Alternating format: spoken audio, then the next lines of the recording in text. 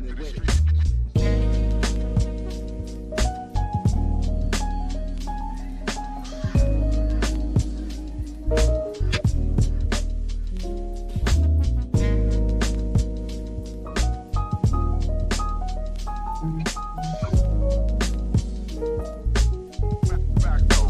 Back to the street.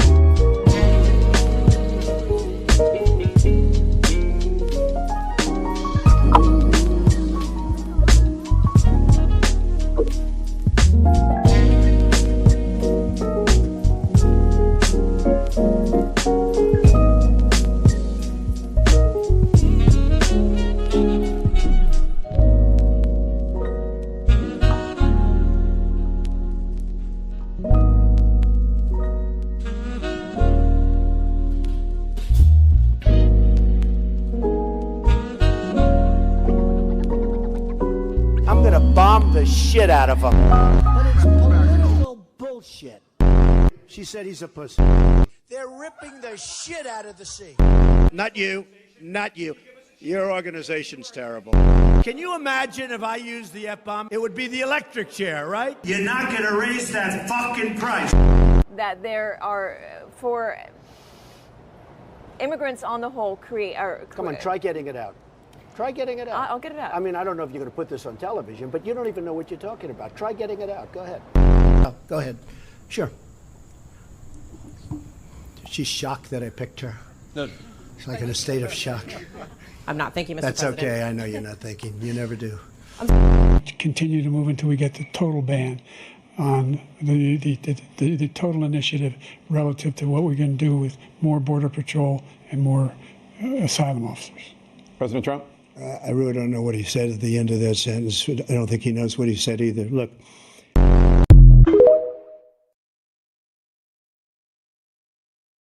Live, guys. Yo, this is S.E.T with S.E.T Media, guys, and I'm back with another one for you. All right, guys, we're about to get into Trump's engagement with the press, and then we got a media analysis because this is a good one, man. You're telling me that the Democrats did all this of dragging out the American people just to open up the government and not get anything they asked for, not a damn thing. Well, guys, let's make sure to double tap that screen and let's get into it. I'm going to be taking this position, and the way that I was able to witness the two of you work together for years and to champion and support the president was absolutely humbling to witness, and I am so proud of you. And Charlie is going to be with you every single day in spirit, and I will be praying for you every day because I know that this is just the beginning of an incredible opportunity for you. And sir, thank you for allowing Sergio to have this beautiful moment. Thank you very much. Thank you, Charles. And that man's watching over us right now, right? Okay. Any questions? You mentioned senators that are here, Mr. President. Do you personally approve of the deal that's happening right now on Capitol Hill to end the government shutdown? Well, it depends what deal we're talking about. But if it's a deal I heard about, that's certainly, they want to change the deal a little bit. But I would say so. I think based on everything I'm hearing, they haven't changed anything. And we have support from enough Democrats. And we're going to be opening up our country. It's too bad it was closed, but we'll be opening up our country very quickly. Mr. President, that deal does reverse the mass firings your administration put through during the shutdown. Did you sign off on that, and will you abide by that if this passes? Well, I will be. I believe that's pretty much the only leverage that Trump pretty much gave him is, well, how about this? We'll bring back the employees that we fired, your favorite ones, and we'll give them back pay. As the Dems do not get their healthcare subsidies extended, they get no extra funding into Medicaid. But hey, though, if you ask them, this is a win, guys. Abide by the deal. The deal is very good. We're not going to be giving $1.5 trillion to people that came in from jails and from, the gangs and drug dealers and all of these others that they wanted to be given health care, which would have hurt our health care system. I hope that we're going to be able to have a health care where Lindsay and I were discussing it, Jim and I were discussing it, and Katie, we discussed it. We want a health care system where we pay the money to the people instead of the insurance companies. And I tell you, we're going to be working on that very hard over the next short period of time, where the people get the money. We're talking about trillions and trillions of dollars where the people get the money. Yes, please. The Syria president, sir, could you update us on your meeting? Did you come to any agreements? Say it. With the leader of Syria you had earlier, did you come to any agreements today? Well, How I've had was an it? agreement with him. He's a very strong leader. He comes from a very tough place, and he's a tough guy. I liked him. I get along with him. The new president of Syria. And we'll do everything we can to make Syria successful because that's part of the Middle East. We have peace now in the Middle East, first time that anyone can remember that ever happening. Yeah, so the leader of Syria, or ex Al Qaeda guy, is pretty much coming over to the White House. Now, before the guys even came over, Trump lifted sanctions off Syria because I guess he's trying to give these guys a new start in the Middle East, and also try to let them in onto the global economy. So let's see how this works out for these guys.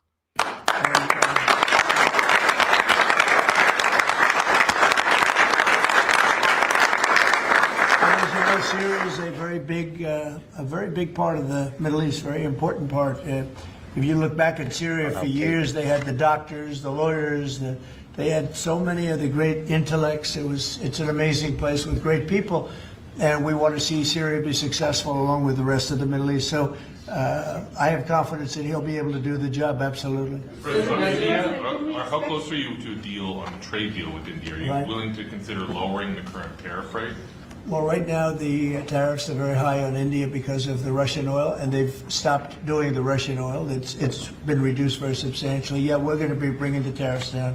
What kind of level are we talking about here? I mean, How at close some are you? point, at some point we're going to be bringing them down. Without tariffs, this country would be in such trouble, as they were for many years. That's why we owe $38 trillion. And one of the things we're going to do, we're going to issue a dividend to our middle income people and lower income people of about $2,000. Okay. And we're going to use the remaining tariffs to lower our debt. We're going to be lowering our debt, which is the national security. All right, so it's pretty much saying he's using, those billions of dollars that we've pulled in tariff revenue, one, to give a stimulus to the American people, and then two, to also help pay down on the debt. So pretty much, I guess, try to cover that $1 trillion that we got to pay yearly on the debt now. Now, will tariffs pretty much be able to clear the entire debt? Of course not. But with extra government cuts, with extra cuts in spending, we might be able to get somewhere. So we're doing a lot of good work. Oh, guys, let's not forget to double tap that screen and like the video, guys. Let's get more people on the conversation by double tapping that screen. The numbers were reported so incorrectly. The real numbers are trillions of dollars have been taken in or gotten in terms of investment from the tariffs. And so if that were ever reversed, it would be a disaster. Frankly, it would be a national security problem for our country. And nobody thinks it's going to be reversed. I think we had a very good court case. As you know, it's before the Supreme Court right now. But if that were ever reversed, people are saying, oh, it's $1 billion. Some people said, oh, it's $2 billion. Well, that obviously we can handle very easily. But this is trillions of dollars we're talking about in terms of the tariff income and all the investment income that's come into our country. We have more than, I would say right now, more than $18 trillion. The biggest number ever is a tiny fraction of that for any country. China, the United States, the biggest number ever. If you look at the past administration, Biden, he did less than $1 trillion in 4 years. We're over $18 trillion. By the time my first year ends, we're going to have over $20 trillion of investment coming into the United States. It's unheard of. We have AI factories. We're leading China by a lot.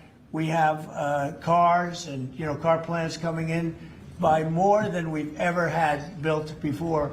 All of that would go away if we lose the tariff case. So all of it would. Yeah, because the only reason they're coming in is because of the tariffs. It's because we're making it more expensive for them to sell into our economy, and they don't want to have to raise their prices to lose out to the American companies, nor do they want to just increase their costs overseas. So the best thing they can do is come into America, give our jobs, and, benefit the country that they receive most of their profits from.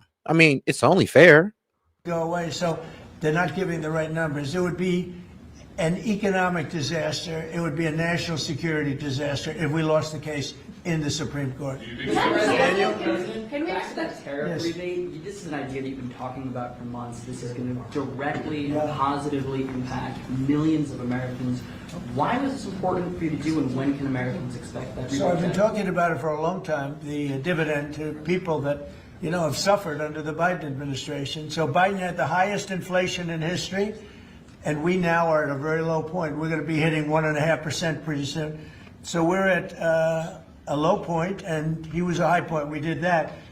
Food prices are way down. It's all coming down. And the biggest decrease, of course, is energy. And, you know, as goes energy, goes everything Hey, else. shout out. Because when energy Shout out to Asher Rose for starting us off with the mystery gift and 650 joules. Appreciate the support, sis. comes down, the oil, the electric, but we, I think you're going to see $2 gasoline or something very close to that. In fact, we're already in the twos, but I think you're going to be seeing very soon $2 gasoline.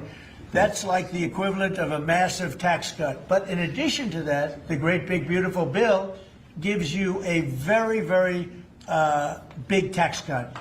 And then you have no tax on tips, no tax on Social Security, and no tax on overtime for the middle income and for even, frankly, anybody. But you have no tax, and the no tax on tips has turned out to be a tremendous thing.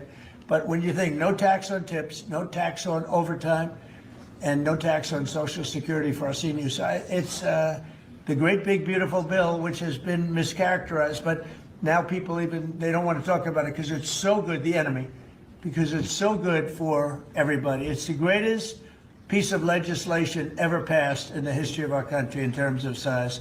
And hence it's called, they call it the big beautiful bill or the one big beautiful, I call it the great big beautiful bill. It's an amazing bill for the middle class. It's an amazing bill for jobs. We've never passed anything like it. And in my first administration, so we had the greatest economy. Everything was good, but we're really outdoing it this time because we have investments coming in largely because of tariffs. And I think because of November 5th, the election result. But we have investments coming in like we've never had before. The deal in the shutdown, Mr. President, includes a vote. Please, behind you, Caitlin, behind you. Thank you. On Thank you, Syria, Caitlin. on Syria, can we expect an announcement on a pact between Syria and Israel, or an announcement on them joining the anti-ISIS Yeah, you can coalition? expect some announcements on Syria. We want to see Syria become a country that's very successful, and I think this leader can do it. I really do. I think this leader can do it. And people said he's had a rough past. We've all had rough pasts, but he has had a rough past. And I think, frankly, if you didn't have a rough past, you wouldn't have a chance. He gets along very well with Turkey, with President Erdogan. Oh, guys, let's not forget to double tap that screen and like the video, guys. Let's get those likes up. So let's get more people on the conversation by double tapping that screen. Appreciate the support, guys. A great leader. Erdogan's a great leader and very much in favor of what's happening in Syria. We have to make Syria work. Syria is a big part of the Middle East. And I will tell you, I think it is working and really well. We're working also with Israel on, getting along with Syria, getting along with everybody. And that's working amazingly. As you know, Hamas has given us back numerous bodies. It sounds pretty gruesome, but it's something the parents want more than if their son had been living. Hard to believe. I've seen all of the parents, so many of the parents, and getting back the body of their son, their dead son, is as vital to them, as important to them, as if the boy was generally the boy was alive. And as you know, over the last 4 or 5 days, we've gotten a lot of the additional bodies that they said they were going to. They've worked very hard to do that. Well, and this is one of the reasons why the Gaza peace deal is kind of hanging on by a thread, is because, of Israel's impatience with Hamas for them to get the bodies out of the rubble. Let's be honest, Israel leveled 70% of Gaza.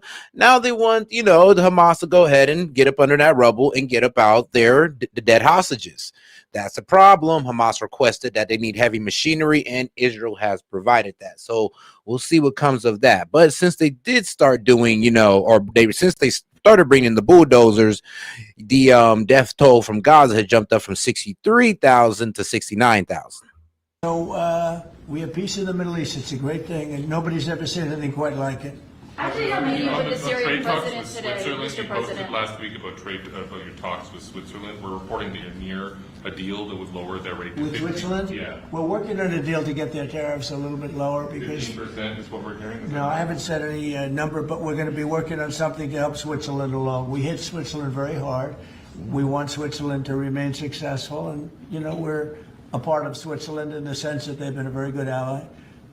yeah, we're working on them and some others, and we're working on others to increase them a little bit too. How close is it to Switzerland? Switzerland, what, do you have something to do with No, Switzerland? I'm just kidding. He wants to buy a watch. He wants to buy a watch. He wants to buy a nice watch. He wants to Man, buy a have nice investments. Rolex. We'll give Rolex some publicity. This Rolex has been, they've been very nice, you know. Now, look, it's a beautiful country. It's a small country, but economically very big. So we're working on something. After a Caitlin? meeting with the Syrian president earlier today, Marjorie Taylor Greene, who is a big ally of yours, said that she would rather see you focused on nonstop domestic policy meetings here at the White House instead of nonstop foreign policy meetings. What's your response to her saying that? And also saying I agree with Marjorie Taylor Greene on that. We'd all like to see Trump. And I think everybody in MAGA would like to see Trump do more home-based policies than foreign aid. Well, then I'll be real with you, foreign policies or, dealing with geopolitical matters. And like I said, it's great that, you're bringing peace out there. You're trying to bring peace to the Middle East. But let's not forget why you were elected. One of the main reasons was you were supposed to bring prosperity to the homeland. So, you out here focusing once again on Middle Eastern matters is kind of going to irritate the voting base, to be quite honest. But, hey, I do believe that Trump is starting to take a turn in that direction, especially what he started to do with mining and all that good stuff. So let's wait to see how that rolls out. that grocery prices are up and not down, as you've said. Yeah, so I don't know what happened to Marjorie. She's a nice woman, but I don't know what happened. She's lost her way, I think. But I have to view the presidency as a worldwide situation, not locally. We could have a world that's on fire where wars come to our shores very easily if you had a bad president. We had a horrible president, and we ended up with Russia, Ukraine, and we ended up with other disasters too. Don't forget, I put out 8 wars, 9 to come. I think I'll get the other one taken care of, but I put out 8 wars. And look at the damage that Russia, Ukraine has done to us as a country. We spent $350 billion. We're not spending any money anymore. Now they pay us through NATO. I got NATO to go from 2% to 5%. Well, that's very important. When you're president, you really sort of have to watch over the world because you're going to be dragged into it. Otherwise, you're going to be dragged into a world war. I think if I were... one thing I can respect that Trump did is he kind of made that war work out in our favor. Instead of us just giving, money and weapons to these guys for free, Trump has pretty much made a way for not only NATO to increase their military spending or NATO countries to increase their military spending, but they're going to be, spending that new money that they're going to be spending is going to be on American weaponry. And they will give that to Ukraine. So at least we're making money off it instead of just, printing money willy-nilly to give to Ukraine. President, first of all, that war would have never happened if I was president. And if I weren't president, that war could have led to World War III. It won't. It's not going to anymore. But when I first got in, I said, wow, this situation could lead to World War III. And I got NATO together. I got everybody together. But with all of that, I passed a great, big, beautiful bill, which is the biggest tax cuts in the history of our country. So when somebody like Marjorie Taylor Greene, who's now catering to the other side, I don't know what, I guess she's, got some kind of an act going, but I'm surprised at her. But when somebody like Marjorie goes over and starts making statements like that, it shows she doesn't know. I don't devote a lot of my time. Let me give you another example. China. China was going to hit us with rare earth. Now, everybody says, well, what does that mean? Magnets. If China refused to give magnets, because they have a monopoly on magnets, because they were allowed to happen over a 32-year period, there wouldn't be a car made in the entire world. There wouldn't be a radio. And shout out to my man Maine. He says, honestly, Trump's job is international, not local. Well, yeah, that is, I give you that, but it's kind of both. It's both international and local, but you would hopefully trust that your governor and your mayors are also looking out for you as well. So I do hear what you're saying there, Maine. But trust me, a lot of people do want to see Trump pull more initiative on the drill baby drill. Shoot, he didn't say it, but he need to start mine baby mining for them rare earth minerals and start actually showing off these manufacturing projects that are starting. He needs to do more showing off of that. Scott Besson was actually out there breaking ground on a data center. He needs to do more stuff like that. There wouldn't be a television, there wouldn't be internet, there wouldn't be anything because magnets are such a part. Now, nobody knows what magnets are and not overly sophisticated, but to build a magnet system would take 2 years. So if I weren't able to say to China, look, if you're going to do that to us, we're going to charge you 158% tariff. It was 100% on top of 58%. And China called up immediately and said, we will make peace. And we made peace. We made a great deal. We made an unbelievable deal. China's paying tariffs to the United States, not the United States paying tariffs to China, which has always been the way it was. Nobody can believe these deals. But so when somebody makes a statement about he's devoting time to the world, well, the world is the United States, because if the world's in trouble or if the world is ripping us off, you know, the world was ripping us off before I came here. Europe was getting massive tariffs. They were sending us 9-10 million cars a year. We were sending them none. They were not taking our agriculture. We were taking massive amounts of their. It was so unfair. Now, yeah, it wasn't just the tariffs. I mean, sometimes it's not just about the tariffs. It's about the import bans and import limitations on American products that was really screwing us over. And, you know, they was allowed to pretty much ban our products or limit how much products that was allowed into their market, but they had unlimited access into ours. And that was unfair trading that was going on for decades. we have a deal where $950 billion is coming into the United States because of me and because of tariffs. So if I don't do all these things, our country is doing very poorly. So, you know, it's easy to say, oh, don't worry about the world. But the world is turning out to be our biggest customer. The world was on fire. And we could have been in that fire very easily if you didn't have a president that knew what he was doing. Can you guarantee to Americans that travel is going to go back to normal once the government all the air It'll travel go better delays? than normal. You know why? When the government reopens. Yeah, sure. It'll be much better than normal because we're buying the most sophisticated avionics and, you know, tech. And shout out to my man Hellbat. He's like, I would like to see a middle finger to some of these court BS, sometimes with all the bogus BS, though. I mean, me too, because trust me, I mean, the Supreme Court case against Trump when it comes to tariffs, the argument was weak, bro. They was talking about, well, you're telling me Trump can impose 100% embargo, but he can't use a less severe tactic in trade, like just a 1% tariff? They was like, well, yeah. I was like, bro, really? Stop it. Get some help. Stop it. Honestly. That shit is hard. Hey, bro, come on now, dog. Come on, man. It was comedy, honestly. Technology for our control towers, and we didn't have that. We had a guy named Buttigieg. Edge, they say is the best word. Just say two edges, like off the edge of a cliff, which is where they were taking us, by the way. Edge was the Secretary of Transportation, and he spent billions of dollars trying to patch together our air traffic control system, which was a conglomeration of all different systems in all different cities. They had hundreds of companies working on it, and they were spending billions of dollars. And when they turned it on, it didn't work. It didn't even work a little bit. That's why you had a helicopter crashing into an airplane, that if we had a great system, bells and whistles would have started going off. So we are now in the process. We're in final bids of getting the finest system anywhere in the world. I've analyzed it. Sean Duffy has been working really hard on it, doing a fantastic job, by the way. And over the next 2 or 3 weeks, we'll be handing out the finest air traffic control system anywhere in the world. All the towers will be equipped. They were going copper wire into glass wire into other types of wire. And if you do anything, you know copper wire doesn't work with glass. You know glass doesn't work with other substances. And they spent billions of dollars, and when they turned it on, nothing happened. Okay? We're getting the most sophisticated, all brand new. Every control tower will have the same exact system. It'll be the most sophisticated system by far in the world. And what we've done is we've looked around other countries and we've taken the absolute best systems in every different form, because there are different, you have lots of different companies like IBM and Raytheon and a lot of great companies. They're all bidding, and we're going to pick the best one, and it'll get built relatively quickly.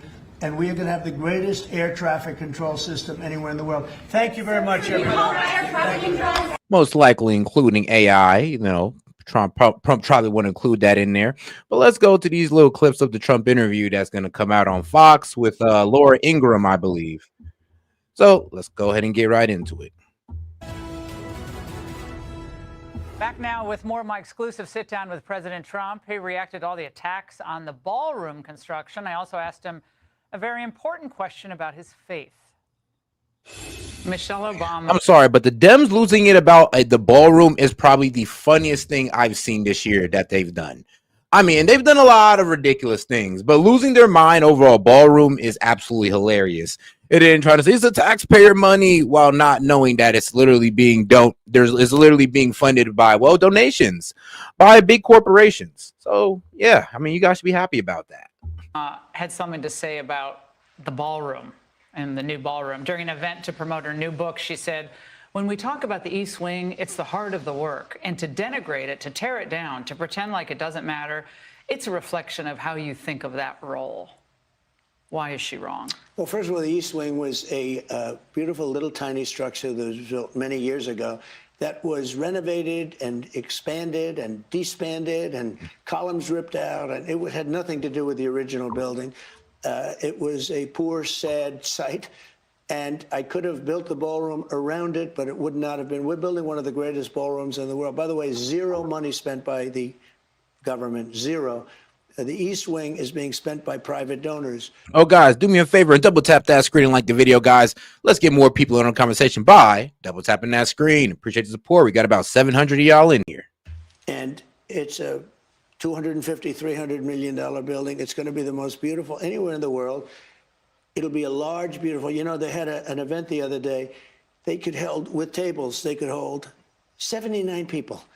Now, if you have President Xi from China, or if you have some big state event, we have no place to have it. You Not know what just they regular did? people. They put, just regular people and invite in. Obama wouldn't mind this. Mrs. Obama obviously wouldn't mind. Hey, yo, and shout out to Cache My Memory for the 100 jewels. Appreciate the support, my man. They would put a tent on the lawn. It was a low section because that's the only section you have. So it was a low section. If it rained, you were sitting in 6 inches of water. It was a disaster. I mean, literally, like, come on now. We had world leaders out there in grass. Like, they got designer shoes on and they're stepping in grass at the White House is unacceptable. It needs to be a little bit more, I don't know, bourgeois than that. It needs to have a little bit more prestige than that of world leaders stepping out on the grass in the mud. So why not, you know, have a nice little ballroom? As my man Jet says, man, leave the big, beautiful ballroom alone, you babies. Like, come on. Whining. Your kids are soft.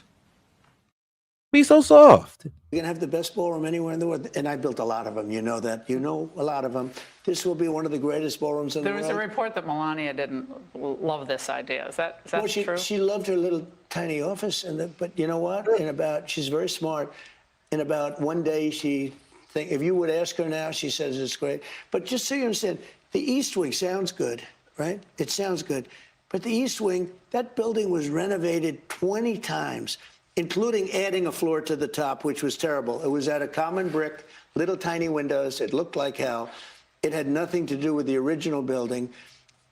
And I didn't want to sacrifice a great ballroom for an okay ballroom by leaving it right smack in the middle. In October, you were asked about ending wars, and you talked about that, and you said, I don't think there's anything that's going to get me into heaven. I think I'm not maybe heaven bound. A lot of Christians were sort of sad to hear that because Christ came to forgive our sins, if you believe that as Christians, and they open heaven to all of us. So don't you believe that? So the other day, the New York Times did a story and took that statement totally literally. When I made that statement, I was being funny, sarcastic. You know, it's bad for a politician to be sarcastic. I said, I'm never going to make it to heaven. A big audience. I don't think I can make it. I don't think I qualify, you know, etc. I was kidding. I was having fun. I don't know if I will or not. I don't know. But the Times did a story, a little guy named Peter Baker, who is the sycophant to Obama. You know, he wrote the Obama book, like Obama was a good president. He was one of the worst. Biden was the worst. Obama was top 3 or 4. But think of this. I make this statement, and the Times has a front page. Donald Trump is now questioning his life and his this and his that. I said to a group of people, a large group, I said, I don't know if I'm going to make it. I'm not so sure, but I'm going to fight to make, you know, et cetera, et cetera. I was having fun, and they made it like serious. the thing I thought I learned, but I forgot about it, I guess, when I made this little, is you can't be sarcastic as a politician or have fun. But I don't regret it. I don't regret it. Hey, Sean Hannity here. Honestly, I thought he was just, in my honest opinion, I thought he was saying that just maybe, the fact that people are dying is maybe weighing a bit heavy on him. And he's wondering, like, I'm doing this for the good of my country, but I mean, damn, I'm still catching bodies at the end of the day. But, that was just what I got from it. But hey, Trump said he was joking. He was just having a moment of, comedy. And that was it. Like, don't read too much into it. All right, guys, let's get into the next little part of this. Gavin Newsom had a message, sir, for his fellow Democrats after this shutdown deal. Sounds like some of my colleagues and friends in the United States Senate, some of my Democratic colleagues just decided that we're playing by the old set of rules, not the new set of rules, and may have rolled over a little bit. Right now, we've got to hold the line because I think America will become unrecognizable in a year or two unless we fight back. He wants to fight harder, and he thinks the Democrats aren't fighting hard enough against you and, of course, the Republicans. Gavin Newsom. I mean, I knew Gavin for 4 years. I got along great with him. Oh, and shout out to my man Chase for sending in the 1,000 jewels with the GOAT trophy, man. I really appreciate that. Shout out to Big Dog Chase. Let me go ahead and give you the shout out on that note. But whoops, a daisy. But he's gone radical left, and he's building a train system from San Francisco. No, Gavin Newsom is building up his presidential campaign.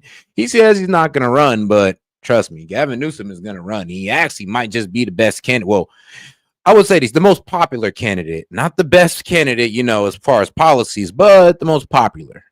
Republicans, Gavin Newsom. I mean, I knew Gavin for 4 years. I got along great with him. But he's gone radical left, and he's building a train system from San Francisco to L.A. that's got about a 2,000 or 3,000% cost overruns. The worst thing I've never seen anything like it. I've seen cost overruns. I've never seen anything like that. If you take a look at what he's done, so they lost 25,000 houses. Do you know they haven't issued one building permit yet? So these people are trying to rebuild their houses. Malibu. But he did something. He did something even worse than that. He's now taking a big section of Palisades or some area, and he's going to build low-income housing where they used to have luxury housing. He's going to put low-income housing in. His fire stuff is out of control. The forests are burning down all over the place. And honestly, I always liked him, but he's a horrible governor. He's a horrible governor. Yeah, that has been the current criticism coming out of California. It's like, you guys haven't even started rebuilding. Actually, you're kind of blocking rebuilding. You're kind of holding it up. So, like, what's up with that? I thought you guys would be pretty quick to get to rebuilding these houses, but you're not. Actually, you're trying to bring in more low-income housing for who? What, the illegals that you guys went in? Because that's what it sounds like. If he ran the country like that, we would have an absolutely gonzo country. This country would be gone. The fact is, if I weren't president, if Kamala got in, you wouldn't have, not only wouldn't you have $20 trillion coming in, you would have money leaving, and your welfare system. Take a look at some of the welfare things that we're talking about. They've doubled, tripled, and quadrupled since I left office. SNAP benefits have well, SNAP has gone from high. Like $7 billion to many times $7 billion. And, like people keep talking about SNAP. But SNAP is supposed to be, if you're down and out, you really, really have. That's what the purpose of it. People are getting, they walk in and they get it automatically now. So the number is many times what it should be. It's disgraceful. Can we change You wouldn't that? have been able, I'll tell you what, this country would have been busted, 100% busted within 5 months into a new administration I didn't win. Can we reform SNAP Yeah, and I these think we can benefits so they're reform it. used I for the think I people who should. really need them? It's meant for people. And you know what it does is it really puts the country at jeopardy. People that need it have to get it. I'm all for it. But people that are able-bodied can do a job. They leave their job because they figure they can pick this up. It's easier. That's not the purpose of it. So knives are out, it looks like, for Chuck Schumer. Ro Khanna is already calling for him to be replaced. What message do you have for Schumer tonight? Well, I think he made a mistake in going too far. And shout out to my man Hellbat. He's like, I'm sitting here wondering why sanctuary cities are still a thing. Aiding and abetting is illegal. Yes, it is. But, you know how the Dems are. Stop saying illegal immigrant. They're actually undocumented. Being an illegal immigrant is not a crime, even though it's in the name. you know how the Dems are playing it. They're kind of playing word games with us. Like they don't know that it's illegal to be an undocumented immigrant, but it is what it is. He Going too far, or how? well, he just went too far. He thought he could break the Republicans, and the Republicans broke him. Shout out But he Hellbat. did think that we have good policy, they have bad policy. And there's something, I don't know if it's Trump derangement or they're just crazed. They're like crazed lunatics. But, we have just great policy. We have good people. And shout out to my man Hellbat. He's like, how you been, bro? It's been years since I last saw you. I mean, yeah, man, bro, Vlad, I haven't seen you since bro. Where you been? Even though I seen you maybe last month. Well, they have some good people, too. I know a lot of Democrats. They're not all crazy. They're not all. But you have some that are absolutely terrible. I look at this Crockett. This is a very low IQ person. And I look at somebody that comes from Somalia where they don't have anything. They don't have police. They don't have military. They don't have anything. All they have is crime. And she comes in and tells us how to run our country. I'll be honest with you. Jasmine Crockett, I mean, let's be real. She don't really know what she's talking about. But, I mean, she got a mouth on her. She got that fighting spirit that I guess the Democrats love. And Ilhan Omar, man, that woman just needs to shut the heck up, bro. Just shut up. It's like people, like, it's always going to be irritating that when people come over here, leave their country because there's less opportunity in their country than they have here. And it's crazy. Like, if Somalia is so great, then go over there. If America's so dirty and it's all this bad stuff, then go over there. But do not come over here and talk shit about the country that you have the most opportunity in. You have the most freedom as a woman in the world. Please, as a foreigner, as a woman, I would hope that none of y'all would talk ish about the United States, seeing that this is like the freest place to be a woman in. Like, this is as good as it gets for women. Like, to be quite honest. The Constitution says this. They complaining about this. The whole thing is crazy. Yeah, I shouldn't have said that. I feel badly because I've known Chuck Schumer. I knew him when he was a person who loved Israel, and now he's a Palestinian. He's become a Palestinian, and it's amazing. I've never seen a politician change so much. Also, he doesn't have. He was a pretty talented guy. He's lost his talent. Chicago Mayor, your dear friend Brandon Johnson, is calling on the United Nations. No, I don't think. Schumer, he's always had a pretty good hold, but it sounds like he's actually lost out to the radical party, the radical left. He lost out to the Jasmine Crockett's and the ALCs and the Mandanis. They're losing their party. They're losing their image, and it's been shown with Schumer. And here's the thing. I mean, look, think about this whole shutdown. The only people that was championing this was the guys on the radical left. The sensible Dems were like, bro, we need to get up out of this. They're hurting our constituents. But the radical left, they didn't really give a damn. They're like, hey, we're in it to fight Trump. Like, we don't care. So, yeah, Schumer did lose out to the more radical side of his party. And it's crazy how he didn't try to, like, I don't know, at least try to fight and gain ground. But then, I mean, he would have to align with people like Fetterman and all that good stuff, who actually wants to sit down and talk to Republicans and not pretend to. And shout out to my man Vlastine. He says, Nam was insane times through thick and thin. Hoorah. Shout out Vlad. To investigate what he calls the abusive immigration crackdowns in the city by your ICE officers and so forth. The UN in Chicago, what is your message to him? Well, look, number one, he's got a 4% approval rating. You have people in Chicago, beautiful black women wearing a MAGA hat, red MAGA hat. Please come, Mr. Trump, President. They call me President. They call me Mr. They can call me whatever they want. Please come, President Trump. Please come to. They're begging us to come. Hey, Sean Hannity here. Hey, click here to subscribe to Fox. I mean, ain't that the truth? But all right, though, let's get over to the grilling of the Dems, by Sean Hannity. So it really stings because I know they really hate this guy. And then we'll get over onto the left side of media because even the Dems are saying that, or the left wing side of media is saying that, yes, the Dems have folded. They folded to the Republicans and they didn't get a damn thing. So let's get into that.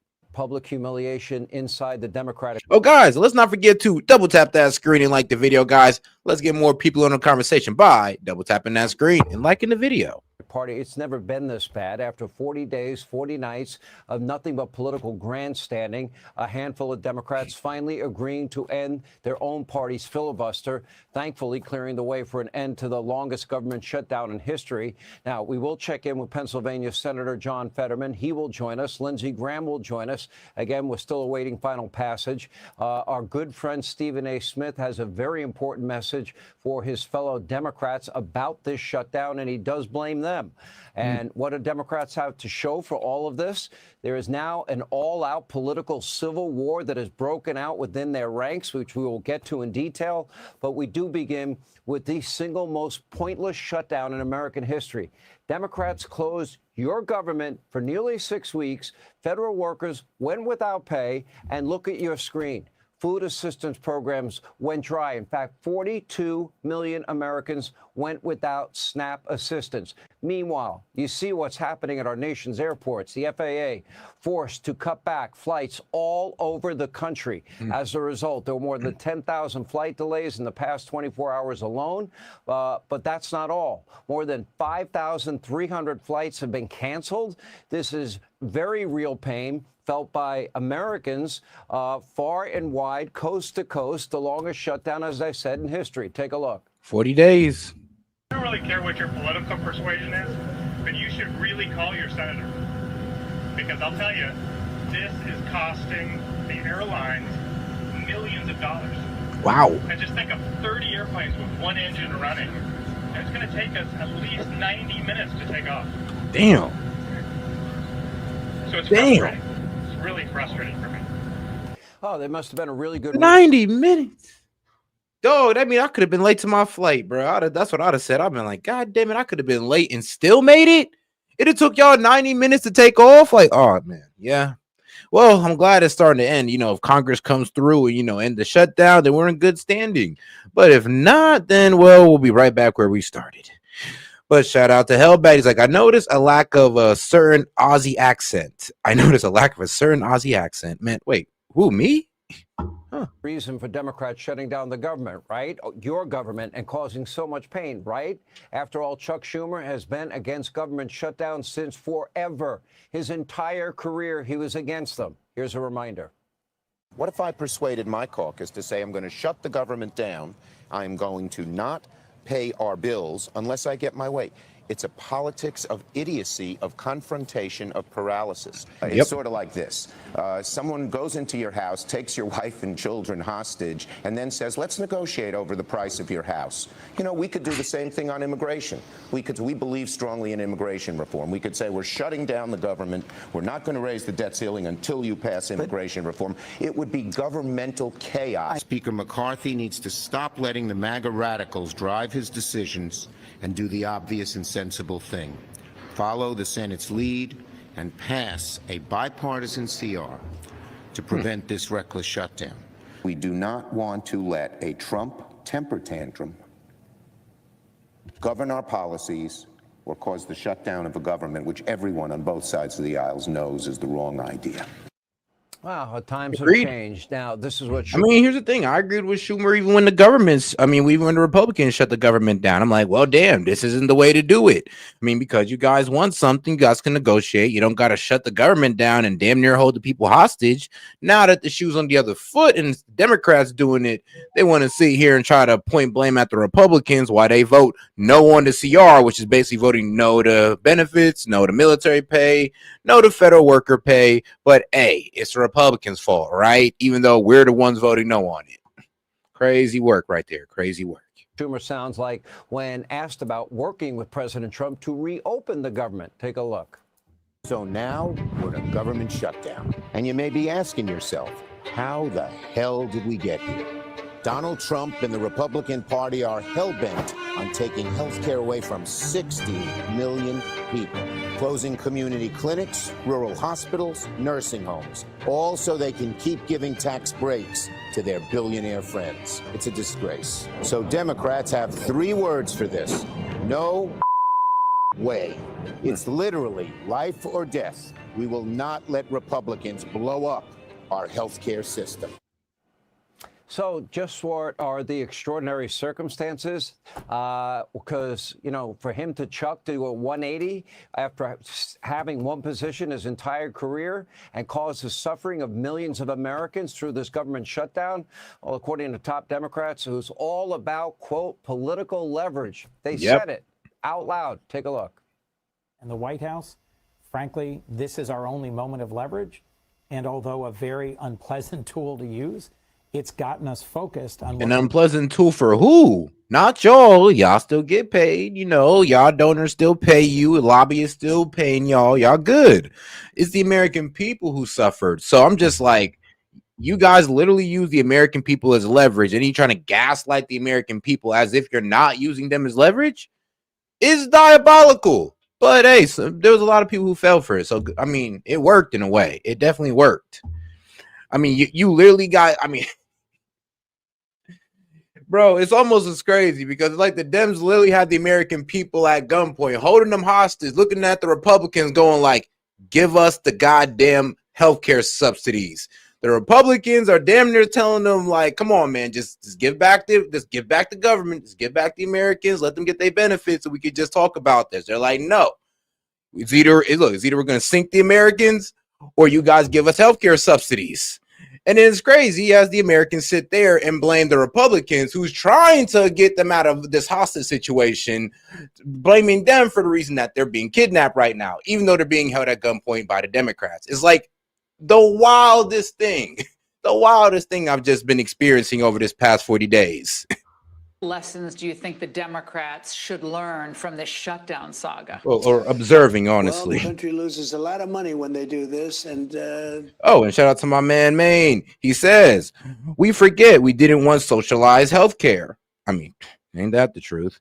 And shout out to Seth. Happy Veterans Day. Yeah, happy Veterans Day to all those out there, man. We appreciate you guys and appreciate y'all service, man. Respect. So shout out to the veterans. I know we got one of our guys like Gerard. I hope he's doing all right. And shout out Jet. He says no effing. He says no fucking way. Then folds like a lawn chair. Literally folds like a lawn chair. Here's the worst part about it. Like they did all this arguing. Like, oh, we don't want the 1-year subsidies. No, we want them permanent. All right. So the Republicans say, hell no. Then they walk it back after dragging the American people out for 40 days. So, all right, we'll go ahead and take the 1-year extension. And then they don't even get the 1-year extension. All right, well, can you at least promise us that you'll talk about the 1-year extension, please? Like, oh, man, it's truly pathetic. Well, like, this is definitely a bad look. they're not getting much, but nobody gets a lot. But it's terrible. What they really wanted was $1.5 trillion for people that came in illegally, people that came in through and out of prisons. You know, we had like Venezuela, they dumped their prisons. They said that was all exaggerated by you. Yeah, I know it's exaggerated. They wanted $1.5 trillion for health care from people that were, in some cases, 11,888 exactly murderers, many of whom murdered more than one person. So they came into our country, they poured into our country, and they want to take care. And it's crazy because there's still a debate going like, whoa, what do you mean? Like there's like illegals is not getting healthcare benefits. They're not getting healthcare benefits, guys. And you know what? Shout out to CNN because somebody finally came with the receipts on that. I mean, let me see if I can go here and find the video of my bookmarks. But yeah, trust me, it's already been exposed that it is, yes, illegals was getting healthcare on the backs of the American people. It either be by state or federal money. Illegally, people that came in through and out of prisons. You know, we had like Venezuela, they dumped their prisons. They said that was all exaggerated by you. Yeah, I know it's exaggerated. They wanted $1.5 trillion for health care from people that were, in some cases, 11,888 exactly murderers, many of whom murdered more than one person. So they came into our country, they poured into our country, and they want to take care, and we're trying to get them out because we don't want 11,000 murderers in our country. You don't want it. Nobody wants it. All right, guys, check this out because I bet the Dems haven't seen this clip yet. All right, guys, check this out. This gets a little bit insane. Illegal immigrants are not the reason why our healthcare system is broken. Yeah, it's not deflection at all. In fact, I brought receipts. So here's the CMS, the Center for Medicaid and Medicare Services, right here with their press release earlier this year saying they were having to increase their oversight on states like California who were abusing Medicaid and classifying it as an EUSA, an emergency system, when it wasn't. You've got the average state spends 5% of its Medicaid roughly on emergency services. California, 35 to 40%. Why would that be? Because California passed a state law that says we will fund Medicaid for illegals, and then, oh, by the way, we'll raise our provider taxes, and then, oh, by the way, we'll use that as a match to draw down federal funds. And they're using this whole cavitation process. An accounting trick to put it on the taxpayer. Money is fungible, and California's loophole is abusing it. Listen, and we... All right, back from The CNN. Ooh, that was a lively one. And they hate it when you bring receipts. But let's talk about that Medicaid thing for a minute, because what you have right now is a thing called the California loophole. Liberals hate it when you bring receipts, but the California loophole is real. And the reason why the left wants to get this whole spending package revised right now is because they want to be able to fund Medicaid for illegals like California is doing. The Center for Medicaid and Medicare Services earlier this year said they were having to increase their oversight. Why? Because California, New York, other states like that were abusing the Medicaid process by turning their emergency rooms into free clinics and then classifying everything as an emergency service. And I already told you about these free clinics. There are clinics that are set up and funded by, well, Medicaid funding that offers free healthcare services regardless of your residential status, aka you can be an undocumented immigrant, illegal immigrant, walking into one of these clinics and get health care services funded by the American people. And submitting it for federal matching dollars. Not supposed to work that way. Life-giving, life-saving treatment, yes, that's the Hippocratic Oath. Treating somebody for the common cold and giving them basic medical care and calling it emergencies because they walked into an emergency room and then billing the U.S. taxpayer dollars, that's called fraud. It needs to stop, and that's exactly what Republicans are trying to do. It's pretty simple. Yes, illegal immigrants are being given Medicaid dollars, and it's blue states like California that are making it happen. What did we tell you? What did we tell you? I mean, but no, Set, you're wrong. There's no way this could happen. We've been telling you this since the election, but hey, shout out to this man for saying it on national television and bringing the receipts. Oh, and shout out to, she says, it's funny how they caved when John Kay was about to propose a bill that would stop payments to Congress and Senate in the shutdown. I mean, man, that should have been done. I mean, hey, they got to suffer with us. I mean, I doubt they would have been so quick to shut the government down if they stopped getting paid. I'm almost sure, like 90%. But all right, though, let's get back over to Trump. And we have drug dealers and $1.5 trillion for health care from people that were, in some cases, 11,888 exactly murderers, many of whom murdered more than one person. So they came into our country, they poured into our country, and they want to take care, and we're trying to get them out because we don't want 11,000 murderers in our country. You don't want it. Nobody wants it. And we have drug dealers and we have everything else that they want to make sure they get good health care. That's not what our country's about. And it would have hurt other people's health care. On Obamacare, you raised several times during this shutdown debate that it's clear that this was never going to work without these massive subsidies. Now they wanted to continue the COVID subsidies. So given the fact that Obamacare really can't survive as they thought without these subsidies, what next? Well, I watched Obama from when this thing came about. As you know, I opposed it very strongly. Unfortunately, we had a couple of negative votes, which should never have happened. But I said it's going to be a disaster, and I was exactly right. The premiums have gone up like rocket ships, and I'm not just talking about recently. I'm talking about for years they've been going up. And he said premiums will go down, everything will be wonderful. It's horrible health insurance at a very high price. And what I want, and probably what you're alluding to, is the fact that I want, instead of going to the insurance companies, I want the money to go into an account for people where the people buy their own health insurance. It's so good. The insurance will be better. It'll cost less. Everybody's going to be happy. They're going to feel like entrepreneurs. They're actually able to go out and negotiate their own health insurance. And they can use it only for that reason. That's the beauty. Yeah, because the problem with the Obama healthcare subsidies is that incentivizes corporations to overprice, like the pharmaceutical and healthcare or insurance corporations. Yes, it incentivizes them to overprice, raise their premiums, because subsidies are going straight to them. Now, what Trump is proposing, also what the Republicans are proposing, what they've been proposing since 2019, is that it goes to the American people and therefore creates a more competitive market for insurers, and that thus will bring down the pricing. So, yeah, the Obamacare completely failed on the terms of affordability. Giving health care, I mean, sure, if you could afford it, it'll give you that health care, but in terms of being affordable for the American people, yeah, failed completely. Only for that purpose. And if we did that, that would be so exciting. Call it Trump care, call it whatever you want to call it, but anything but Obamacare. Obamacare is a disaster, just like he was as a president. How do Republicans avoid this shutdown saga from reoccurring on January 30th when this deal ends? Well, we're trying to put in a bill, as you know, the bill or a bill, that you can never do that again. You can't just shut down the government because you're trying to renegotiate a deal that you didn't. Don't forget, when we passed the great big beautiful bill, which gives you tremendous middle income tax benefits and it gives so much to everybody. Think of it, no tax on tips, no tax on Social Security, and no tax, very importantly, on overtime. If you work overtime, you don't have to pay tax. So many other things. It gives you a deduction if you buy a car, you borrow money. You put a loan on a car, you're allowed to deduct the interest. That's never happened in our country before. You know, that's always been for the richer people. They're allowed to take deductions. Now you can deduct interest on a car. So we have tremendous goodies in there. You know, they like to try and disparage it. Oh, it's the greatest bill ever passed in the history of our country. That's why we did it all in one. It's 4 years worth of goodies, and it's largely for jobs and for the middle class and for security. But the Democrats clearly wanted to renegotiate this and hold the country hostage, did it not? They didn't get what they wanted in the great big beautiful bill. Yep. And so what they tried to do is really they were trying to reverse the spending cuts in the big beautiful bill in Medicaid. Remember, there was about $930 billion that's supposed to be cut out of Medicaid over the next 10 years.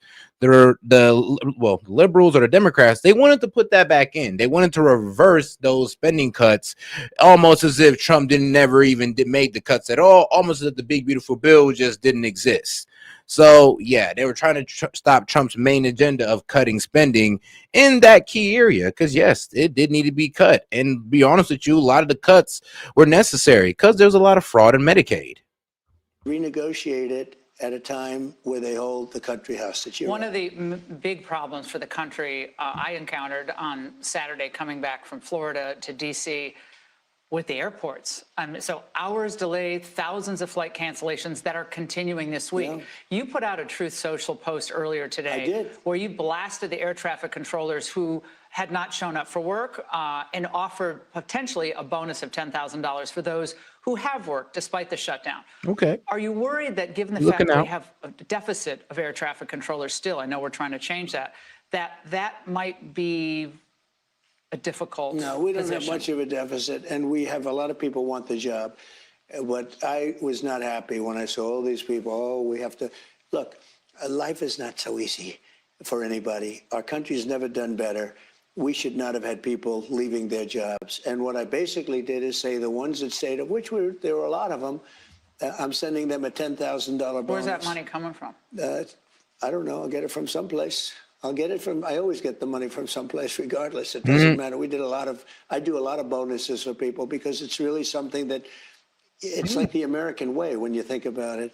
So here's somebody that goes. He's basically a surprise bonus for those who just said, oh, well, I'm not getting paid, so I'm not coming into work. Those who came into work in their day job, I mean, salute to y'all, man. Trump's about to send y'all a little bit of extra cash, an extra 10,000. So, hey, for those the ones who stuck it out during the shutdown, I mean, hey, you deserve it.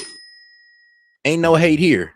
And shows up every single day. Some of them showed up early because they knew there was going to be a problem. Those people should be rewarded. Others, we can't make it. We can't. A lot of the people that showed up also had a second job. They took a second job temporarily, but they all know the money's coming, and the money was coming. So I want to reward the people that showed up without a lot of nonsense, without a lot of talk. They did their job, and in many cases, they worked longer hours to get us through this period. When can we expect the flights to resume more or less on better schedules? Well, I've heard a lot of people say, in fact, on your show 2 nights ago, somebody said, I just took a plane. I got better service than I got in the past. Now, maybe because a little bit fewer people are There are a lot traveling. of delays now, sir. But a lot of people, but a lot of people are getting through. I think the people are going to start showing up. I was very strong on that truth. I said, now you get to work. Did you remember the air traffic control firing of Reagan in 1983, I believe it was? One of the highlights of his life. You want to know the truth? He fired them because they didn't show up to work, and he never let them come back. The economy was listed as a top concern. I know you know this for voters in New Jersey, New York, Virginia. I know you've been all over the affordability issue today and for the last several months. Eggs, gas, dinner costs for Thanksgiving way down. But other things, as you noted, have gone up. Beef, coffee, they're gonna come auto down very repairs. shortly. Is this a voter perception issue of the economy, or is there more that needs to be done by Republicans on Capitol Hill, or done in terms of policy? More than anything else, it's a con job by the Democrats. They're saying, they just have to say, they put out something, say today costs are up. They feed it to the anchors of ABC. Now, I'm gonna be real with you. It's like he's wrong and he's right. There is still an affordability issue, but it is also a con job by the Democrats. Because you remember what they were trying to say when it came to the eggs, and he was just one day in, and they were going like, what about the eggs? What about the eggs? Then they wanted to admit about bird flu. All right. So, yes, Trump is knocking these down one by one as the Democrats complain about it. And then they'll just move on to the next thing as Trump knocks it down. But here's the thing, if Trump don't start, honestly, showboating these affordability showboating him tackling affordability, showboating him trying to, bring in rare earth minerals, breaking ground on data centers. If he don't start showboating that, start showboating how there's jobs being brought in and investment, then let's be real, Dems are going to paint the picture that, yes, there's a lack of jobs, lack of affordability, when, let's be honest, it's being worked on. It's a lot better. Like I said, we lost $3,000 of spending power under Biden. We've only gained about $1,200 of it under Trump. So we're still negative $1,800. So this is why the inflation is still driving up prices, because we're still in the negative. CBS, In terms of buying NBC, and a lot of other, and CNN, and et cetera. And it's like a standard. I'll never forget they had used a word like manufactured. Do you remember the word manufactured? It's a manufactured economy. Nobody uses that word. Every anchor broke the manufactured. They do exactly what they say. It's such a rigged system. So are you ready? Costs are way down. Gasoline is going to be hitting $2 pretty soon, or around $2. Gasoline is at $2.70 now. And it was at $4.50 under Biden, under Sleepy Joe. When gasoline comes down, when energy comes down, and everybody agrees energy's down, we're drilled, drill, baby, drill. We're going like wild. We produce more gasoline, oil and gas in the last month than we ever have before, by far. And we're going to also end up filling up the national strategic reserves, which were taken out by Biden in order to try and win an election. Didn't work out too well. They tapped in. That's supposed to be for war, for national emergency, not to get. So are you saying that voters are misperceiving how they feel, or? So when I took over, you remember? Because you said Biden did that too, because he was saying things were great, but let's things weren't say great. it's synonymous, Biden and Kamala, because you didn't know who the hell was campaigning. I mean, it got to a point. So I was up by 20 points on Biden or some crazy number. And they said, all right, let's get him out. We'll put a new one. This never happened to anybody. All of a sudden, I have somebody new. And they had the 6-week honeymoon, which was standard in the world of politics. You get a little honeymoon. And she had her little honeymoon, but then eventually people got to know her, too. And then they had the 60 Minutes catastrophe with. Now, let's be honest here. The real marker on Trump's affordability will be graded during midterms. I would say Trump has a solid 6 months to do his best on affordability before midterms, or the Republicans might lose the midterms. And that's probably, unless the Democrats commit a complete political suicide, then trust me, the Republicans need to tackle affordability for the next 6 months to the midterm. That should be the political strategy for the next 6 months is affordability. Because if we can sit there, if they can sit there and run out those numbers and be like, look, we were here in November, look where we're at right before midterms. Look where energy was then, now look where we're at now. They can do something like that, then it's a shoe-in for midterms. If not, then honestly, the Dems are just going to drill that point home.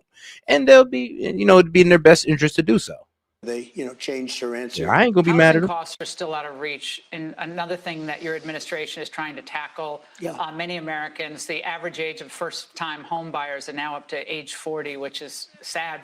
The country you and I But grew up I in. inherited that. Look, you have to understand. Right, but let me get to the question, though, because your housing director has proposed something that has enraged your MAGA friends, which is this 50-year mortgage idea. So a significant MAGA backlash, calling it a giveaway to the banks and simply prolonging the time it would take for Americans to own a home outright.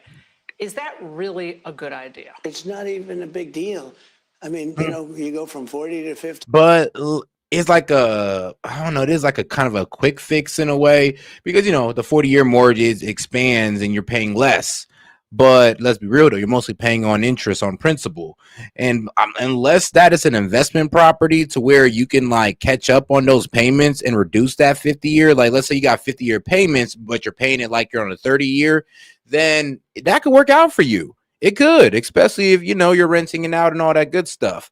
But if this is your home house and maybe you're adding upgrades to it and the appreciation might be able to help you out. So there's a lot of ways to combat that 50-year mortgage on you just paying on principal and interest. There's ways to make it work for you. But yeah, 9 times out of 10, those who aren't as financially savvy, they're just going to be mostly paying on principal on a longer mortgage. Years, and what it means is you pay something less from 30. That some people had a 40, and then now they have a 50. All it means is you pay less per month. You pay it over a longer period of time. It's not like a big factor. It might help a little bit, but the problem was that Biden did this. He increased the interest rates, and I have a lousy Fed person who's going to be gone in a few months. Fortunately, I have a guy too late. Jerome Powell. We call him too late. He was too late in everything, except when it came to before the the so-called Democrat election, which didn't work. But we're going to get interest rates down. But even with interest rates up, the economy is the strongest it's ever been. You asked me, just to go back to the beginning of your question, you talked about prices. We're down on energy. We're down on interest rate. Interest rates are down despite the Fed. Now, if we had a normal person at the Fed, would have really low interest rates, and we will soon have that. We'll have somebody that's. Then why are people saying they're anxious about the economy? Why are they saying that? I don't know that they. I mean, the 50-year mortgage with lower interest rates, that would help out, or kind of help out with the whole interest and principal argument.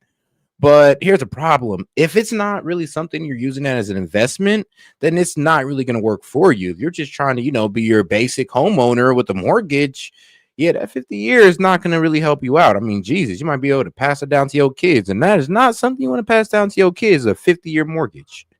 I think polls. You got like 10 years left on it or something. It's a fake. We have the greatest economy we've ever had. We will have over $20 trillion come into our economy, and it's largely because of my election, but it's also largely because of tariffs. Even the tariff thing, it's such a disgrace. I'm watching them saying, well, no money would have to be paid back because it's not that much. It's trillions and trillions of dollars would have to be paid back. If the Supreme Court rules against the tariffs. It would be a disaster for our country. Now, will I do something? I'll figure something out, because I do. That's what I do in life. I figure things out. But it's so. President Xi was willing to do the rare earth thing, that's magnets. Now, nobody knows what a magnet is. If you don't have a magnet, you don't make a car. You don't make a computer. You don't make televisions and radios and all the other things. You don't make anything. It's a 30-year effort to monopolize a very important thing. Now, within 2 years, we'll have magnets, all the magnets we want, but we don't. Because of tariffs, I called. I said, listen, here's the story. You're going to play the magnet. I'm going to play the tariff on you. And for national security purposes, I raised the tariff by 100% over and above what they were paying, which was 55. So he was at 155%. Within 10 minutes, I got a call. We'd like to meet. And we settled it out. And we made a wonderful deal, great deal for our country. But we made a great deal. We would have had a closed country. We would have had a depression. The whole world would have had a depression. Doesn't it show us that we're too I mean, China was low-key dominant. They still are. I mean, they have a monopoly on rare earth mineral refinery, which needs to be broken up and taken away. And we need to start being more independent when it comes to that, which we're trying to do with Australia. Because trust me, they're not really liking it too much either. They've been playing nice with China, but now they're trying to tag team with us to pretty much go against China when it comes to rare earth mineral refining. Because, well, China tried to pull a really big move on the U.S. They try to get other countries to control their rare earth exports to the United States, pretty much shooting themselves in the foot when it comes to profit, but also limiting the amount of supplies America can make with those rare earth minerals, or AKA basically those magnets, and it would drive up costs due to limited supply. Dependent on China. It's not just on rare earths, sir. We're dependent on them for still pharmaceuticals, still key industrial components. The Journal did a huge piece, and they're fairly pro-China, but but a very it's all coming extensive back, piece. Laura, because of tariffs. I'm charging them tariffs of 100% and 150% for pharmaceuticals. What's happening? The pharmaceutical companies are all back here building plants right now. That's part of the $20 trillion of money that's come in because of tariffs. And we're not dependent on China. We're dependent on having a smart president. If we have a smart president, we're going to have no trouble. If we have a guy like we had last time, who was such an embarrassment, if we have stupid presidents, whether you have tariffs or don't have tariffs, it doesn't matter. If we didn't have tariffs, if I didn't have the power of the tariffs. I mean, agree with it or not, bro, we do need our domestic industries to be protected so the gutting of the middle class stops. Like, but agree with tariffs or not, I mean, we all agree with the idea or what he's trying to do with tariffs is that, yes, we do need to protect our domestic industries. We do need to bring back some of these industries on the guidelines of national security, like shipbuilding and pharmaceuticals. So, like, even if you disagree with how he's using tariffs to do so, we definitely all can agree with the mission of it.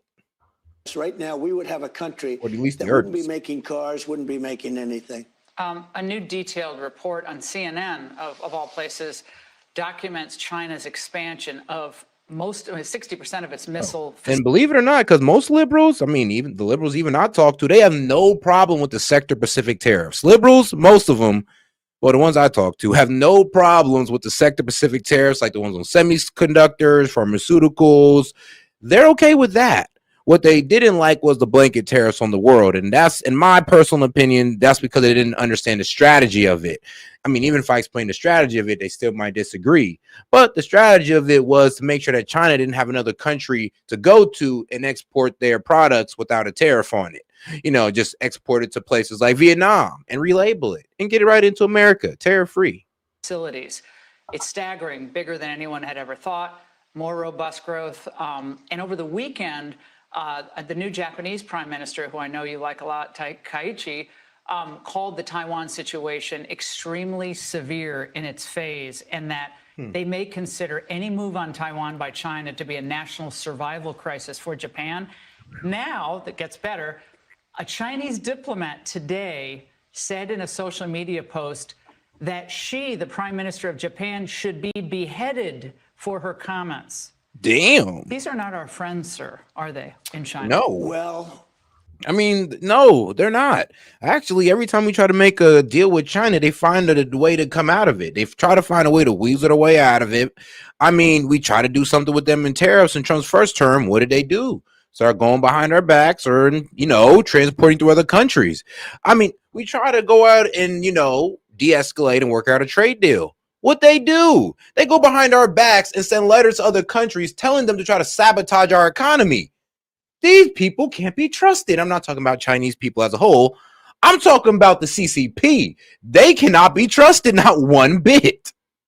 a lot of our allies aren't our friends. And we are fooling ourselves, even trying with these guys. Honestly, we should just give them the Putin treatment. If we're willing to starve Putin's economy, we should be willing to do the same thing to the Chinese, get the CCP out of power, put in a new guy, let them break up their monopoly of rare earth refinery so everybody in the world can get the boot off their neck when it comes to China and rare earth refinery. Either. Our allies took advantage of us on trade more than China did. And China took big advantage. I mean, we built, because we built their military. We built their military. We built their whole thing. Their whole thing was, and by the way, if you remember, in my first term, I took in hundreds of billions of tariffs. I put tariffs on China very early. Then when we got hit with COVID, we fought that. We did a very good job, but that was COVID. It came from a certain place in China. Right. Wuhan Lab. From China. That was another little gift we got. But look, I get along great with President Xi. I get along great with China. But the only way you're going to get along well with China is you have to deal from a position of strength. We have tremendous strength because of tariffs. We have tremendous strength because of what I've done. I've rebuilt our military. And they have a lot of missiles, but we have a lot of missiles too. And they don't want to mess around with us, I can tell you that. A lot of MAGA folks are not thrilled about this idea of hundreds of thousands of foreign students in the United States. We have about 350,000 Chinese. One point during I mean, bro, when he told me that 315,000, bro, all I heard was Chinese students. I heard Chinese spies, okay? I don't know. Maybe I'm a bit prejudiced. But as soon as I heard all those Chinese students came in, it went from Chinese students to Chinese spies. That's all I heard. Okay, so I'm not for it. I'm definitely not for it. COVID, you were going to, push to, get them out, but that was pulled back. You've said as many as 600,000 Chinese students could come to the United States. Why, sir, is that a pro-MAGA position when so many American kids want to go to school and there are places not for them, and these universities are getting rich off Chinese money? Sure. Never said about China, but we do have a lot of people coming in from China. We always have. That's a good question. China and other countries. We also have a massive system of colleges and universities. And if we were to cut that in half, which perhaps makes some people happy, you would have half the colleges in the United States go out of business. So what? Well, So? I think it's a big deal. Are they fans? You would have the historic. I mean, I'm be honest with you. I mean, if these colleges are being funded off foreign money and they're picking foreign money over the American people, fuck them. I mean, sorry, excuse my language, but fuck them. Like, what? You're telling me you guys are benefiting off foreigners, not trying to help the American people and educate us, but foreigners? All right, cool. Then F college. The whole system needs to go down then. Burn the whole thing down.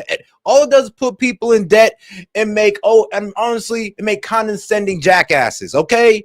Burn the whole system down. F it. We need a whole system. We need a new system when it comes to higher education, because this shit is bullshit then. If that's the case. And I'll be real with you. If Trump told me that, I'm like, bro, I'm not hearing that. Then F that system. Because it's like you're pretty much saying that we're paying into a system that does not help us, that you're even saying that uses our money to really help other students. Not other students, but other people. That's not American. I mean, come on now. Are we really just going to keep paying into that system?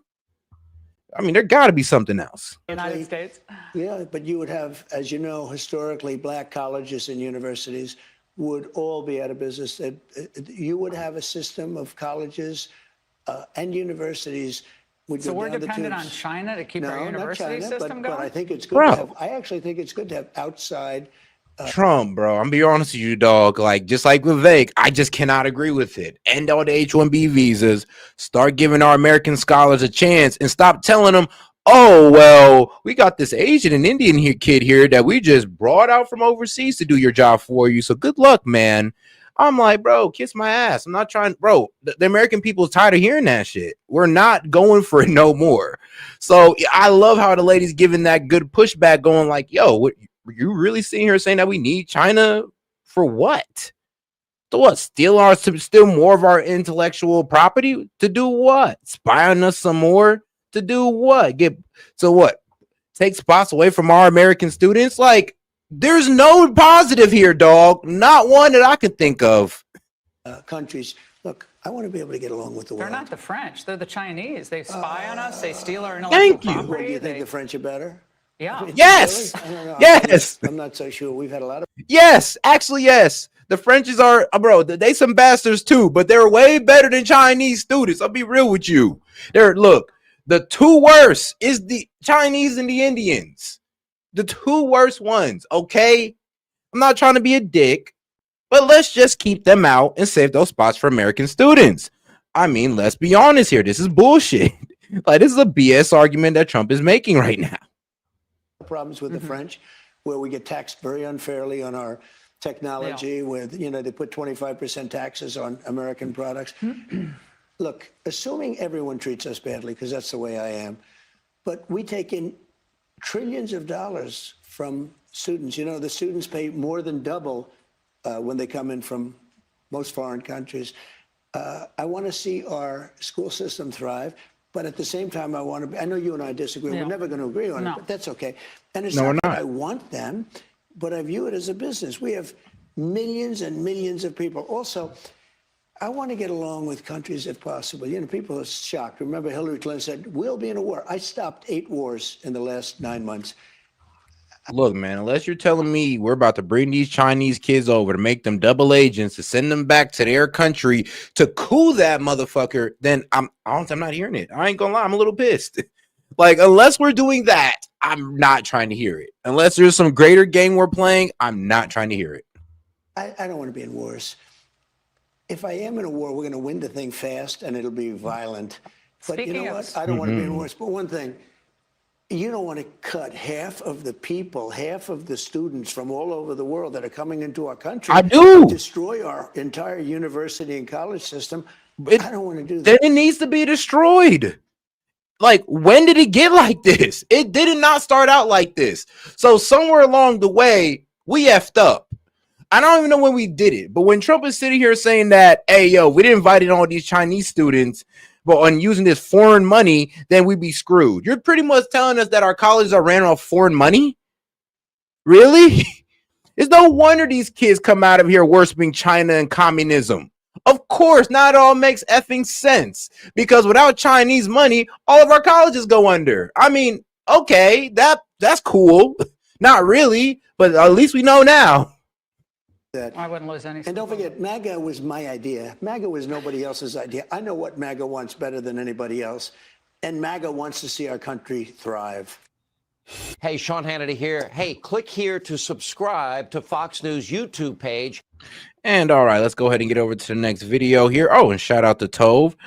Hey, media, what's up, what's up, man? My dad had a really bad heart attack. Could use some prayers. Oh, damn, Tristan. Hey, my man.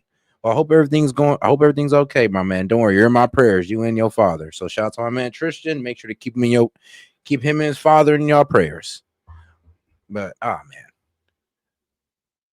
Now, I do hope that works out for you, my brother. I really do. Because trust me, I had a bit of a scare like that with my mom, and I don't wish that on nobody. But all right, let's go ahead and get over to the next video. As you know, well, let's be real. It wasn't a good time for the Dems.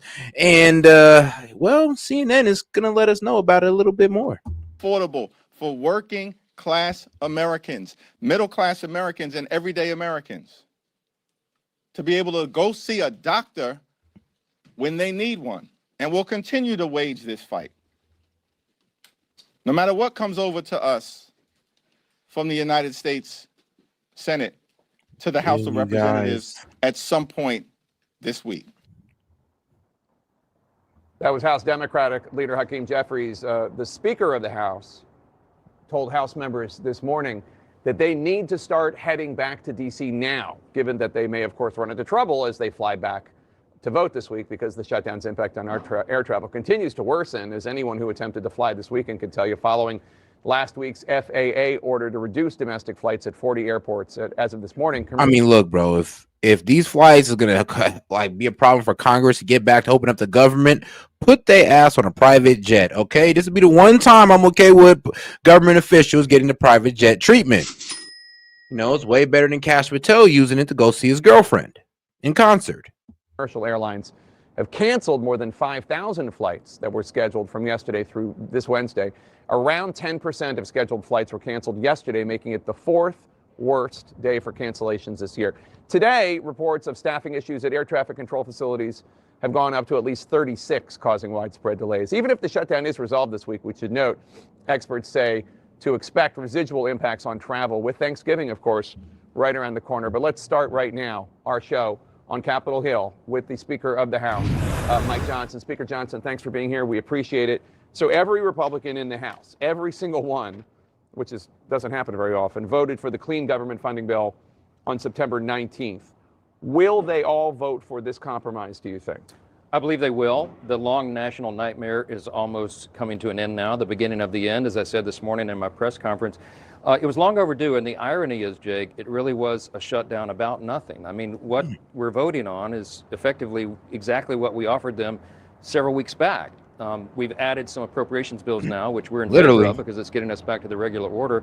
We'll take care of some other details, but I don't think Chuck Schumer got anything out of this other than a political show, and sadly, I think that's what Like, literally, they gained no ground. Like, bro, like I said, I remember I was debating it with this liberal. I'm like, bro, you guys we offered you guys a 1-year extension. So when you guys say that Republicans didn't negotiate, they did.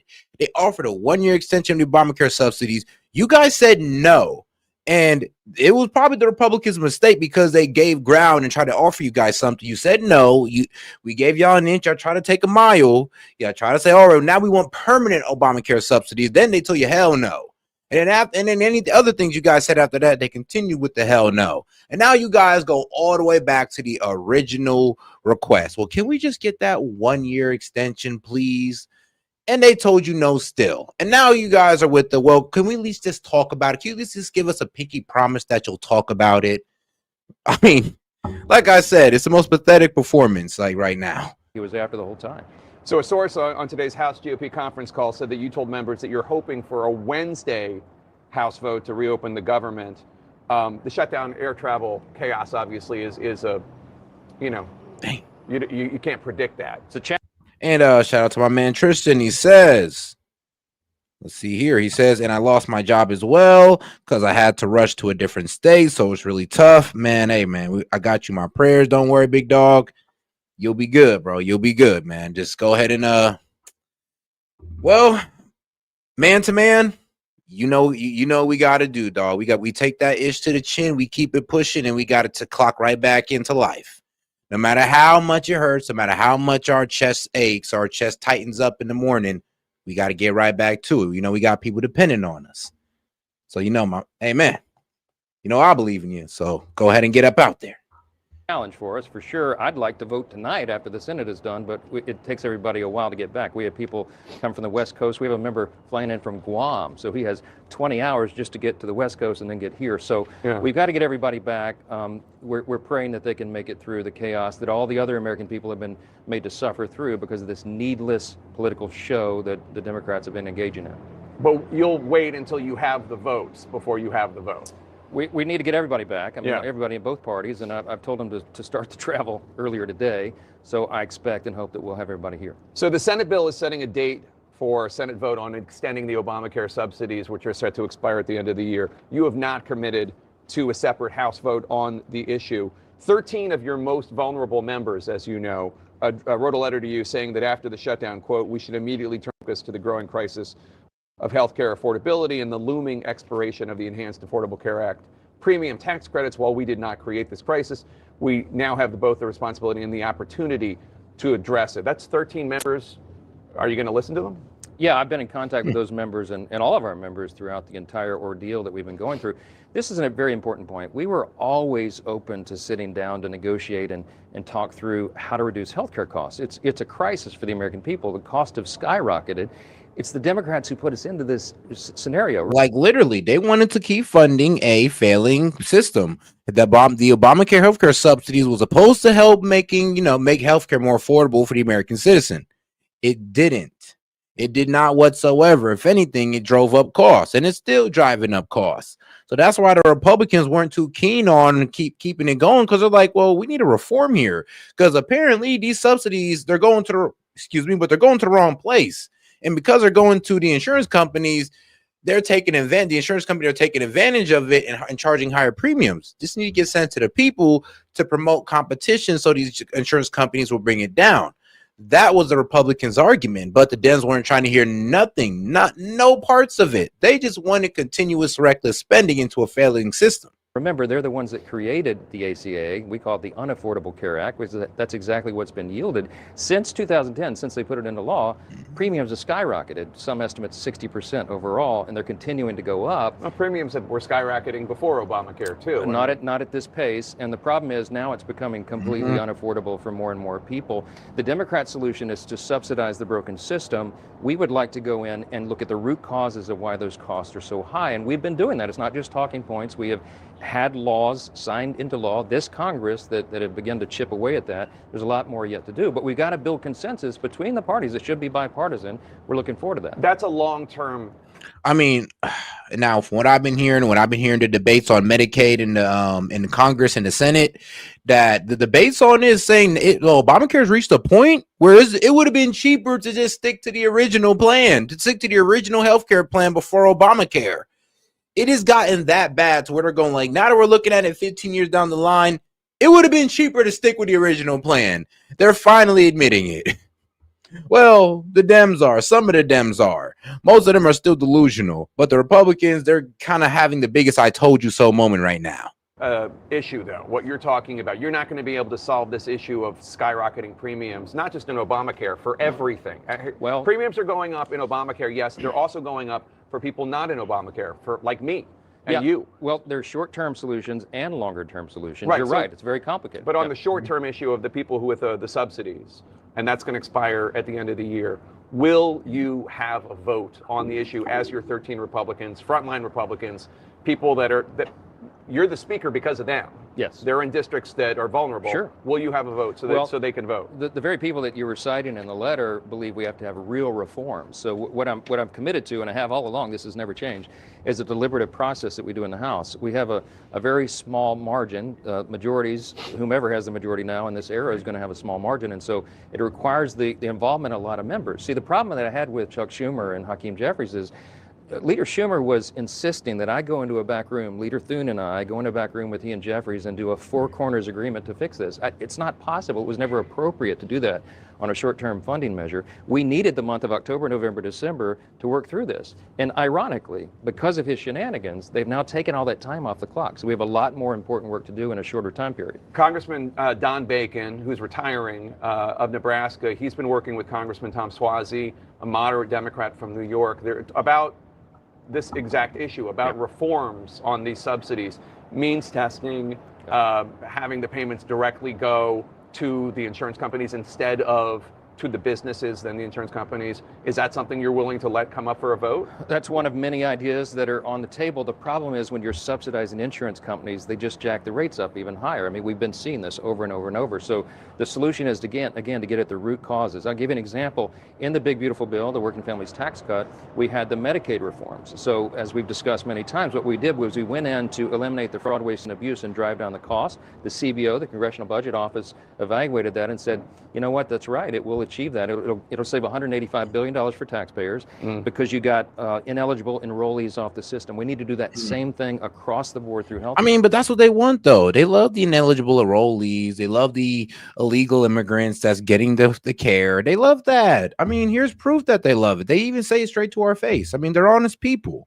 You know, on accident, though. On accident. The Democrats, they tell the truth on accident. Like during a rally, and then, you know, they have a mask off moment. Like now. This man literally just said this out loud. Literally, watch this.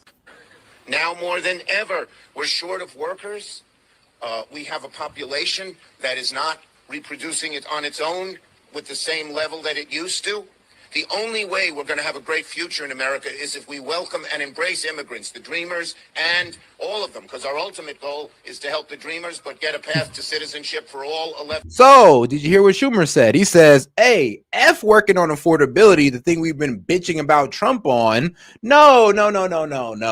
Because let's not fix affordability so the American people could feel more comfortable by having more children. No, let's invite in a whole bunch of illegals, right? Let's invite in tens of millions of illegals, and that will solve the problem of the declining birth rate. No, not fixing affordability so people have more comfortability in having children. No, bring in the illegals. Yep, mask off moment. Million or however many undocumented there are here. What do you So say? help the dreamers, but get a path to citizenship for all 11 million or however many undocumented there are here. So under Biden, the Democrats let in ungodly amounts of illegal immigrants. Biden actively took steps to make our border less secure. So what they're trying to do is rig future elections in their favor, permanently. So let's think about this. Biden weakens border security. For a period of time, he continues to ignore the border problem. As re-election gets closer, he starts to focus on it and act like he wants to do something about it and then blame Republicans for the problem at the border. All the while, members of Biden's party are talking about getting citizenship for all 11 million people that have come in illegally, which they would likely vote for who? Democrats. That is so slangy. It wasn't even... I mean, said it straight to your face. We let 11 million people, and we want to make them citizens. Instead of fixing the affordability problem, we want to make legal citizens. Yep, that's what we want to do. Oh man, they want to complain about the guy who want to fix affordability and kick out illegals. I mean, man, funny times we live in. care. We tried that in the big beautiful bill when it went over to the Senate in the House version.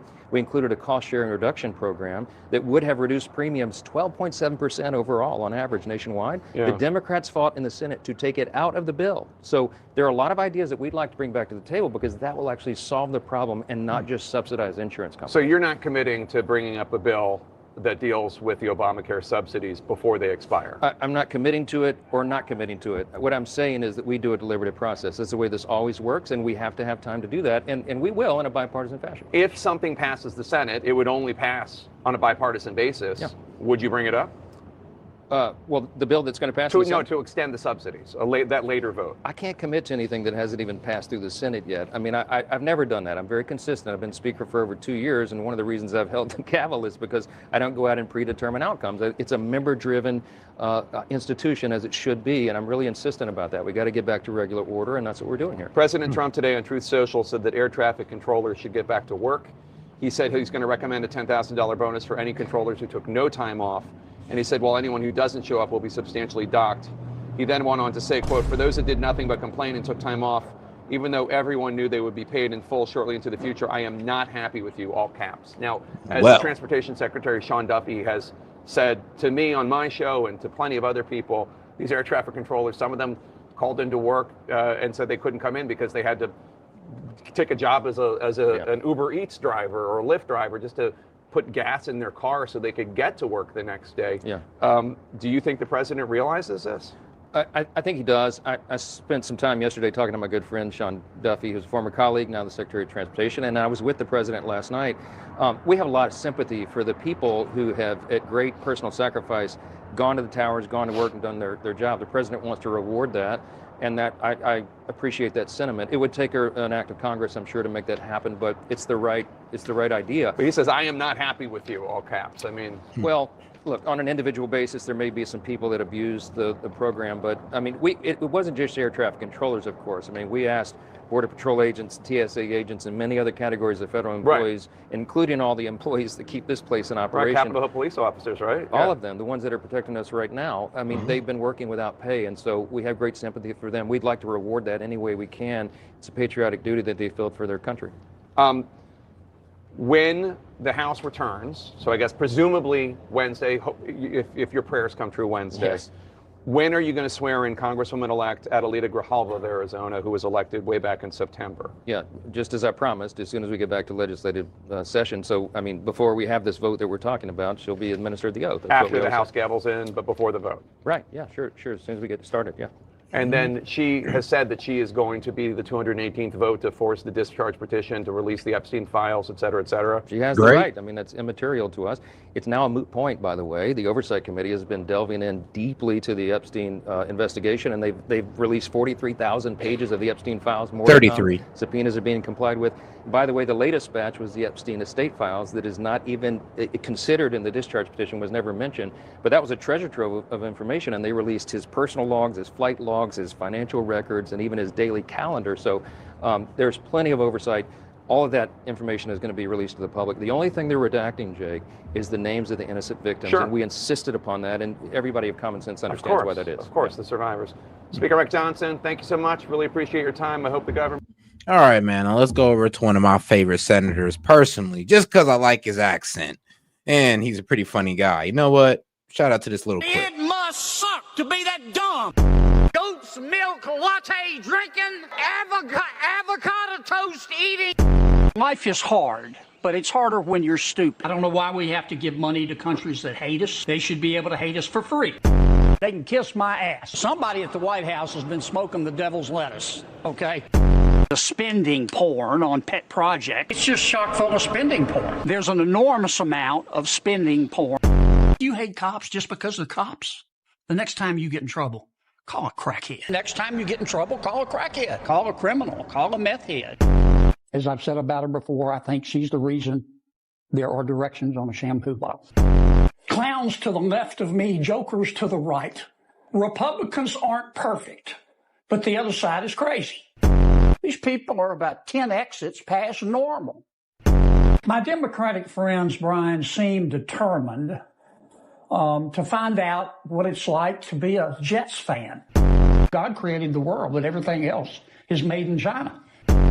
With respect, there are times, particularly recently, when I think Speaker Pelosi is one of those people who tried Tide Pods.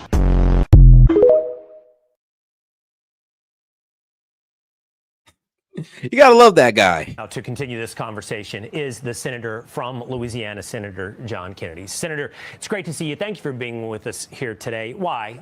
Why did we shut down the government?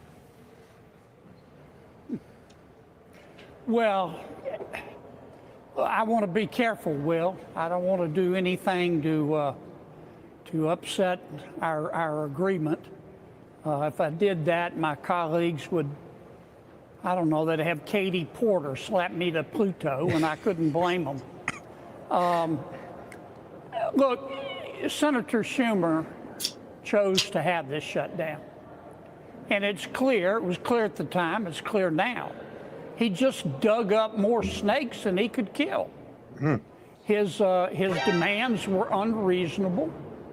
They were so unreasonable that they weren't even within the realm of possibility on my side of the aisle. And we were prepared to just sit there as much as it hurt. I mean, we didn't have a choice. We couldn't possibly do what Senator Schumer wanted us to do. But look, I want to thank the Democrats who finally said, look, enough of this foolishness. We're going to open government up. My only disappointment in the deal that we have, I strongly wanted a provision added that senators cannot be paid during a shutdown. It's called shared sacrifice. And it's what Tove was talking about in her earlier super chat. That yes, John Kennedy, hey, I love it. He says, look, next time these guys want to shut down the government, let's make sure that nobody gets paid. No senator, no congressman, nobody gets paid.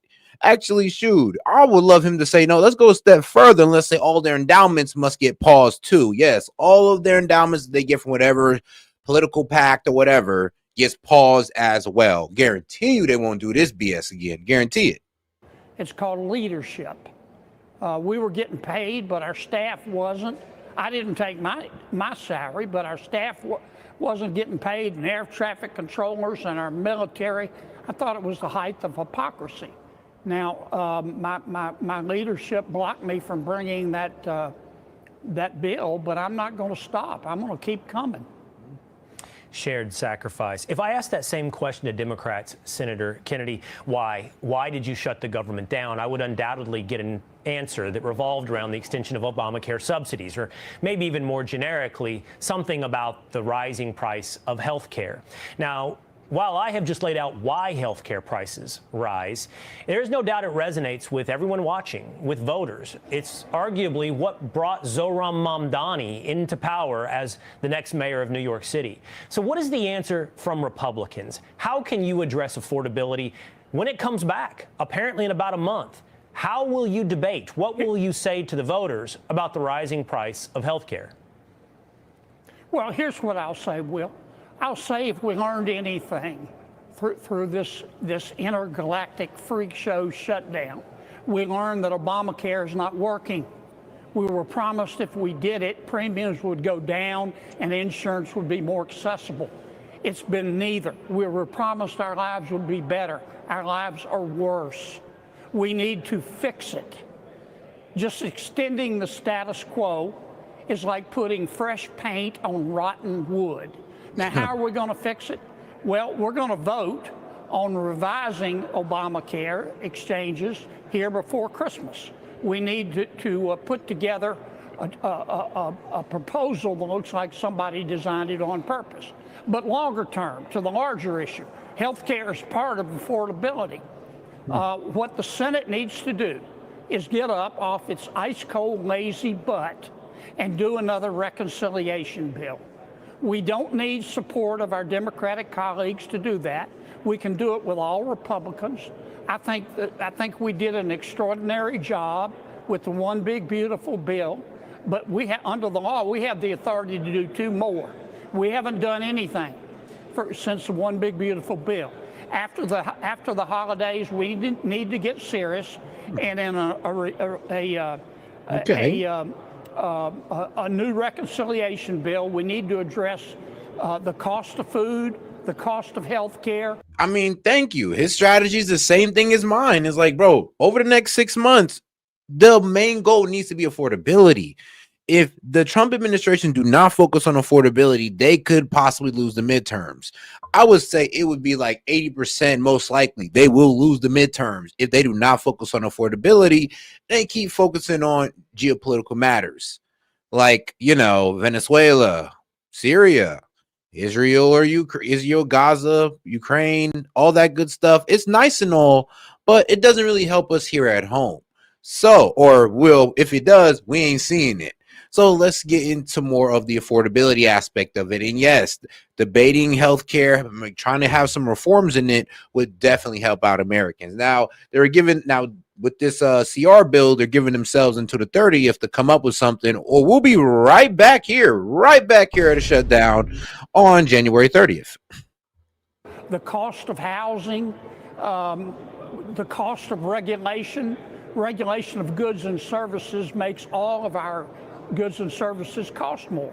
And the Senate needs to rise to the occasion and do something.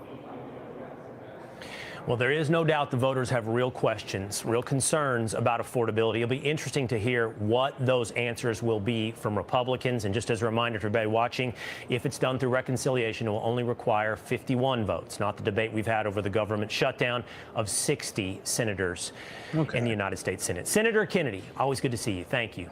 All right, so we can go ahead and knock that one out. Sean Hannity here. Hey, click here to subscribe. Way easier to get that done. But all right, now let's go to Bernie Sanders. Slams wildly inefficient bureaucrat system. Let's see here. Let's see what he got to complain about, man. Let's listen to our favorite old liberal, Bernie Sanders. Well, he's my favorite old liberal. Like, why not? He's a cool guy. CNN's Caitlin Collins is at the White House right now. Caitlin, President Trump was playing hardball with Democrats and with the public in many ways when it came to fighting to prevent SNAP benefits from being paid and on and on. How is President Trump feeling about this deal? Well, also with Republicans, Jake, I mean, he was posting nonstop over the weekend about getting rid of the filibuster, regardless of what happens here. And so when we went to the Oval Office earlier today, I asked the president whether or not this deal that is making its way on Capitol Hill right now through the Senate, as Manu just noted there, whether or not it has his backing. And this is what he told us. Mr. President, do you personally approve of the deal that's happening right now on Capitol Hill to end the Well, it depends what deal we're talking about. But if it's a deal I heard about, that's certainly, they want to change the deal a little bit. But I would say so. I think based on everything I'm hearing, they haven't changed anything. And we have support from enough Democrats. And we're going to be opening up our country. It's too bad it was closed, but we'll be opening up our country very quickly.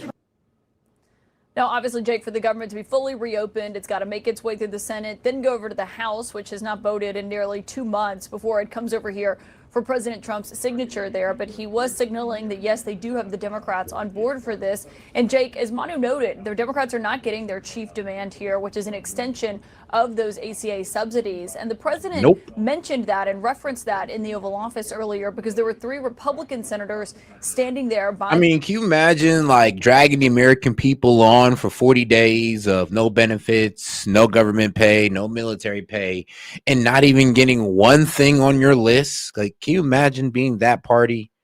I mean, man, that got to be tough. That got to be tough.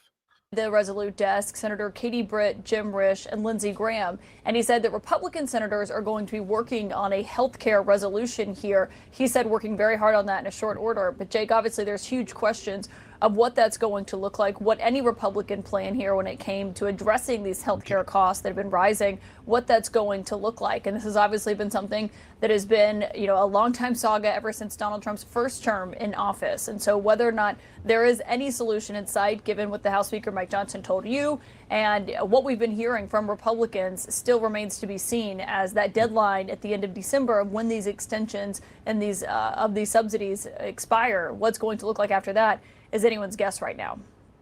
Caitlin Collins, thanks so much. And don't miss Caitlin on her show, The Source with Caitlin Collins. Tonight she's sitting down with with Democratic Congressman Jamie Raskin of Maryland, head live on Capitol Hill, Independent Senator Bernie Sanders. He voted no on last night's deal. Thank you for being here, Senator Sanders. I was noting that you should have those famous, the famous mittens that you have from the inaugural meme.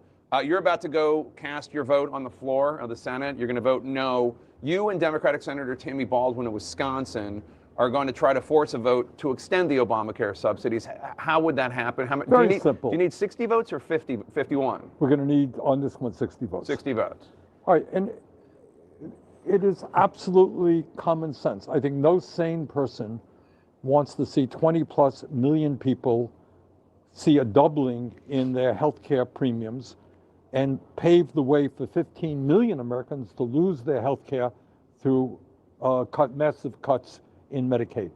So all that we're doing is saying, all right, Trump is saying after 4 years of being president before, after 4 years out of office, after a year as president, he's now beginning to think about the healthcare crisis facing America. Very, very good.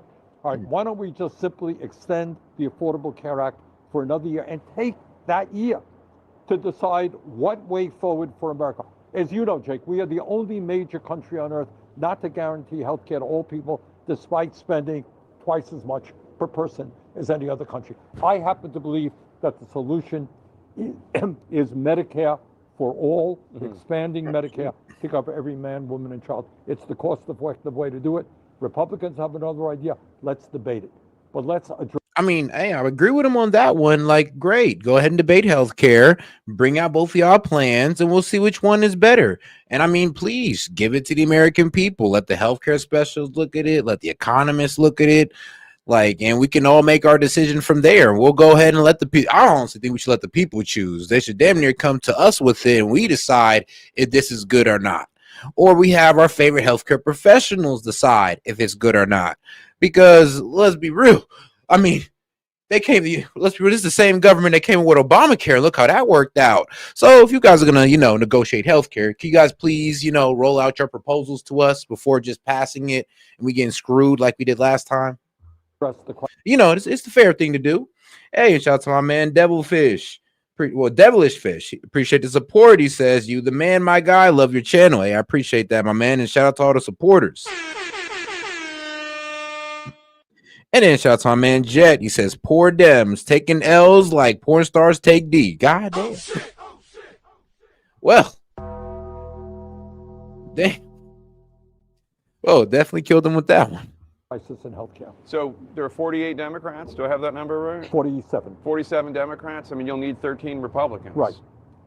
Do I think we're going to get it? No, but I think we're going to put them on the record, going on record and saying, look, we are voting now to force 20 million Americans to see a doubling in their health care premiums. If they want to cast that vote, that's their business. So I had the Speaker of the House on not long ago, just minutes ago, and he said that Schumer didn't get anything out of the deal. Do you agree? Basically. Well, it wasn't Schumer. You had 8 Democrats who, for a variety of reasons, decided not to continue the fight. And needless to say, I think that was a terrible, terrible mistake. I think what Tuesday's election showed is the American people are sick and tired of Trumpism, the idea that we have a president now who is prepared to literally starve children and illegally cut back, refuse to expend SNAP money is outrageous. And the idea that you have a president now who wants to double premiums for 20 million Americans is equally outrageous. We had the American people on our side. We should have continued that fight. I think the Republicans would have yielded. Schumer voted no, or is going to vote no, along with you. He did last night, and he's going to do it again. But a lot of Democrats are blaming him because he is the leader of the Democrats in the Senate. What? And your allies, like Congressman Ro. Okay, so that's why they said this is a break, and that the Democrats have kind of went behind Schumer's back and made a deal because Schumer voted no. Schumer doesn't really agree to this. Neither does Hakeem Jeffries, and that's why he had that tone during his speech. Okay. Because I was wondering why everybody was pretty much saying that the Dems are breaking rank. And yes, so Schumer voted no, and we got 8 Dems to cross the line and vote yes to the Senate. Now, trust me, he's going to come back again, and Schumer is going to vote no. Why? Because he didn't want this to happen in the first place, but this goes to show that he's slipping in leadership when it comes to the Dems. He's supposed to be the minority leader, but how's that working for him? Not too well. Of California and others are saying Schumer should step down from his position as Democratic leader in the Senate. Do you still have confidence in him as leader of the Senate? Look, Schumer and I have very fundamental disagreements about where the Democratic Party should be. And I am strongly supporting candidates for the Senate who are not part of the Democratic establishment, who believe in Medicare for all, who are prepared to take on the big money interests and fight for working people. All right, I have a very different vision of where the Democratic Party should go. If Schumer steps down, who is going to take his place? The truth is, progressives in the Senate right now are I think there are about 8 or 9 of us. We are pretty much of a minority. I want you to take a listen to the Senate highest ranking Democrat in the Senate, Dick Durbin, who's retiring next year. He voted yes on the deal. Take a listen to what he had to say. I've served in the Senate for 29 years, and I've never seen that kind of offer from a Senate majority. During the historic roll call last night, I walked across the aisle and met with Senator John Thune, the Republican leader. I told him that I was counting on him to keep his word on this agreement. He assured me he would. All right. So this is, and I think that the Republicans are coming in good faith with this one. They're like, look, y'all just open up the government. We ain't giving y'all crap. And you're going to look stupid for about a couple of weeks. But don't worry. We'll be able to debate health care. Y'all be able to look good again. But you guys are going to look stupid for a couple of weeks because you guys didn't get nothing whatsoever. You didn't get the health care. You didn't get the subsidies extension. You didn't get no more added funding back to Medicaid. Nothing. But hey, at least you guys got us the pinky promise to talk about it. part of the deal that there will be a vote in the Senate on extending the Obamacare subsidies, as you and Tammy Baldwin are introducing again earlier. I mean, tonight, and they're going to, if it fails, it will come up again. Do you believe Thune is going to keep his word and have this vote in? Yeah, I suspect that he will, but it's more or less a meaningless gesture, because you could pass it here in the Senate, but as you well know, you got to get past the House. You got to get it signed by the President of the United States. Do you think the President of the United States is going to sign that bill? I don't. As you know, premiums are going up not just in Obamacare, they're going up for everybody. That's right. And one of the reasons that we've been told is because people are having trouble, healthy people are having trouble affording it. They're dropping out of the insurance market.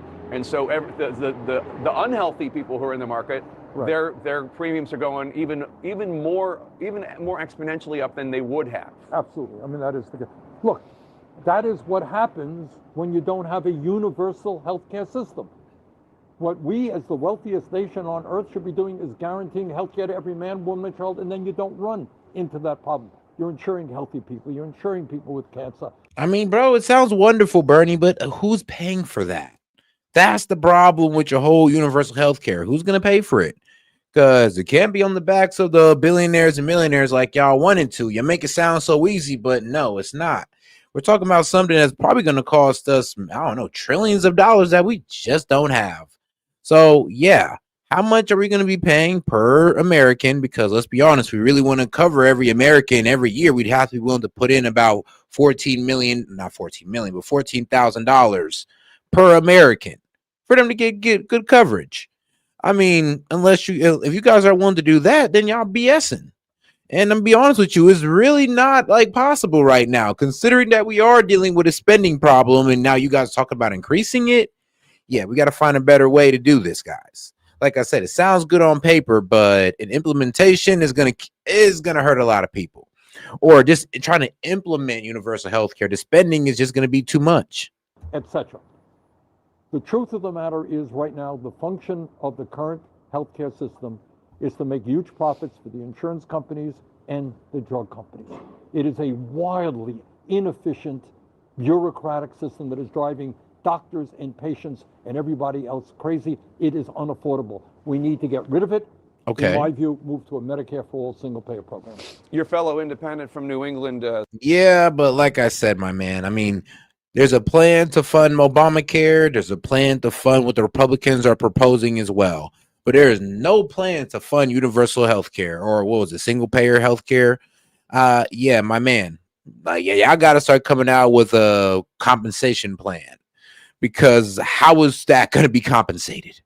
Senator Angus King was asked this morning to respond to your criticisms of the Democrats who voted yes last night. He said, his response was, "What's your strategy, man?" And, quote, standing up to Donald Trump didn't work? Well, I think maybe Angus didn't notice the elections on Tuesday. I thought that they worked pretty well. Maybe Angus is not noticing the polling, which shows that correctly people understand that Republicans control the White House, the Senate, and the House. They are holding Republicans accountable. And you got to stand firm. This is tough stuff. And Angus is right. A lot of people are hurting. Nobody feels good about this. Nobody. Yeah, but you can't use that argument when Republicans are the ones voting yes, and you guys are the ones voting no. They're voting yes to open up the government. You guys are voting no. They're voting yes for benefits. You guys are voting no. You can't keep using the argument that, oh, Republicans control the House and the Senate when that doesn't even matter in this argument right now because they're voting yes. And apparently them controlling the having majority rule over the Senate and the House doesn't mean that much, apparently, when you guys can hold us up over 8 votes. I mean, hey, you can't sit there and say we got complete control over it. We were able to hold us up over 8 votes. There's 45 of you bastards. And we had to spend 40 days convincing 8 of you? What the hell? Nobody feels good about federal employees not getting a paycheck. But we are winning, in my view. I think the Republicans are on the defensive. And in my view, it was the vote that Angus cast was the wrong vote. All right, Senator Bernie Sanders, independent from the great state of Vermont. Thank you so much for being here. Thank you. And all right, now let's go ahead and get over to the next video here. Let's see what Hakeem Jeffries got to say because he wasn't too happy. Under Republican policies, housing costs are going up. Hold on, dog. Republican policies? No. Under Bidenomics, housing costs have skyrocketed. Under Bidenomics, affordability is at an all-time low. Under Bidenomics, that we're still suffering from to this day. So sadly, dog, you can't sit here and blame Trump for what? He's only been in office for 10 months. You guys have destroyed affordability within 4 years in office, and you're expecting Trump to fix a 4-year problem that you guys created, a 4-year mess, in 10 months. Okay. Care costs are going up. Grocery costs are going up. Electricity prices are through the roof. And now, because of the Republican refusal to extend the Affordable Care Act tax credits, tens of millions of Americans are about to experience dramatically increased health care costs. In some cases, their health insurance premiums will increase by $1,000 or $2,000 per year. That is unacceptable. It will be unaffordable for working class Americans, middle class Americans, and everyday Americans to be able to go see a doctor when they need one. Under whose healthcare plan? Yours. That's the funniest part about this. It's your healthcare plan, bro. It's Obamacare. Remember that, Dems. When you guys are complaining about the healthcare system, this is your healthcare system. And so House Democrats and Senate Democrats have been fighting hard to address the Republican healthcare crisis and to lower the high cost of living for everyday Americans in the United States of America. Because the reality is, America is too expensive. And far too many people are struggling to live paycheck to paycheck. They can't thrive, they can barely survive. And that's why Democrats have been waging this fight. And will continue to wage this fight. No matter what comes over to us from the United States Senate to the House of Representatives at some point this week.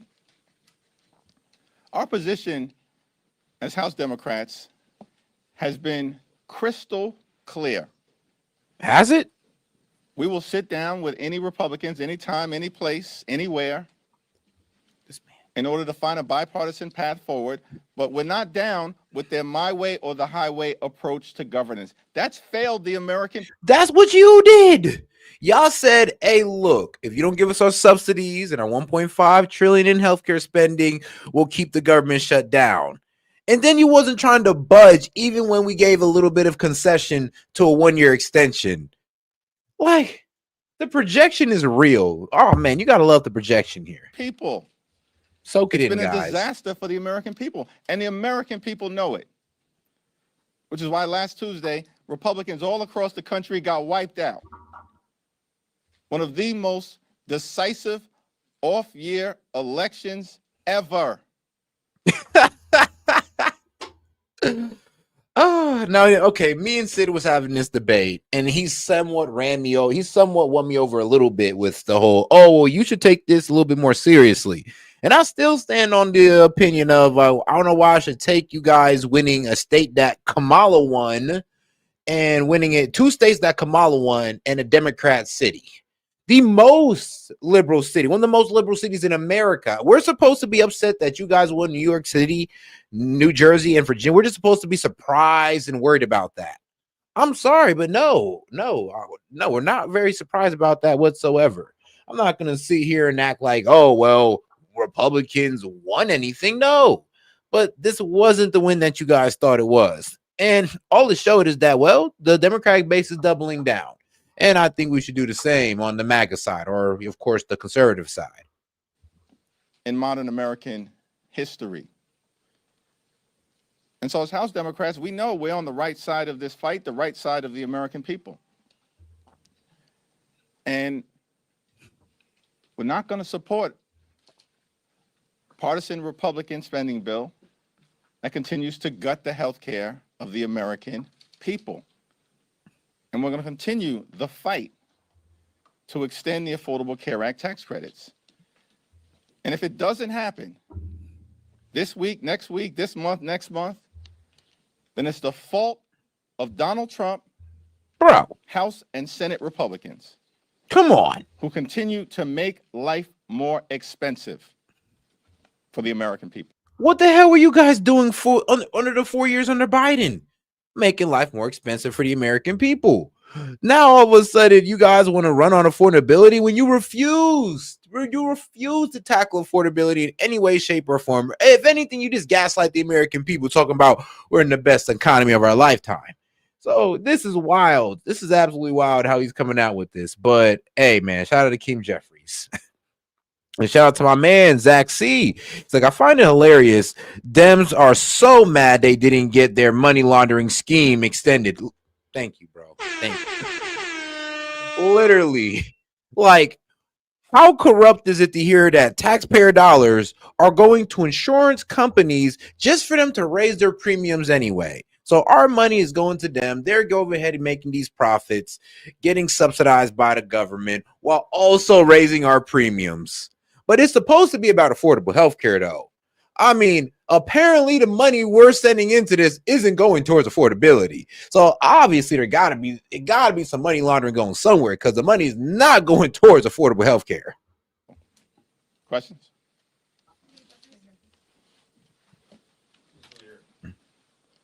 Let's hear the questions.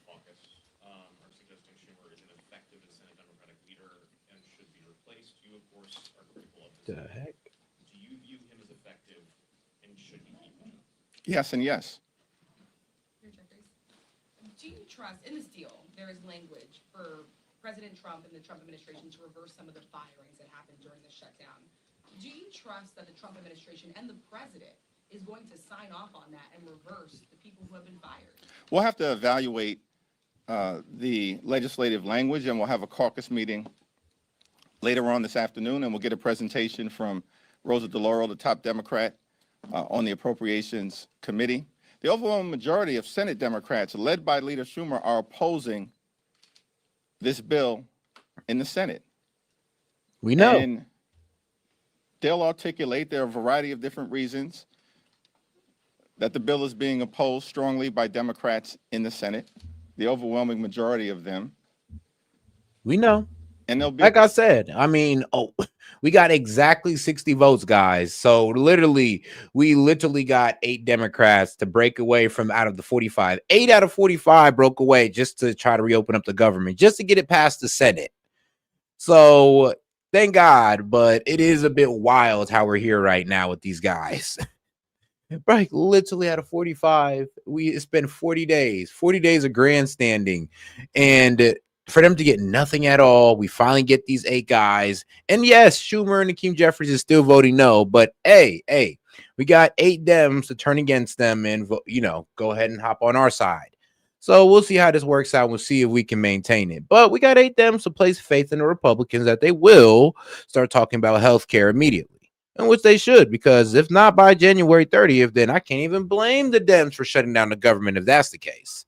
A variety of different reasons. Because I'll be real with you, I don't like when people make deals and don't hold up their end. I mean, if Republicans don't hold up the end of the deal and start talking about health care and they want to shut the government down, I will not blame the Dems for doing so.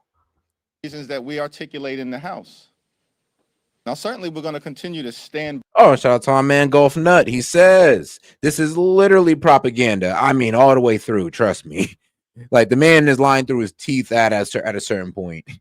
But shout out to Golf Nut again. He says it should be illegal for a politician to lie. Man, you would think, but hey, bro, that's what they got to do. They got to make it sound good. They got to make it sound sexy to the base.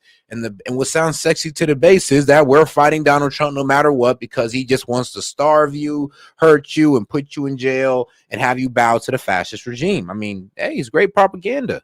I give it to him. And shout out to my man Golf, and I appreciate the support. And shout out to all supporters, man. Appreciate the support, guys. By our hardworking federal employees. By the way, Donald Trump and Republicans, this toxic administration, they fired more than 100,000 federal employees prior to the shutdown that they started beginning. So, of course, there's reason to be deeply skeptical of the administration and their motives as it relates to the hardworking federal civil servants and the federal workforce. And we will continue to be deeply skeptical of their intentions. They spent the whole year implementing the most toxic parts of Project 2025.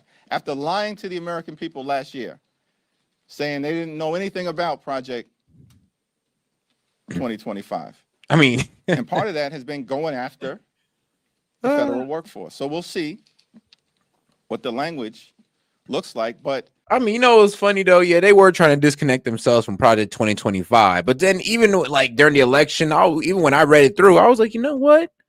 This Project 25 is cooking. I like it. I mean, it was cooking in there. If you actually read Project 2025, it was pretty good. I love the policies in there. It wasn't that bad. I even said it on stream. I'm like, look, I mean, Trump may be disavowing it, but I kind of hope he leans into it more. It doesn't change the core problem here, which is we need to decisively address. And shout out Golf Nut, because this is the best description of Obamacare I've ever seen, and yet so simplistic. Obamacare equals we pay insurance companies to raise rates. Plain and simple. That's pretty much it.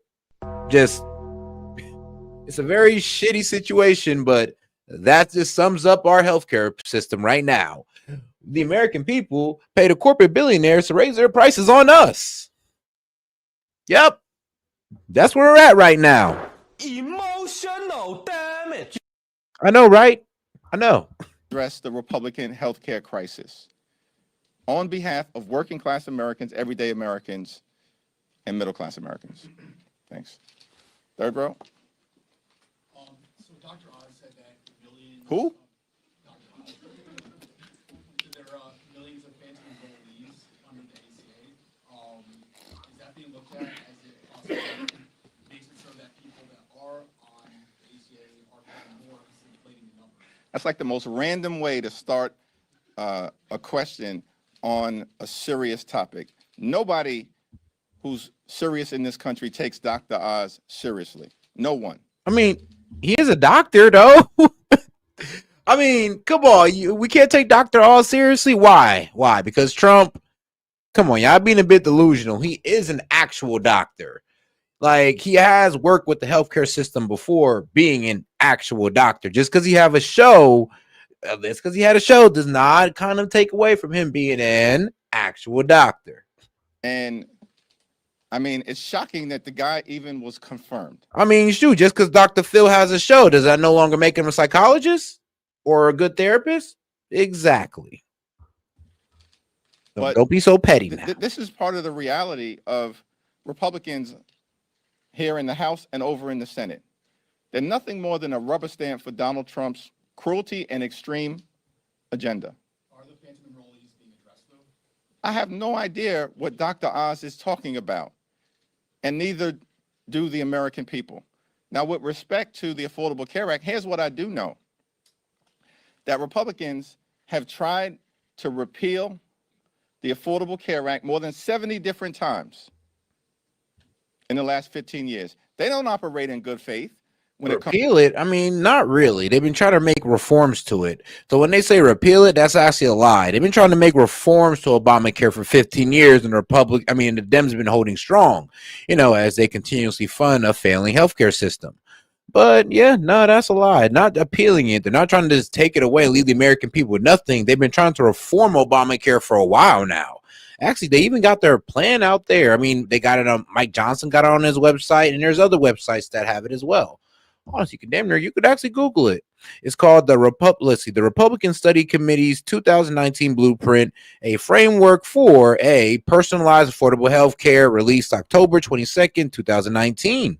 So, I mean, let's see here. You can go to AmericanHospitalAssociation.org, and you can find this healthcare plan. I mean, go ahead and read up on it, guys. It's not that bad.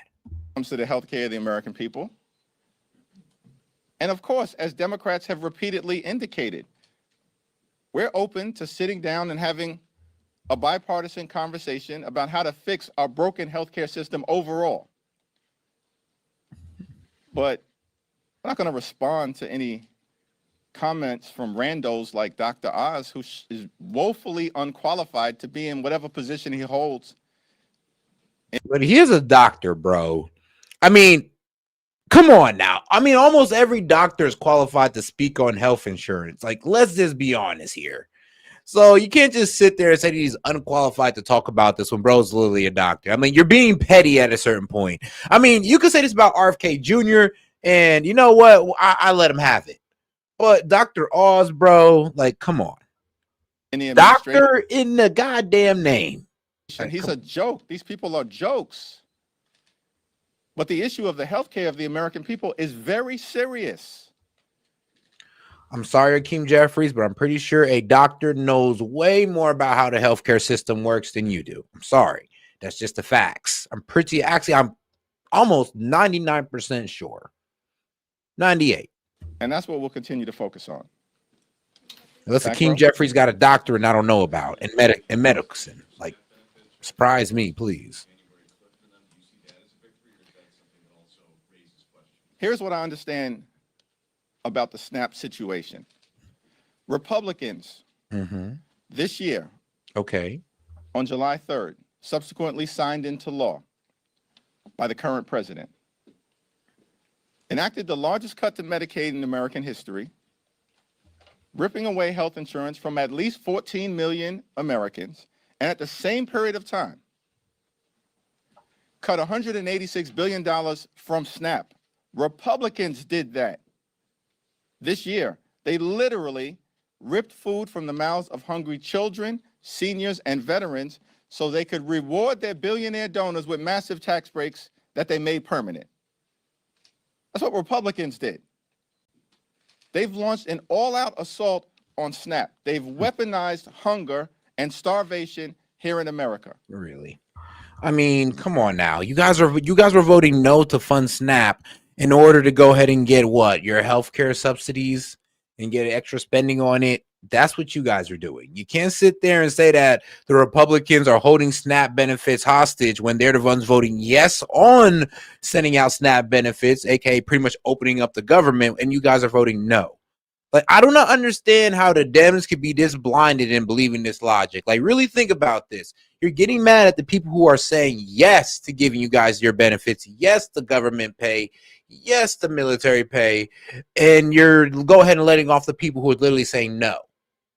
Like, where's the common sense here, guys? Come on. Because even when I debate the liberals, the top liberals, these guys are even giving me the same BS argument of, oh, well, do you know that the Republicans control the Senate and the House? Yes, but we still need you guys to vote. Like, I just don't get it, man. I really don't get it. Like, oh, Oh, well, do you know that the Republicans have majority rule? Like, yes, we do know, we understand it. But guess what? Guess what? We still need you guys to vote. We still need your guys' input. And then they want to talk about a nuclear option as if they wasn't going to call us a bunch of fascists if we invoked it. Taking SNAP benefits away from more than 1 million veterans rather than honoring them tomorrow, which is what should be taking place in the United States of America. Republicans have done that. And so these people can't be trusted on the cost of living issue. These Republican extremists, they can't be trusted on the health care issue. Bro, it's your what the fuck? See? I don't know how they do it. How could they sit there with their failing healthcare system and they say it's the Republicans who can't help you with healthcare? It's your system that's failing the American people. You can sit there and say that, oh, the Republicans is the ones that don't want you to have food stamps. You're the ones voting no to send out food stamps. You're the ones voting no to fund them. Did you forget that part? Do you understand the correlation of voting no on the CR bill? Well, due to you voting no, it causes SNAP benefits not be funded. I mean, does that really need to be explained to these Democrats? Honestly. And they certainly cannot be trusted on the SNAP issue. These guys. This has been the longest shutdown in American history. You've seen chaos at airports, delayed SNAP benefits, people losing their jobs. These guys. And yet, the deal that Democrats agreed to has been a deal that's been on the table for a while now. Still no policy outcome on health care. So what do the American people gain from the past 41 days? Our fight in the House of Representatives will continue to address the Republican health care crisis. No. Your fight in the Senate will continue to be a spectacular embarrassment for the entire United States to see. And we will be rubbing this in the face of the Dems for probably about a week or so. So, I mean, by the 18th, I'll go ahead and let off on the Dems about this, but I will be on their ass. Actually, I might even go on TikTok. You know what? F it. I'm going on TikTok tomorrow just to be a jackass. Just to sit there and be like, so all that grandstanding you was doing. I mean, so what you get? So, hey, you want to tell me what you got out of that government shutdown? All that going against the Trump, all that fighting fascism, saving democracy. What you get out of it? I mean, I'll tell you what you did to the American people. I mean, you dragged SNAP benefits. People who didn't get paid through the government. Military people almost went without pay. The hell of flights were delayed. So I could tell you what you did to hurt the American people, but can you tell me what you did to benefit at all? Like, how'd you benefit the American people? Because you did it. So how'd y'all benefit y'all agenda? Nothing? Not at all. Not one thing you got. This is going to be fun. We'll continue that fight today, tomorrow, this week, next week, this month, next month, this year, next year. We're going to continue that fight to fix our broken healthcare system and lower the high cost of living for the American people. And the American people know that we're on the right side of this fight. It's part of the reason why Johnny, I'm talking you saw about. decisive Democratic victories last Tuesday and crushing Republican losses all across America. In Virginia, in New Jersey, in New York, in Pennsylvania, in California, in Mississippi, in Georgia. Wait, you know what Johnny the Cap Hunter, you know what Johnny I'm talking about? He's gay. I mean, he got like, what was it? Nice little curly hair and all that nice stuff. I guess he used to go around doing a lot of political work out there in Pennsylvania for the Democratic Party and all this good stuff. He gave a really good spiel and all that good stuff. Let me know that he's well educated in politics. And for me to come up there and cook him, man, that was hilarious. Across the country. Then I was kind of pissing him off. I could tell he was getting visibly upset with me. Up and down the ballot.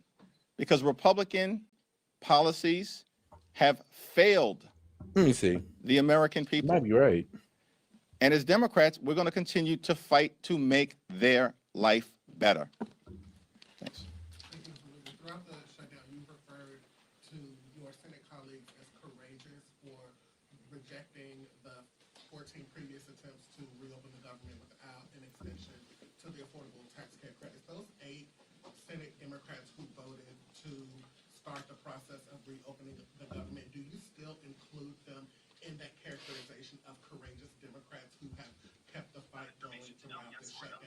Well, I don't have much to say about those individuals, and they're going to have to explain themselves Yeah. to their constituents. And Oh no, Cap Hunter, you're right. It is this guy. Yeah, fun guy. Had a fun little conversation with him. Completely cooked his ass. Like it was absolutely hilarious. Like, bro, literally tried to give me the same spiel level. Who controls the House? Who controls the Senate? Literally beat him to his argument. Then circled back around on him and said, "So you're telling me that the Democrats have no say in what's going on? If that's what you're saying, we have full control, so the Democrats have no say." Couldn't answer that question at all. I was like, bro, are you serious? And then he wanted to talk about the SNAP benefits, and then I had to correct him on the arguments of the court. I mean, honestly, bro just goes off straight hatred of Trump supporters. And you know what? I mean, I don't blame him. I mean, the way he explained his past, he sounds like he had a really tough time with Trump supporters, in his opinion, talking about how they kind of call. I mean, let's be real, one of them got on the line and called him an F word. I mean, then there was he was talking about how they rolled up on him and all that. So I personally felt bad for the guy. Personally, I felt bad. I was trying to have a respectful conversation, but he came into it completely adversarial. And after that, I was just playing with him and making him look stupid. to the American people. But I did invite him onto my platform. And then, he muted me to every time I try to talk to him, he would try to, read out support. Like, you imagine me and you having a conversation. Every time somebody send me a super chat, I just read it over you. Like, how disrespectful would that be? I know, right? And, I was hoping because he's he's like, what? He's not my age. He's probably in his mid-20s. So, I got to show a little bit of grace to the young man. Certainly believe that Senate Democrats, the overwhelming majority of Senate Democrats, led by Chuck Schumer, have waged a valiant fight. Yeah, like shout out BTK. Dems need media lies and dumbing down government schools. No, bro, literally. Like when I literally tell you when I was debating this guy, he gave me nothing but media talking points that made zero sense. Like I said, the whole Republicans control the House and the Senate. Bro, this man was trying to overhear and say that it's the Republicans' fault because they're the ones that are keeping away SNAP benefits. And I'm like, how can you keep away SNAP benefits when you're the ones voting yes on it? He had no answer for that. Actually, he just paused me for 5 minutes, let off on his spew, read out some support, and then put me back in. Like I said, though, I mean, hey, I kept it respectful with him, so I'm happy about how the conversation went. Over the last 7 weeks, defeating the partisan Republican spending bill 14 or 15 different times, week after week after week, and continue to oppose this effort of passing legislation that does not address the Republican health care crisis by extending the Affordable Care Act tax credits. But the fight is getting ready to shift back to the House, where we're going to work hard, hold the Republicans accountable. All of these loudmouths on the House Republican conference side who's been saying for the last several weeks that we have to extend the Affordable Care Act tax credits. Now is their chance. This week, they have to come back from their 7-week prolonged taxpayer-funded Republican vacation. They can no longer hide. They can no longer hide. Mike Johnson apparently still hiding. That boy gonna run for me. Refused to even answer a single question today. That's extraordinary. I mean, hold on. What is he hiding for? Y'all capitulated. What's he got to hide for? If anything, you should be hiding your face right now for not being able to get anything while dragging the American people out. Johnson, he don't really need to say anything to you. Actually, he already went on CNN and said his piece. So it's kind of funny how he always tries to paint the Republicans in the worst way, but it's just a form of projection. Because I'm pretty sure that Hakeem Jeffries is the one hiding, ducking, negotiating, because he did all this temper tantrum throwing about, oh, well, we need to negotiate. But guess what? Now you're going to be forced to negotiate with the government open. And I don't think he ever wanted that. But they're not going to be able to hide this week when they return from their vacation. Thanks. Speaking of the House, Speaker Johnson has not committed to holding a vote on subsidies, even though the Senate agreement would have them do so. What do you say to that? And then also, what do you think that would do to the relationship between Republicans and Democrats on the House side? Well, the failure of Republicans to address the healthcare crisis that they've created in the House and in the Senate is no surprise. because House and Senate Republicans multiple times this year have been given an opportunity to vote to extend the Affordable Care Act tax credits, and multiple times this year already, in the context of the debate around their one big ugly bill, they voted against, unanimously voted against extending the Affordable Care Act tax credits. Because they never agreed with it in the first place, and they see that it was raising costs on the American consumer. So, yeah, that's why they didn't approve it, my friend, because they seen that it was a failing system and they want to reform. You guys don't want reform. You just want to keep funding a failing system. That's the problem with the Dems right now. Or that's the problem with that's the problem with him being so dishonest. He's not really being honest about the Republicans' position. It's like they're asking for healthcare reform, but you just keep trying to push money into a failing system. And that's just all Dems do, is just print money and think it's going to solve problems. So over the last several weeks, it's become increasingly difficult for them to hide from their position as it relates to the health care of the American people. And House Democrats, joined by our colleagues in the Senate, we're not going to stop the fight. We're going to continue to lean into the fight. Oh, man. Over the next few days and beyond, until we actually get an outcome that makes life better for working class Americans. Thank you, Mr. Leader. There's already extensive backlash coming from the Democratic base over feeling shortchanged by Senate Democrats who secured this deal without touching on health care. What do you think that this backlash could mean for the party going into the midterms next year, and also for the voters who just handed Democrats a decisive victory? Do you think that this will make them feel also shortchanged, disenfranchised, demoralized? Do you think that this will lead to a switch up? House Democrats are going to take back control of the House of Representatives next year. I've said it before, and if I said it, I meant it. Now, with respect to the senators on the other side of the Capitol, they're going to have to explain themselves. But the overwhelming majority of Senate Democrats continue to remain in the arena fighting to fix our broken healthcare system and address the Republican healthcare crisis. This fight for us is not part. Dog, every time he says the Republican healthcare crisis, it low-key sends me, just because it's like, we're under your healthcare plan. You guys are asking for extension on subsidies from your healthcare plan. So, AKA, this is a healthcare crisis brought on by you guys, the Democratic Party. Like, we're trying to reform Obamacare, the healthcare system of the Democratic Party. So you can't really say a Republican healthcare crisis when this is your healthcare system. But okay, hey man, the base will go with it. Partisan. It's not a partisan fight. It's a patriotic fight. We're waging this fight on behalf of the American people. The 5 states that are most impacted by a failure to extend the Affordable Care Act tax credits are West Virginia, Wyoming, Alaska, Mississippi, and Tennessee. Oh, and shout out to Chase. You're watching on the horizontal live, I believe. So shout out to Chase. I just knows where you send it that super chat from. 45. Yes, I'm running both vertical and horizontal. So hey, if you want to watch on the horizontal side, you can come over on that side. If you want to stay on the vertical with all the chatters and all that good stuff, you can stay here. It is what it is. % of the people, of the Americans who are going to lose health care or be at risk of losing health care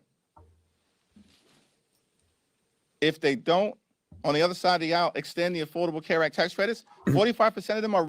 I'm done. Shout out Jet. He says he got to lay off the Adderall and get some eye drops. I'm done. He said that. Get some. He said, I ain't gonna lie, he's like Akeem Jeffrey looks like he might have took a couple puffs of some of the devil's lettuce before he came out here. But hey, man, the way this man is talking is outside of reality, man. But like I said, when you got a radical base, it is what it is. Like I said, long as it sounds like you're going against the Republican Party and you're painting Trump as the villain that, well, they painted the man to be, it's all good. I mean, bro, it's so easy, man. It must be so easy being a political pundit on the Democrat side. Like, like my man Johnny Palm, okay? Just like him. Bro don't ever gotta bring no facts, no sources. I mean, not even a clip. People just believe him.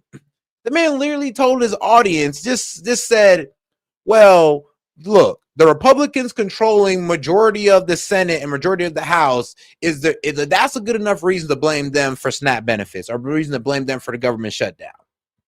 When that was, I mean, when let's be real, if we use that logic, then that means it was the Democrats' fault when the GOP shut it down under Obama and under Trump. Under that logic, but they're not going to be willing to hear that. Like, how could they let that go?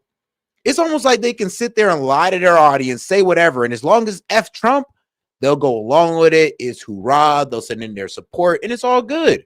Over here on MAGA, bro, y'all ain't gonna let me bullshit y'all, and I wouldn't even try to. But the fact that the Democrats let their pundits bullshit them over the feel good of saying F Trump is amazing. Registered Republicans. It's so easy, man. It's just gotta be 35% easy. registered Democrats and 20% unaffiliated or independent. This is not a partisan fight for us. It's a patriotic fight. I got you. One of the people that I met early on during this Trump Republican shutdown, came to Capitol Hill, was a 29-year-old named Mariah Plant. Oh, yeah, and people want to talk about that healthcare plan. I got you. Here it is, a framework for a personalized, affordable healthcare, right?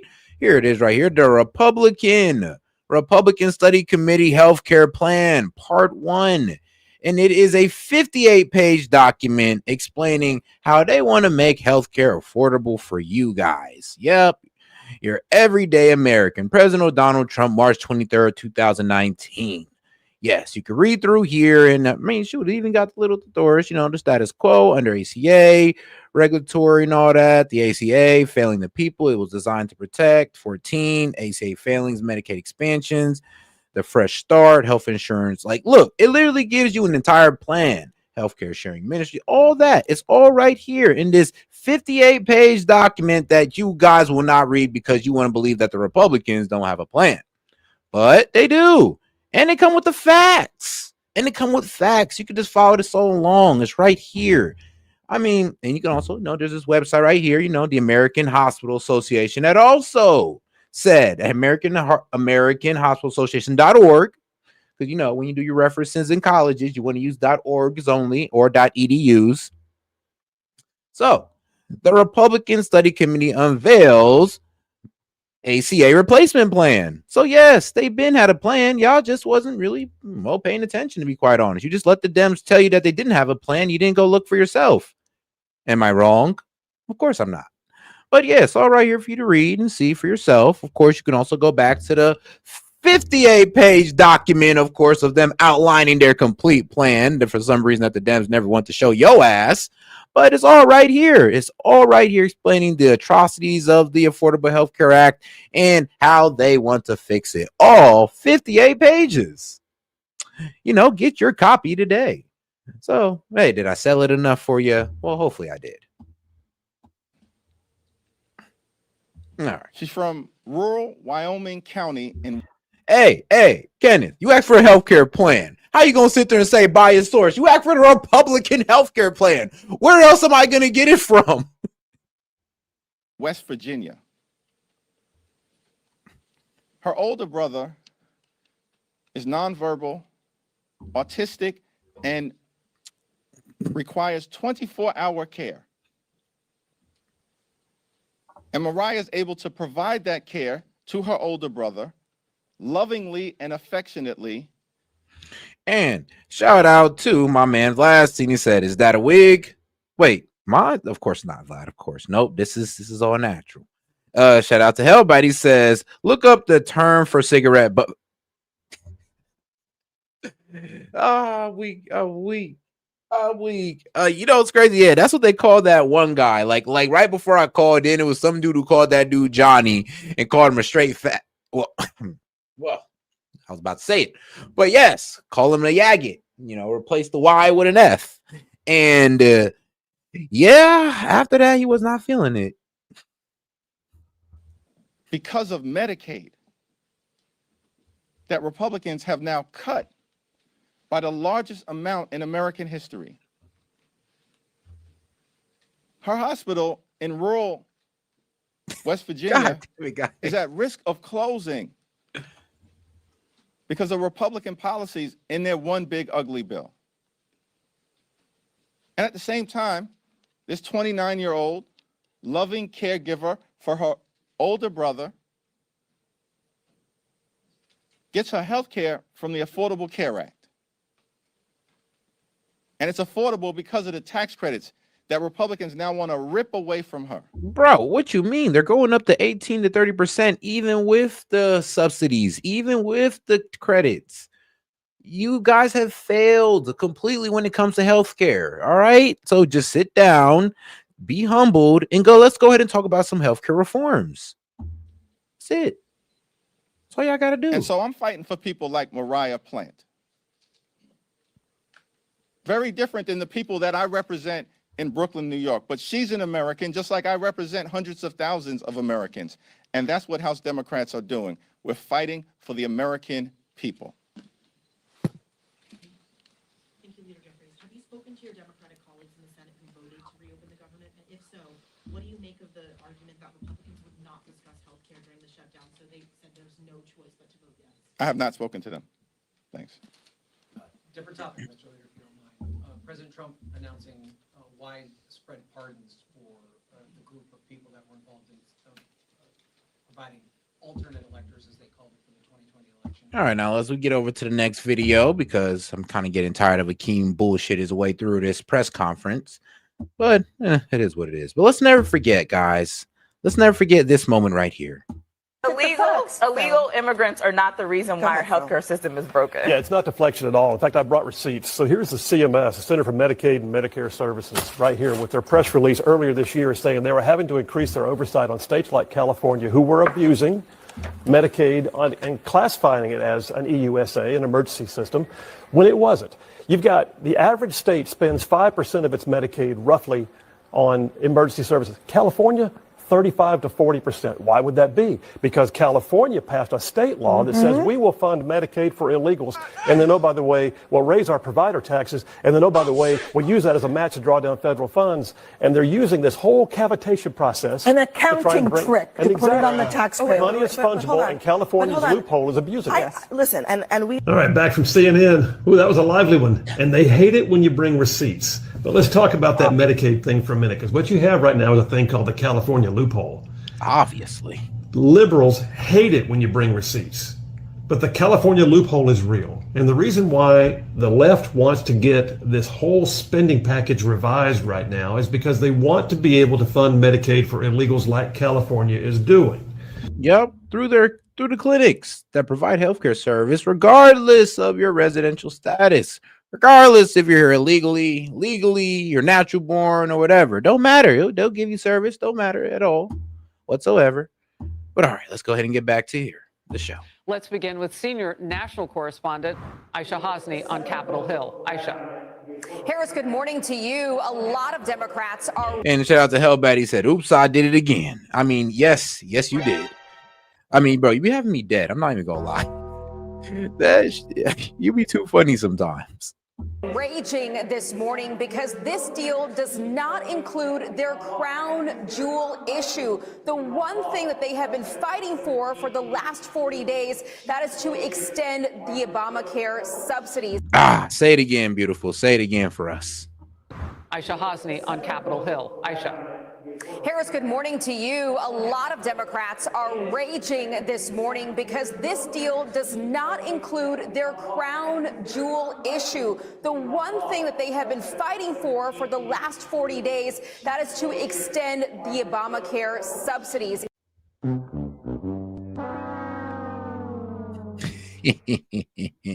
It's not in this package. So last night, instead, those 8 folks, those 8 centrists, agreed with Republicans on this deal to hold a vote on the Obamacare subsidies later on in December. There's no guarantee that that vote is going to pass. There's no guarantee the House would ever take it up. Here are some of those centrists. I'm weak. Shout out. This host is my nutter butter. I'm crying. Hey guys, come on now. Chill out on the CNN host. I'm weak. Guys, come on now. Chill out on the lady. Explaining why they went for this. I understand that not all of my Democratic colleagues are satisfied with this agreement. Yes, but waiting another week or another month wouldn't deliver a better outcome. It was our judgment after 6 weeks, going on 7 weeks of this shutdown, that path wasn't working. So Democrats are furious. Some of them are calling for Chuck Schumer's head and saying that this was Wow, Gavin Newsom. Of course, tonight's Senate vote on the federal government shutdown should have been a time for strength. Instead, we saw capitulation and a betrayal of the working Americans. The American people need more from their leaders. Dramatized by S.E.T, but written by Gavin Newsom. I know, right? This guy. I mean, Lord. a huge mistake. Gavin Newsom writing on X. Tonight's Senate vote on the federal government shutdown should have been a time for strength. Instead, we saw capitulation and a betrayal of working Americans. The American people need more from their leaders. Now, Speaker Mike Johnson has not officially recalled the House, but he did tell his House members to begin their journeys back to the Hill because he wants to get this done as quickly as. See, Kenneth, now I can actually respect that. I can respect that. At least you read it and you don't agree with it. I can respect your position on that. At least you read it and you understand that they have a plan, though. You may not agree with the plan, but they got a plan. And even in it, just because you don't agree with the plan and you hate the plan doesn't mean it's not a plan. As possible. The Senate is trying to work on a time agreement right now to skip all the Senate steps to get to final passage. That could happen sometime in the next 2 days. Harris? Aisha, that's really important because that would really speed up this timeline if there were steps to be kind of pushed to the side for this purpose. I'll get into that with my first guest. Great to see you. Thank you very much. Well, while Democrats fight against the plan to end the record-breaking shutdown, air travel is only getting worse for everybody right now in America. We are on the 4th day of the FAA cutting flights from 40 of the largest airports in the U.S. The number of flights that have been cut will go up another 2% tomorrow. So this is like a phase-in progressive thing until they get to a lot of them on the ground. And we're just hopeful that they can work through the process, as Aisha just talked about, to keep this from hitting Thanksgiving. And that travel.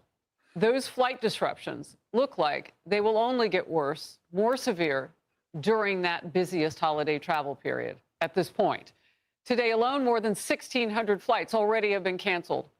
More than 3,000 flights delayed already. It's not even noon yet on the East Coast. That comes after another brutal travel nightmare over the weekend. More than 4,500 flights canceled, a staggering 18,000 flights delayed. And not by a little bit either. Newark was cooking at about 893 minutes on Thursday and Friday at one point. Transportation Secretary Sean Duffy. Yeah, it's not a good It's only going to look. get worse. I look to, the 2 weeks before Thanksgiving, you're going to see air travel be reduced to a trickle. I used to have about 4 controllers retire a day before the shutdown. I'm now up to 15 to 20 a day are retiring. So it's going to be harder for me to come back after the shutdown. The only political play here.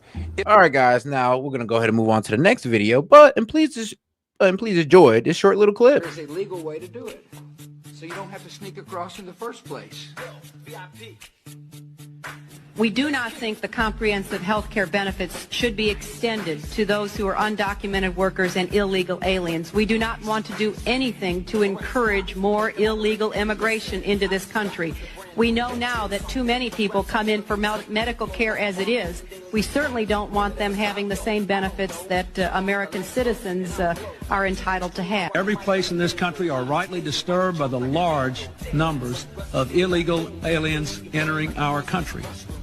The jobs they hold might otherwise be held by citizens or legal immigrants. The public service they use impose burdens on our taxpayers. That's why our administration has moved aggressively to secure our borders more by hiring a record number of new border guards, by deporting twice as many criminal aliens as ever before, by cracking down on illegal hiring, by barring welfare benefits to illegal aliens. Even as we are a nation of immigrants, we're also a nation of laws. Undocumented workers broke our immigration laws, and I believe that they must be held accountable, especially those who may be dangerous. That's why over the past 6 years, deportations of criminals are up 80%. And that's why we're going to keep focusing enforcement resources on actual threats to our security.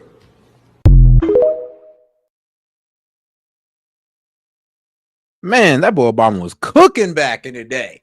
Woo, boy, it seems like the less gray he had in his hair, the more common sense he spoke. Man was cooking. Yeah, it was all good until Trump said it, though, huh?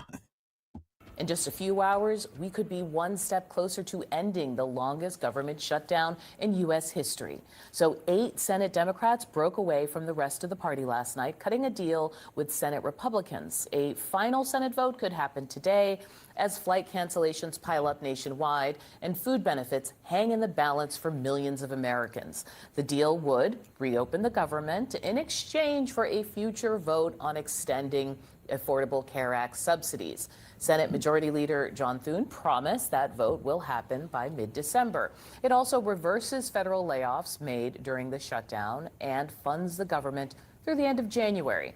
Breakaway Democratic caucus members defended their vote late last night. There was no guarantee we would ever get to an ACA solution. Now we've got robust SNAP funding and a guaranteed vote, not a guaranteed outcome, but a guaranteed vote on ACA tax credits. To put people through the pain that they're now in and yet not achieve the result that you're going for, which is some deal on the ACA, to me just didn't make sense. Joining me now in the group chat, Sabrina Rodriguez, national politics reporter at The Washington Post, Isaac Dover, CNN senior reporter, and Catherine Lucy, White House correspondent for Bloomberg News. So first I want to give... All right, and shout out to my man Vlad Steen. He says, Kenneth rhymes with meth teeth. Wait. Kenneth rhymes with meth teeth? Well, damn. Okay, then. Well, I couldn't make it rhyme, sadly, but I was never a rapper. I'll tell you that right now. And so I just put I'm weak. And shout out to our man Jay. He said Clinton family sounded awfully MAGA in the 90s. I'm telling you. But you know, one thing else that the Clintons also, sounded pretty sketchy about, since MAGA's sketchy, since MAGA's evil, right? Since let's go to something else the Clintons, has some sketchiness behind. Like this. Jr. He was declared the front runner for the New York Senate seat back in 1999. Days later, his plane crashed into the Atlantic Ocean, and his rival, Hillary Clinton, was elected senator. Mary Mahoney was a Clinton White House intern. She knew enough of the inner workings of Bill's sexual advancements to be a star witness during the Clinton impeachment trials. She was brutally executed at a Starbucks she was managing in 1997. In 1993, White House counsel Vince Foster was found dead in Fort Marcy Park near D.C.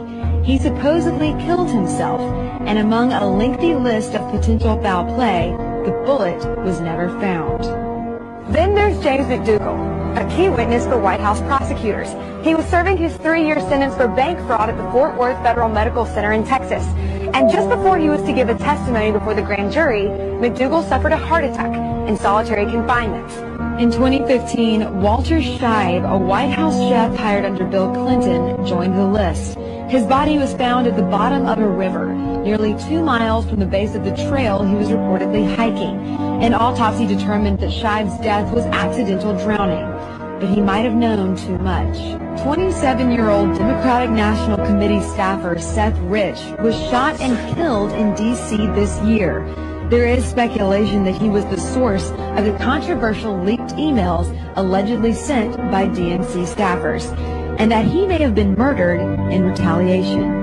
Then Sean Lucas, the lead attorney in a fraud case against the DNC, was found lying on the bathroom floor by his girlfriend when she returned home on August 2nd. His death was reported classified, pending the results of an autopsy. Well, I know, right? Quite the history the Clintons have of just people just, ending up and dying in very gruesome ways whenever they get in the way of, anybody in the Clinton family. Strange how that works out, huh? Give people a sense of the mix of Democrats who came down for this vote, because most of them, they're retiring or they're for re-election. So politically, the stakes are not high for them. But Isaac, I want to start because the red flag to me was. Wow. What, really? Senator Tim Kaine? Now that's a surprise. I'm surprised. All right. So Dick Durbin. Dick Durbin. Hilarious. I'm sorry, I was being childish. All right, see Jackie Rosen. Anybody? All right. So really, the only of course Fetterman, but I'm really surprised with this guy Tim Kaine because he was one of the main ones grandstanding. But hey, shout out, and of course an independent. Okay, it would make sense that we'd have an independent also come over as well. Dick Durbin, he's number 2, Senate Democrat. He's not going to get involved in this unless. I mean, but let's be real, though. It's almost like every independent is a liberal who just don't want to, be claimed by the Democrats no more. Like, what was it? His name? Eric Adams. In general. Or Chris Cuomo. Is like, okay, now it's. No, Andrew Cuomo. Sorry. It's time. Well, I mean, maybe he's retiring himself. He's done next year.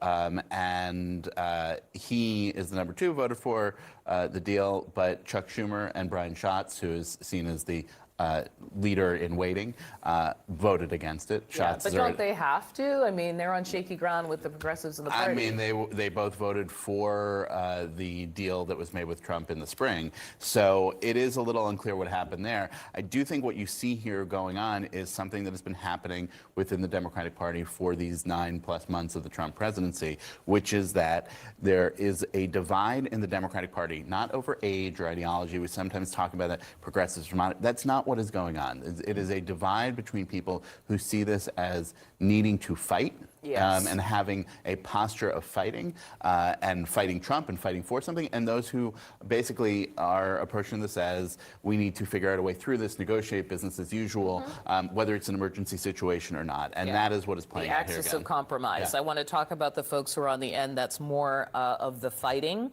39 Senate Democrats, right, could still vote against this. Here's some of them. Now, I know as part of this resolution that the majority leader is going to say, well, Democrats can put together their own bill and it'll come to the floor here in the Senate for a vote. As everybody here knows, that is a totally meaningless gesture. I mean, I voted no just because I'm so pissed off. I'm just frustrated that you're right, 40 days, and we gave them every chance to negotiate a moderate, doesn't have to put the whole thing back. And they wouldn't do it. Pissed off, I think, is probably an accurate reflection of where a lot of Democrats, both on the Hill and in the country, are this morning. I think but is it a meaningless gesture if it ends this thing and people are hurting? I think that's the calculation that's challenging is, Democrats. But I think, one interesting dynamic to look at was the senators from Virginia who split on this. Obviously, Kaine saying that it was time, they needed to do something. Warner not agreeing to this deal. And that's a state that has been, obviously, like all states, hit by SNAP benefits, but also the impact on federal jobs there, federal workers. Sure. So this is a tough dynamic for Democrats, but you have a lot of people who felt like we stuck it in here for this many days, trying to get something. You saw the election results last week. And which they're not, it brings me to Republicans, actually, because it could have always ended this way, which is you guys get your vote on this thing, we get our clean CR budget resolution, everyone goes home happy. This is kind of how it's happened in the past. We promise you we'll vote on this thing later, but they took a really long time to make that offer. I mean, I think it's notable that it's less than a week out from the election where we saw Democrats perform well across the country and in key states. We knew that when we saw, the initial conversation was, oh, this can't last too long. Like this will get figured out. That's usually what happens. And as it started dragging on, then there was more speculation and conversation about, wait, are both parties kind of waiting to see how things shake out in the election to sort of see who has more momentum on their side? And who was getting blame? It wasn't working out the way people expected. And we saw the president for weeks not really say too much about the shutdown, not talk too much or wade too much into what needed to be happening. But last week we did see him talk multiple times about him wanting to see moves on this. Now, for him, it started turning into a conversation about the filibuster and wanting to kill the filibuster. Which is not in here. Which is not in there and is not something that Senate Republicans wanted to have to deal with. So I think for them, that also put them in a position to say, what can we do here that moves the president away from the filibuster and gets us to a place that we can live with? If approved, the deal would extend government funding through January 30th.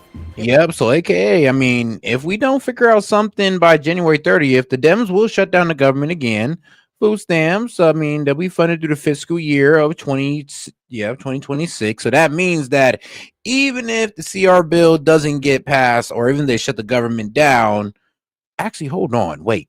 Would there still be the funding? So, okay, yeah, I'm actually going to have to look that up a little bit deeper, because I want to say that, well, they're pretty much ensuring that the Dems can't hold food stamps, hostage again.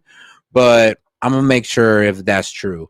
But they are going to reverse Trump's federal worker layoff, saying also give them back pay. But it does not extend the healthcare subsidies that they've been complaining about since day one.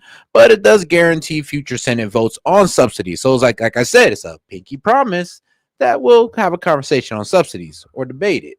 Would fund SNAP benefits through the fiscal year of 2026 and reverse President Trump's layoffs of federal workers during the shutdown.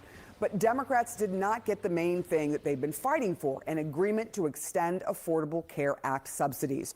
What they got instead was a promise from Republicans to Yes, they got the trust me, bro. This is going to be hilarious. This is going to be fun. But yes, they got the biggest trust me, bro, from the Republicans. Like, bro, just trust me, man. We're going to talk about them healthcare subsidies, man. Trust me. Trust us, bro. We got y'all healthcare subsidies. We ain't going to let y'all go without. Trust us, bro, compadre, fellow American. Man, don't worry. Don't worry. I'm pretty sure they'll hold strong to their commitments. And if the Dems try to shut down the government because they refuse to hold up their commitments to debating healthcare reforms, then I will actually be supporting the Dems shutting down the government, if they don't hold up their end of the deal. hold a vote on that next month. For many Democrats, including the party's leaders, that's simply not enough. Without those credits, health insurance premiums could soar for millions of Americans. The Democrat-aligned lawmakers who crossed party lines to support the deal say they had little choice. I understand that not all of my Democratic colleagues are satisfied with this agreement, but waiting another week or another month wouldn't deliver a better outcome. It would only mean more harm for families in New Hampshire and all across the country. As I assessed it, there was zero chance of dealing with the ACA issue as long as the shutdown continued. Now, I don't know, 50-50, but there's a lot better chance now than there was this morning. Mm-hmm. All right, joining me now is Steph Kite, a politics reporter with Axios. I mean, to be quite honest, I'll be real with you. They brought it to national attention. So that was, they could have just did this within a week if they wanted to bring it to national attention. But yeah, everybody's talking about it now. Now it's become a real conversation. So they kind of found a way to move it up to the top of the itinerary for the Republicans, or really for the House and the Senate. So, hey, if that was the plan, hey, it worked in that regard. But if the plan was actually get the Obama healthcare subsidies and all that good stuff, well, that was a complete failure. Just give us a sense of what the latest is right now. What will happen today? Well, right now, the biggest question is whether there's going to be unanimous agreement in the Senate to move forward on this final vote on this package. Last night was a huge breakthrough, the first time that there were enough Democratic votes to even move forward with some kind of a bipartisan deal, but they still have to pass that final passage vote. And this could drag on for a couple days. All eyes are on Senator Rand Paul, the Republican from Kentucky, who often tries to drag these things out. It's unclear if there's going to be an agreement to get this done quickly. Then, of course, the House is going to have to come back and take this up as well.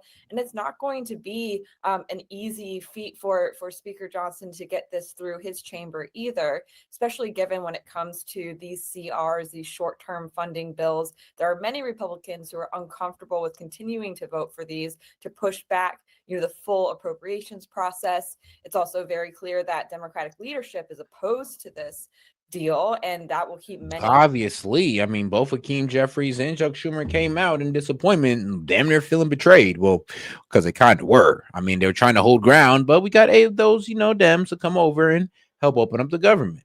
All right, guys. Let's go to outrage grows among Dems after 8 side with GOP on shutdown. All right. To pass the bill to reopen the government, it requires all 100 senators.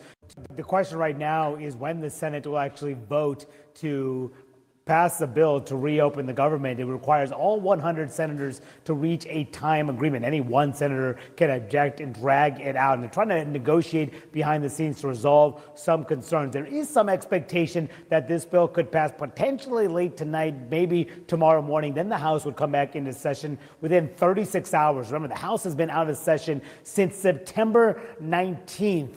Because of the Speaker's decision to keep the chamber out, trying to pressure Democrats in the Senate to vote for the bill to reopen the government. Now, this deal that was cut was a Senate deal that not only would reopen the government until January 30th, it includes, as part of that Affordable Care Act subsidy discussion, a separate vote that would occur no later than the second week of December on an ACA bill. It is unclear what that bill is. Democrats would draft that bill, then it would come to the floor. But because there's a separate vote and not tied to government funding, that means there is no assurance at all that this will become law, much less pass the Senate or pass the Republican-led House. And that is what's causing so much frustration in the angst. Senator Mark Kelly told me moments ago that he was disappointed with this deal that was cut, but he also contended this will be another issue come December, another chance for the two sides to make their choices known about health care.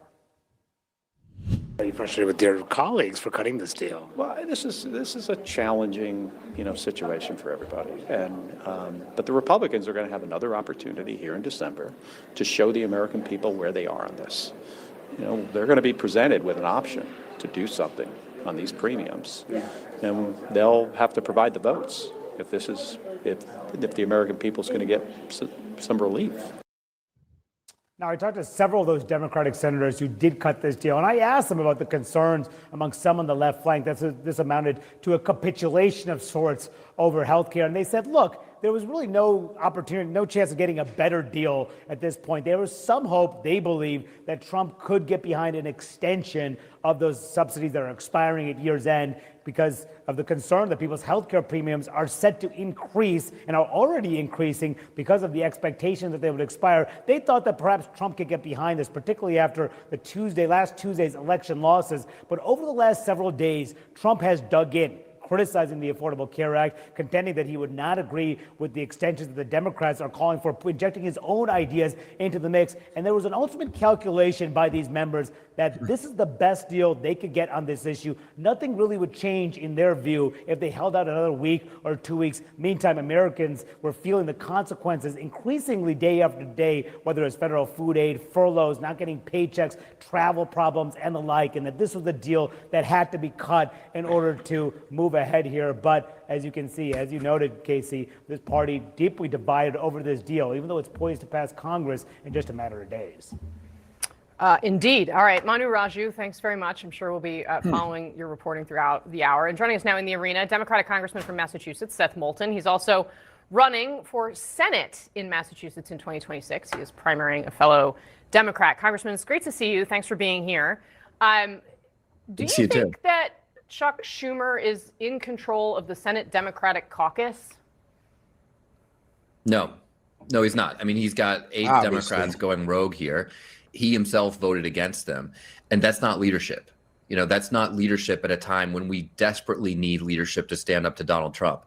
And it's certainly not leadership when Trump and the Republicans are close to caving here. He has them over a barrel. I mean, Trump just a few days ago, said that the election losses last Tuesday were in large part because of the government shutdown. That's pretty obvious to a lot of Americans. I mean, look, man, y'all blame it on the shutdown, then y'all blame it on affordability, all types of BS, instead of just saying, look, we just want to state that we won in the election. Okay, guys, y'all won blue states and you won a blue city. I mean, that's that. I cannot be upset at that. And then it cannot really make me worried. So we'll wait till midterms to see what manifests. But I will say this. It does give me a reason to sit here and say that we needed to focus on affordability for the next 6 months. So, hey, I think focusing on affordability is going to be way more important than worrying about who's to blame for the shutdown. Because honestly, it's obviously the Democrats. It's so obvious that you need to add the most political spin just to make it sound like it's the Republicans' fault. But when you just simplify it to how the CR bill works, then it's easy to the Democrats' fault. Why? Because they're voting no on it. I mean, you can't sit there and point at the guys who are voting yes to keep the government open and then say it's their fault. That Marjorie Taylor Greene, as conservative as you can come as a Republican, saying that her own family can't afford health care unless Republicans agree to what Democrats want. So I don't know why you would give in now. Do you think that Chuck Schumer should step aside now? I don't know. Marjorie Taylor Greene has been on quite the roll lately. Now, her arguments on healthcare, okay, cool. Like we can always relate to that.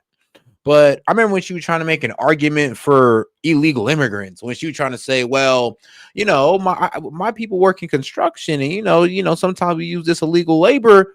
I almost fell out my seat. I was like, bro, we should be locking your ass up then, Marjorie Taylor Greene. If you're really sitting there saying that you run a construction company and you guys hire illegal immigrants and that's how you keep your costs low, you need to go to jail. It was kind of crazy how nobody caught that part. And then ever since then, she's kind of been coming out against Trump about healthcare, affordability, and all this good stuff. And I'm like, you know what? I'm not mad at her for raising those arguments. But when she made that argument about the illegals on construction, it kind of made me weary about all of her arguments forward. Because now it kind of just made it seem like, all right, you had no reason to go against Trump when it came to immigration. Affordability, I can get that. Supporting Israel, okay, cool. I can get behind that. But the immigration topic, I don't know. It was a bit unnecessary. And let someone else lead Democrats in the Senate? I think it would be better. I think it'd be better than the status quo. And I hear this from Democrats all across Massachusetts. Everywhere I go, people say there's a leadership vacuum right now in the Democratic Party. We need new leadership. We've got to stop protecting this establishment status quo that's gotten us a second term of Donald Trump. And he's hurting a lot of people, a lot of Americans all across this country. A lot of people right here in Massachusetts are being hurt by this administration. I mean, the guy literally went to the Supreme Court this past weekend and pleaded with them to allow him to let Americans starve. What kind of president is this? And now we're going to give it. No, that's not actually what happened. Actually, no, the appeals court, it was the USDA, the Department of Agriculture, that was asking the appeals court saying we need to appeal it because we don't know if this is what we're supposed to be using contingency fund for because Congress has appropriated this. And sadly, the courts cannot appropriate funds. The courts cannot sit there and make the USDA or the U.S. Department of Agriculture pay up the contingency fund. Why? Because it's set for a certain special set of emergencies, and the fund is already linked to certain things already, like school lunches. So that was one of the main problems right there. And even the Justice Qatari Jackson, the most leftist justice, came back and said, there's no real good argument for this. We're going to send it back to the appeals court so you guys can formulate an argument because the court can't appropriate funds. And the women? It doesn't make sense. Is Senator Markey part of the problem? Well, he is as long as he supports Senator Schumer. I mean, I don't think people look at Senator Markey and Senator Schumer and say those are the leaders that are going to take us forward as Democrats. You know who they look at? They look at people like Abigail Spanberger and Mikey Sherrill, two great veterans. I helped get to the House in 2018. I supported their campaigns with Serve America that helped flip seats all across the country when we needed to win back seats for the midterms and keep Trump accountable in his first term. I mean, Shelley, I ain't got nothing against. Spanberger, the fact that she does not condemn or she not make Jay Jones step down, it lets me know that one, she supports political violence. And I mean, two, you can't really expect her to go outside of thinking of her party because she's willing to do anything to make sure that she had that rule. I mean, if she had any real integrity, she'd have made J. Jones step down, even if that risks their plan to have complete control in Virginia. So it is a bit shameful that, I mean, I'm gonna be real with you, that the Dems in Virginia even let that guy still run. I mean, you would think they would show, I guess, I don't know, enough integrity or I don't know, enough morality to just make that man step down off the fact that he, wished death on children. Because when we made we made one of our elected officials step down over just saying Indians stink. So come on, Dems. Can y'all just be a little bit fair for once? And now they're governors. Now they're winning races. Now they're showing real leadership. That's the next generation of leadership that we need to pass the torch to in the Democratic Party. Congressman, the president just weighed in on what happened in the Senate over the weekend and what's next for the shutdown. Let's watch what he said. We'll talk about it. Take a look. It depends what deal we're talking about. But if it's a deal I heard about, that's certainly, they want to change the deal a little bit. But I would say so. I think based on everything I'm hearing, they haven't changed anything. And we have support from enough Democrats. And we're going to be opening up our country. It's too bad it was closed, but we'll be opening up our country very quickly. Seems like a relatively positive tone from the president. Your reaction? He is, of course, he's positive because Democrats just gave in. We just gave in to Donald Trump. We just gave in to a guy who's trying to let American families starve. Bro, y'all was letting American families starve by voting no. What sense does that make? And this man has the crazy eyes, but bro, come on now. Like, y'all got to use common sense here. And bro, just saying that the Republicans, I'm going to say this again, saying that the Republicans have control of the Senate and the House is not a good argument. Like, it does not make sense to make that argument when the Debs are the ones voting no and keeping the government closed. That means our majority rule, at one, it means that we don't have full control of the House or the Senate, and it means we just have majority rule. And even our majority rule isn't strong enough to sit there and have things go through without the Dems. So, yeah, that argument don't even make sense to make. Doesn't care if there are American kids waiting in bread lines. We should not give in to him. A few months down the road, those... Hold on, whoa. Did he say that? Maybe I misheard that. Because did he say that it doesn't matter that American kids be waiting in bread lines, we should just resist? I doubt he said it. Maybe I was Donald Trump. We just gave in to a guy who's trying to let American families starve, who doesn't care if there are American kids waiting in bread lines. Okay. We should not give in to him. A few months down the road, those same American... Okay. He says Donald Trump doesn't care if there's kids waiting in bread lines. I mean, let's be real. Like I said, do you guys know when you vote no on that CR bill, that's what you guys were pretty much voting for, was sending veterans and government workers and kids to the food pantries, to bread lines. Yes, that's what, when you voted no on the CR bill, that's what you voted for. You can't have one without the other, Dems. I promise you, you can't say no on the CR bill, but then say, oh, we're not the ones, stopping the funding, though. You are. That's what voting no on the CR bill does. Families that are starving right now because he's trying to prevent them from getting food are not going to be able to afford health care. We're the only ones standing between the American people and Donald Trump's vicious, hateful agenda. We've got to stand tall. We've got to beat Donald Trump. The bread lines is crazy, though, because I'm just over here thinking like, damn, they out here with the bread lines? Like, can I get a piece of bread, sir? Like, come on now, bro. The pantry, okay? The pantry's not the bread line. Like, it's not that bad out here. Not give in to him. I know Democrats were supposed to talk amongst themselves just about an hour ago in the House. Can you give us a sense of how your colleagues in the House Democratic Caucus are feeling right now? Very frustrated with Schumer and the Republicans, and the reality is that talk to most Jeffries about this at all? I don't know, but I do know that what I heard from most of my colleagues is that we in the House want to stand strong and stand together and support Americans' right to afford health care, which should be a human right. And so we're kind of flabbergasted at what's going on in the Senate right now. In terms of what's next in the House, I mean, healthcare should be a human right. I mean, it's cute, it's touching and all, but what does that look like, my man? What does that truly look like? Like, it should be a human right. You know what? I agree with it. It sounds good, But like I said, how do we implement that? How do we make it a human right for everybody without, without, sending the government into a spending spiral? Like, please tell us how that works. Do you think it's possible that this may not pass the House as it is? Well, it's an interesting question because most Democrats are going to vote against it. I mean, the House Democratic caucus seems pretty united against this deal. And, there may be some Republicans who are against it as well. I mean, look, we heard from Marjorie Taylor Greene that she can't afford health care. Now, you never count on her for a vote. She could change her mind at the last minute.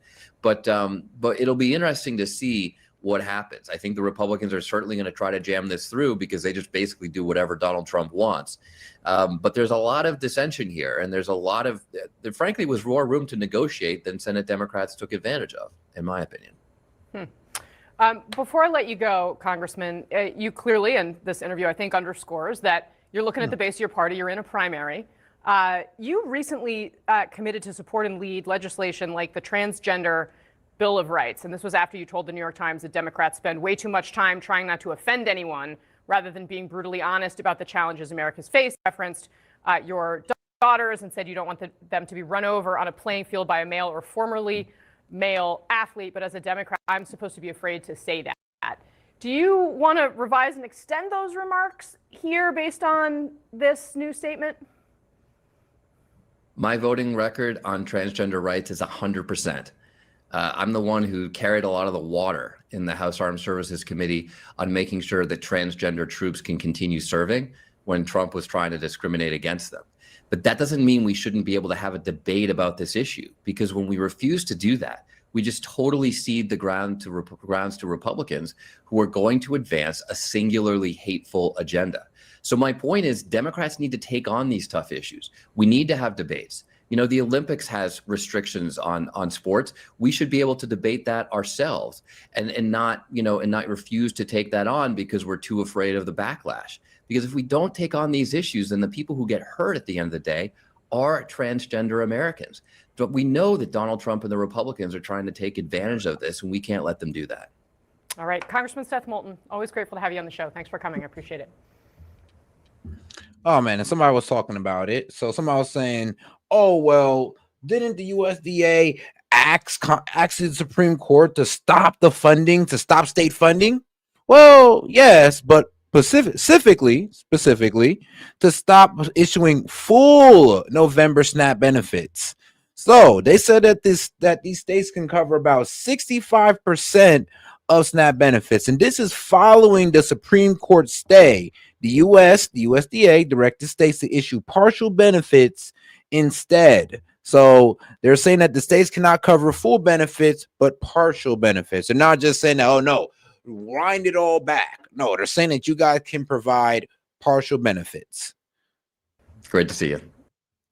Well, to give you the argument, though, because it was on November 8th, the USDA sent a memo telling states that any files to issue full November SNAP benefits were unauthorized and that the states must immediately undo any step towards full benefits, warning of possible penalties. Examples: canceling the federal share of administrative costs and liability for overpayments. Yes, and this followed a Supreme Court stay. So they're just following the Supreme Court order, which, you remember, you guys like to say that Trump likes to go outside the courts. Well, he's following the courts. Following the Supreme Court order, the USDA directed states to issue partial benefits instead, about 65% per reporting during the shutdown. And this is coming from Reuters, however you want to pronounce it. Now is when the Senate will actually vote to pass the bill to reopen the government. It requires all 100 senators to reach a time agreement. Any one senator can object and drag it out. And they're trying to negotiate behind the scenes to resolve some concerns. There is some expectation that this bill could pass potentially late tonight, maybe tomorrow morning. Then the House would come back into session within 36 hours. Remember, the House has been out of session since September 19th. Because of the Speaker's decision to keep the chamber out, trying to pressure Democrats. All right, now let's go ahead and get on to the next video here, because let's see here, Senate votes. Let's go ahead and switch topics for a little bit. Let's get into Whistleblower Ghislaine Maxwell is getting special treatment in prison. So let's hear about it. A whistleblower is telling the top Democrat on the House Judiciary Committee the Jeffrey Epstein accomplice, Ghislaine Maxwell, is getting special treatment in prison and actively preparing a commutation application.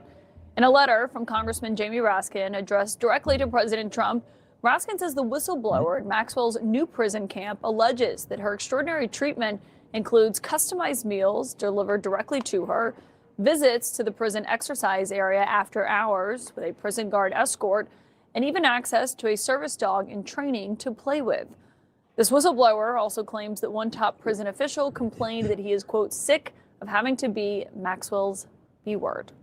I'll note that CNN has not independently verified the whistleblower's claims, but my source on this tonight is Congressman Jamie Raskin. And Congressman, on this whistleblower, I think a lot of people want to know what else they had to say to you. Well, the whistleblower made clear that Ghislaine Maxwell is just in a completely different category than every other prisoner. She gets essentially room service behind bars. She can use the shower. She can use the gym whenever she wants to. She gets special treatment there. Yeah, they took her to the jail where they put rich people at. I mean, that's not a surpriser. That's no brainer. I'll be honest with you. I've been through this. They sent Ghislaine Maxwell to a rich people prison where she can get makeup. I mean, she can work out, take a nice little stroll outside. I think it's in Texas too. So it's in great weather as well. I know, right? You'd hope she'd be in the dark depths of the jail to never see sunlight again, but no, they got her out there getting all the vitamin D and damn near being able to do whatever the hell she wants. Unlike other, well, of course, within the confines of that prison, luxury prison, by the way. Prisoners who have to communicate with people outside of the prison through the unreliable and very slow mail system. She's actually getting messages sent through the warden to the people that she wants to communicate with, and the warden is actually offering her the opportunity to communicate on legal matters with people outside of the prison through the warden. So it's a pretty extraordinary situation. Of course, her presence in that camp facility itself is completely astonishing, given that they had never had a sex offender before. Yeah, I mean, like I said, that facility is one for rich people, and these rich people did not commit any type of heinous crimes. They usually committed financial crimes, of course, like money laundering, fraud, I don't know, tax evasion, and did a pretty extensive amount of it. And that's why there's this high profile jail for rich people where they could damn near do whatever they want because they committed no violent crimes or no heinous crimes. Ghislaine Maxwell is not one of those people. She does come from money. But as far as committing heinous crimes, yeah, she definitely got the check mark on that. Offenders were not allowed in that camp, but she was allowed in, and she got in pretty much on an overnight basis after she met with Todd Blanche. She was subpoenaed by the Oversight Committee on July 23rd after a vote on July 22nd, and it was on July 24th that Todd Blanche, who had been Donald Trump's personal criminal defense lawyer, now working for the DOJ as the #2 person, went over to meet her, not in order to find out what she knew in terms of getting other people to be investigated who were involved in the $1.5 billion international child sex ring, but rather to find out what she would say about Donald Trump. And he pronounced himself satisfied when, she said that she had never seen Donald Trump in any compromising position with young women or girls. In fact, she'd never seen Epstein in some compromising position with underage women or girls. So anyway, he liked what he heard, and then suddenly she got this transfer. Yeah, and we've asked the White House about that and Todd Blanche himself. But can I ask you on the whistleblower, did you speak to this person directly? Well, I don't want to get into any more depth on it, but I would say this is a person who is in a position to know everything that was reported to us. And do you think there's more Absolutely to come out about how she's being treated or the treatment she's getting, I should say? I do. Well, one of the other things that came up was, I'm be real with you. Somebody need to tell Trump if he communicates, or I'll be real with you. Yes, if he shortens her sentence, if he pardons Ghislaine Maxwell, that will literally be the death of his presidency. That will literally be the death of the Republican Party right there and then. The moment he does it, it's over. The Democrats are winning everything. Was that Ghislaine Maxwell is actively seeking a commutation, a pardon from the president right now. And I learned from somebody else, a Republican, that there's a lot of chatter that, he just pardoned 77 people who participated in different ways in his attempt to lie about the 2020 presidential election, his attempt to overthrow the election. And all of that, some people are seeing as a smokescreen to get people talking about that, because none of these people are facing federal prosecution. They've already been disbarred or faced other kinds of charges. But all of that is really meant to distract people from what may be a pardon forthcoming for Ghislaine Maxwell. With us now is Jennifer Freeman. She's an attorney who represents some of the survivors of Epstein and Maxwell. First of all, we should note CNN has not been able to independently confirm or deny the allegations. But Jennifer, what is your reaction to what Congressman Raskin is saying? I've heard similar reports. I've also heard, and these are just, I can't confirm them either, reports that someone did complain about this preferential treatment and was promptly transferred to a higher security prison. I mean, sadly, it's not really too much surprise that she was transferred to. Actually, I told you this, guys, maybe 4 or 5 months ago that she was transferred to a luxury prison, basically, for rich people. I mean, I guess CNN is just catching up. A welcome ending or a missed opportunity. It depends on who you ask. A welcome ending or a missed opportunity. It depends on who you ask. 7 Democrats and 1 independent joined Republican senators and just voted to end the shutdown. The deal still needs, of course, to pass the House, but it will fund the government until the end of January. It will not, however, extend health care subsidies.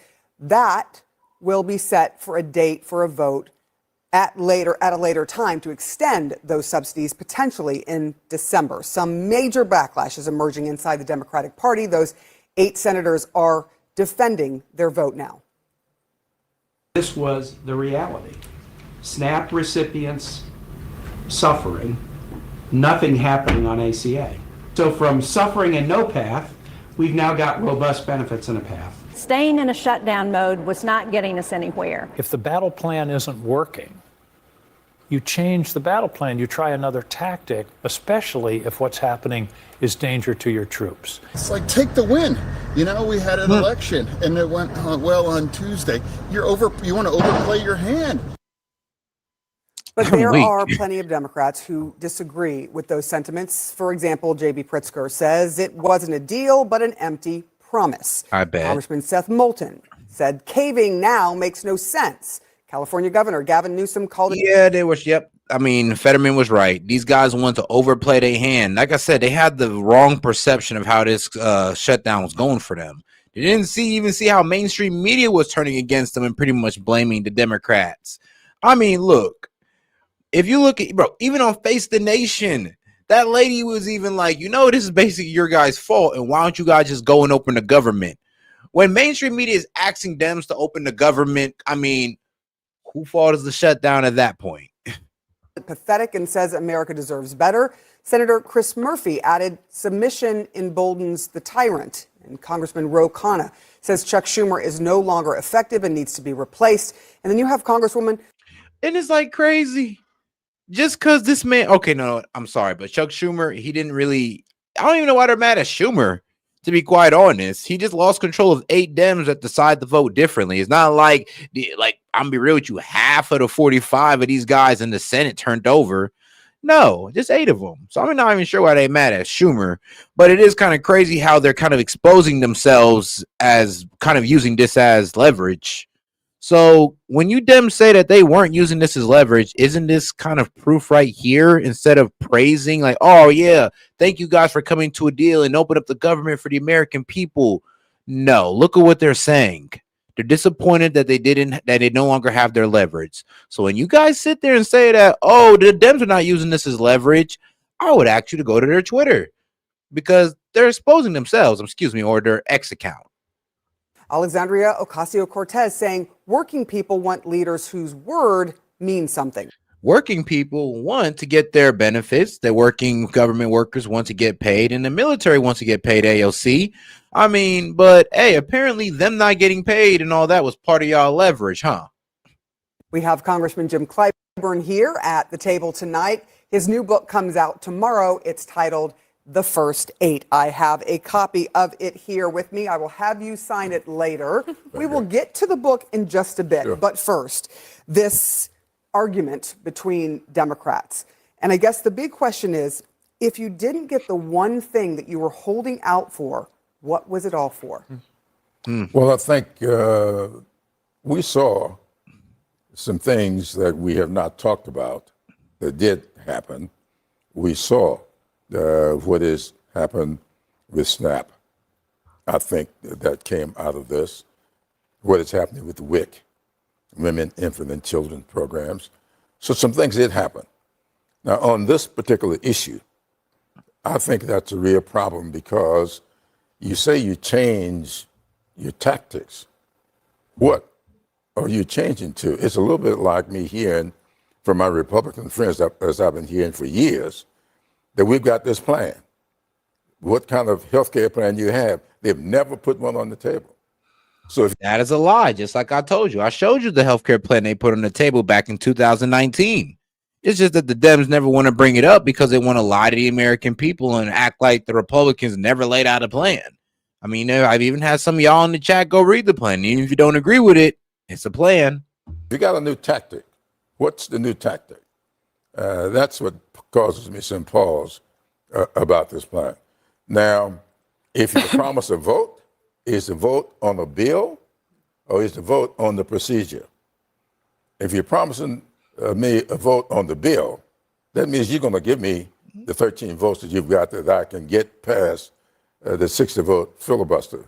Now, if you're doing that and you will allow a direct vote, then I may have some consideration for it, because I do believe if you get to the 51, there are 2 or 3 Republicans that see the value in these tax credits. Of the subsidies. Would you have voted along with the 7 Democrats that voted to go ahead and reopen the government and say, okay, you know what, we're not going to worry about the health care subsidies right this second. We just want to get this open? Absolutely not from what I've seen.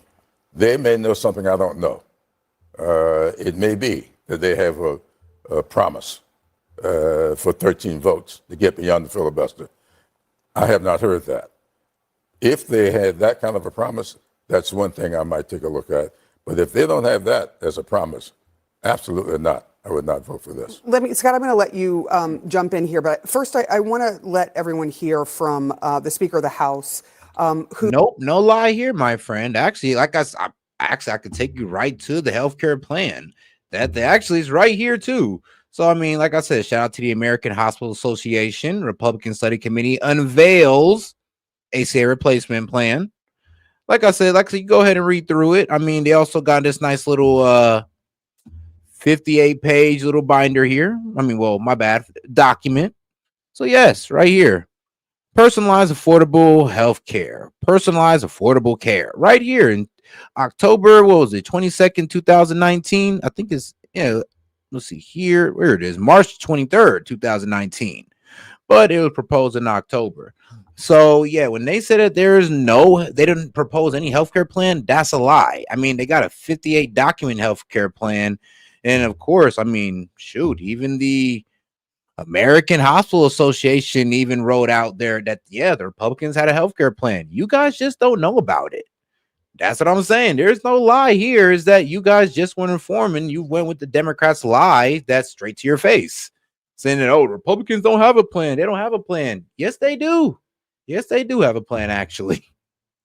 You just was never read in on it, my friend. I mean, that's the sad thing about Marjorie Taylor Greene, too. I mean, like, Marjorie. I mean, even Mike Johnson said, Marjorie Taylor could have came into my office and she could have asked me about this plan. And he said he'd gave it to her, because this is on Mike Johnson's website. I mean, this is on the Association for American Hospitals website. So for Marjorie Taylor Greene to sit there and say that the Republicans had no plans, well, Marjorie Taylor Greene, apparently you weren't looking.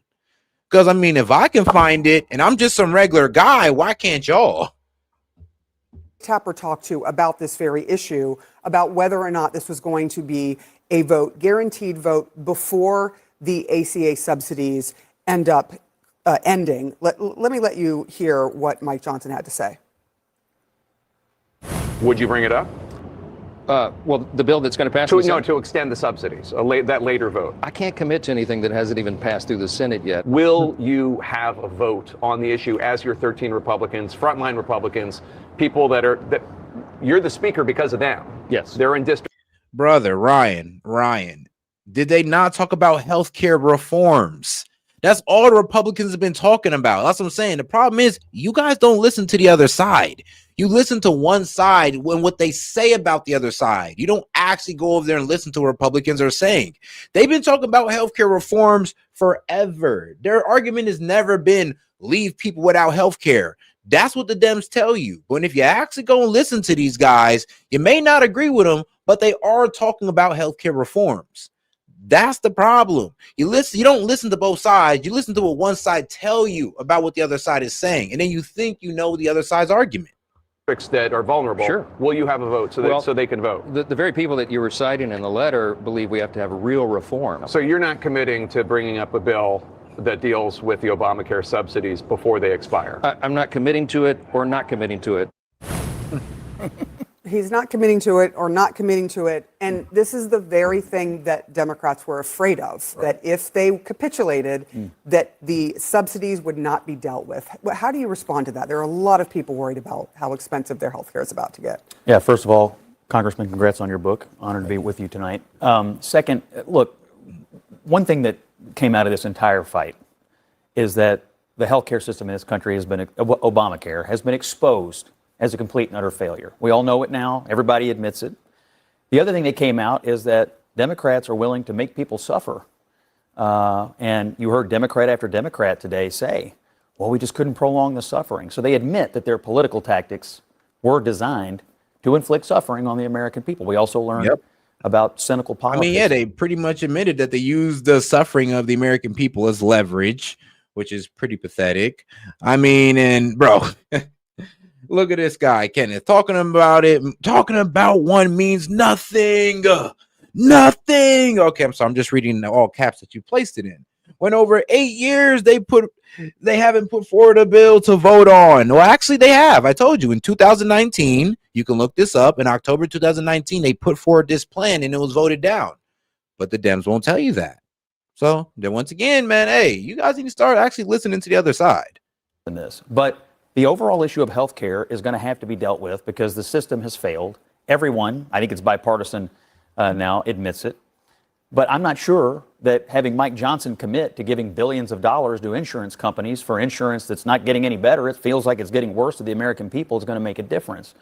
I could see Democrats and Republicans coming together to discuss that. Like, if we're going to spend this amount of money, should we be just giving it to insurance companies or should we be doing something else with it that would actually have a chance of making? Now, Ryan, I'm sorry, but like, dog, go read it. Go read it for yourself.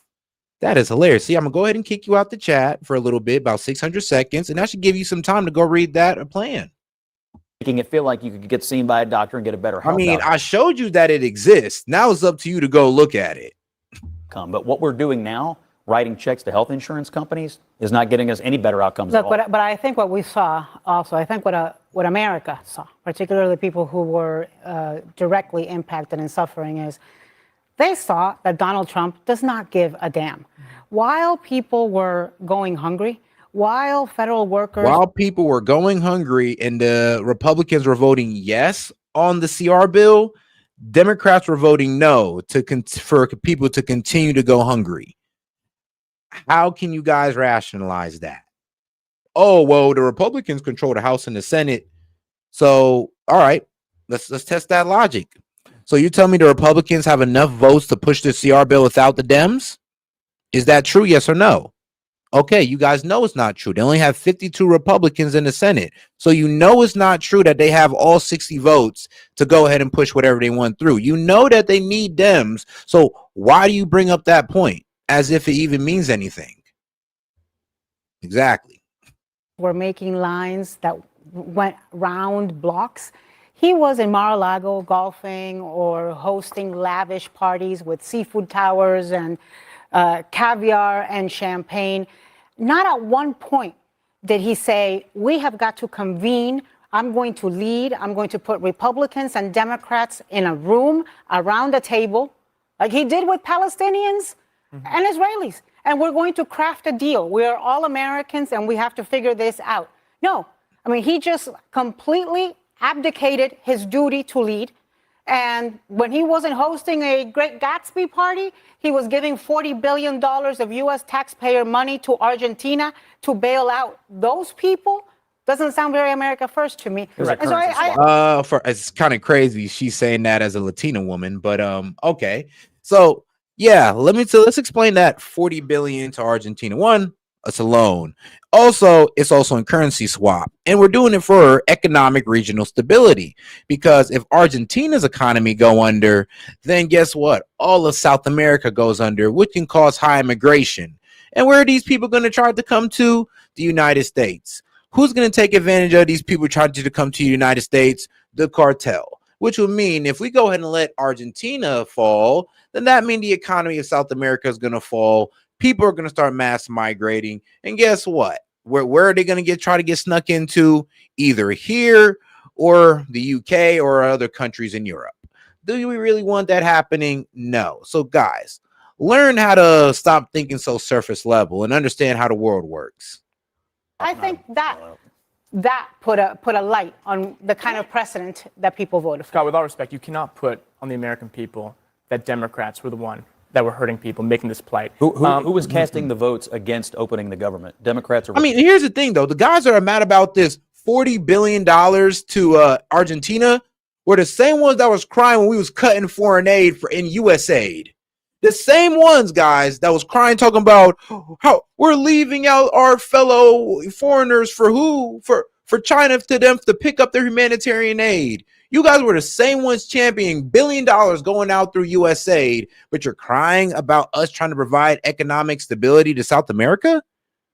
When we were just trying to do transgender surgeries, sell LGBTQ ideology over there in foreign countries on American taxpayer dollars. And it wasn't doing anything for us. It wasn't helping out, no economy, no nothing. And you guys were defending that. Okay. Now, can you continue to shut the heck up? Republicans. Who was casting the votes? Scott, who was wanting to cut SNAP benefits? Nobody. And who was playing up times. SNAP benefits after 2 courts ruled that it was unallowed? Republicans voted to fund SNAP 15 times. Democrats voted to defund it 15 and you talk times. About the affordable, and we had to get 8 to join us. You talk about the Affordable Health Care Act. Okay, it's terrible. Landmark legislation is not perfect. We understand that Democrats, Republicans, independents, 70% of Americans, not Democrats, not just independents, 70% of Americans believe that they should increase those subsidies past the dead mark of December, the COVID era subsidy benefits. So it's a huge, huge thing that Democrats, Republicans, 70% agree with. And look, when it comes to the government shutdown, I was of the persuasion that to go for it, I didn't really get it. Democrats wanted a fight. They got a fight. Chuck Schumer, back in last year, didn't fight. He got a lot of flack for it, particularly in his home state of New York. So they wanted a fight, but they found a fight that was worth fighting with talking about the Affordable Health Care Act.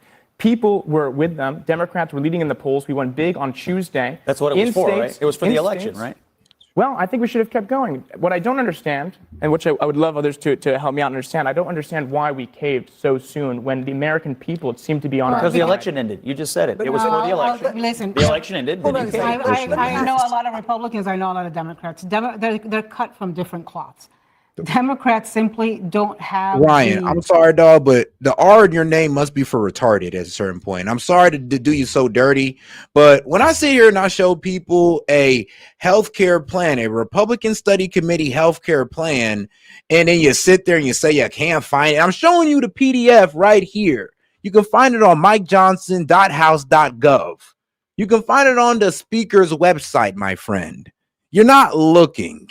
Like, it's literally right here in front of your face. Dog, the R in your name must be retarded. That's for means retarded. I'm sorry, dog, but hey, Yeah, you're just not smart enough to be here, I guess. It is what it is. When somebody show you something straight to your face, it's like, okay. But like I said, I mean, when you've been lied to for so long about the Republicans not having a healthcare plan, I guess you just can't stand to see the truth.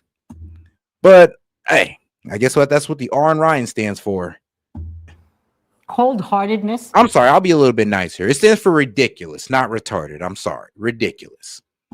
Necessary to see people suffering and just say, let them eat cake. Yeah, but then they are not the types that They they're not voted repeatedly to do it. I mean, you just heard Democrats. And what on was our Donald air. Trump doing in the meantime? He doesn't have a vote in the legislature. No, Hey, he's the you president just- of the United States, you just- the most yeah. powerful president with Republicans in my lifetime, we just Scott. played- He never once even told them, come back to Washington. We just played You guys Democrat. have been out of Washington for a month and a half. Correct. A month and a half. We just played Democrat after Democrat. Yeah, because it was up to the Senate to pass the CR, not the House. Now the House got to come back and pass the modified CR bill. So now we got to bring back the House. But it was up to the Senate to pass it. So you guys crying about the House, that also made no sense. But shout out Hellblazer. Yeah, they are all just a bunch of cigarette butts. I mean, honestly. Democrat admit that the Democratic plan to prolong the shutdown was causing, quote, suffering. That was their words, not mine. Democrats themselves realized the tactic of suffering was no longer something they could personally stomach. That was their party, not Republicans. Only 7 Democrats voted for this. 8. Not Democrat after Democrat. No. He caucuses with the There were Democrats. 7, He and made then there caucus were with it. Don't split He's hairs. an He independent. caucuses with the And you're Democrats. absolutely No, right. You're I right. know exactly. Democrats did fold because Trump was wagering the American people's health, safety, and food security Dylan, on politic games. And the Democrats, the one silver lining I see that I we can wanna be jump in proud here of too now. as Democrats I'm gonna let you is we jump in. folded because we're the party of humility and humanity. And all right, now let's go over to this Piers Morgan interview. Well, debate. And guys, I mean, look, I only respond to certain trolls because why it's funny. Now, you guys who are wanting me to answer questions, dude, just put in a $2, $5 super chat and I got you.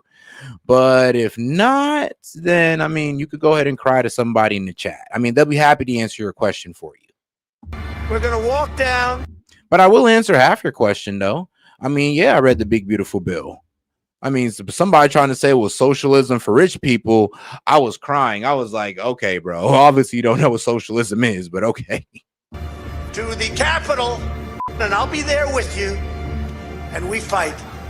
We fight like hell. And if you don't fight like hell, you're not going to have a country anymore.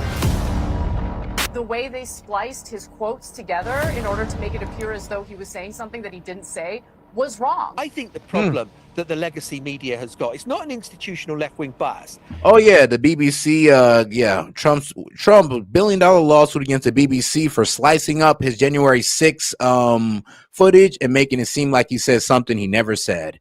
You know, I'm wondering if that's what all the other Americans seen. So let's go back and see the F up here. The BBC's edit. We're going to walk down to the Capitol, and I'll be there with you. And we fight. We fight like hell. And if you don't fight like hell, you're not going to have a country anymore. The way they spliced his quotes together in order to make it appear as though he was saying something that he didn't say was wrong. I think the problem that the legacy media has got, it's not an institutional left-wing bias. It's the Keith. All right, man. You know what? Keith, come on, my brother. I got you. I didn't know you wanted proof. That's all you have to ask. I mean, look, man, just listen to my guy right here. Just listen to my guy from CNN. I done showed this like almost probably about my 3rd time now, but I'll show it again for you, dog. Keith, pay attention. Illegal immigrants are not the reason why our healthcare system is broken. Yeah, it's not deflection at all. In fact, I brought receipts. So here's the CMS, the Center for Medicaid and Medicare Services, right here with their press release earlier this year saying they were having to increase their oversight on states like California who were abusing Medicaid and classifying it as an EUSA, an emergency system, when it wasn't. You've got the average state spends 5% of its Medicaid roughly on emergency services. California, 35 to 40%. Why would that be? Because California passed a state law that says we will fund Medicaid for illegals, and then, oh, by the way, we'll raise our provider taxes, and then, oh, by the way, we'll use that as a match to draw down federal funds. And they're using this whole cavitation process. An accounting trick to put it on the taxpayer. Money is fungible, and California's loophole is abusing it. Listen, and we... All right, back from CNN. Ooh, that was a lively one. And they hate it when you bring receipts. But let's talk about that Medicaid thing for a minute, because what you have right now is a thing called the California loophole. Liberals hate it when you bring receipts, but the California loophole is real. And the reason why the left wants to get this whole spending package revised right now is because they want to be able to fund Medicaid for illegals like California is doing. The Center for Medicaid and Medicare Services earlier this year said they were having to increase their oversight. Why? Because California, New York, other states like that were abusing the Medicaid process by turning their emergency rooms into free clinics and then classifying everything as an emergency service and submitting it for federal matching dollars. Not supposed to work that way. Life-giving, life-saving treatment, yes, that's the Hippocratic Oath. Treating somebody for the common cold and giving them basic medical care and calling it emergencies because they walked into an emergency room and then billing the U.S. taxpayer dollars, that's called fraud. It needs to stop, and that's exactly what Republicans are trying to do. It's pretty simple. Yes, illegal immigrants are being given Medicaid dollars, and it's blue states like California that are making it happen. I mean, and you can literally look on their websites because they'll tell you how they fund these clinics that allow for healthcare to be provided for anybody regardless of their legal status. I mean, shout out to that guy.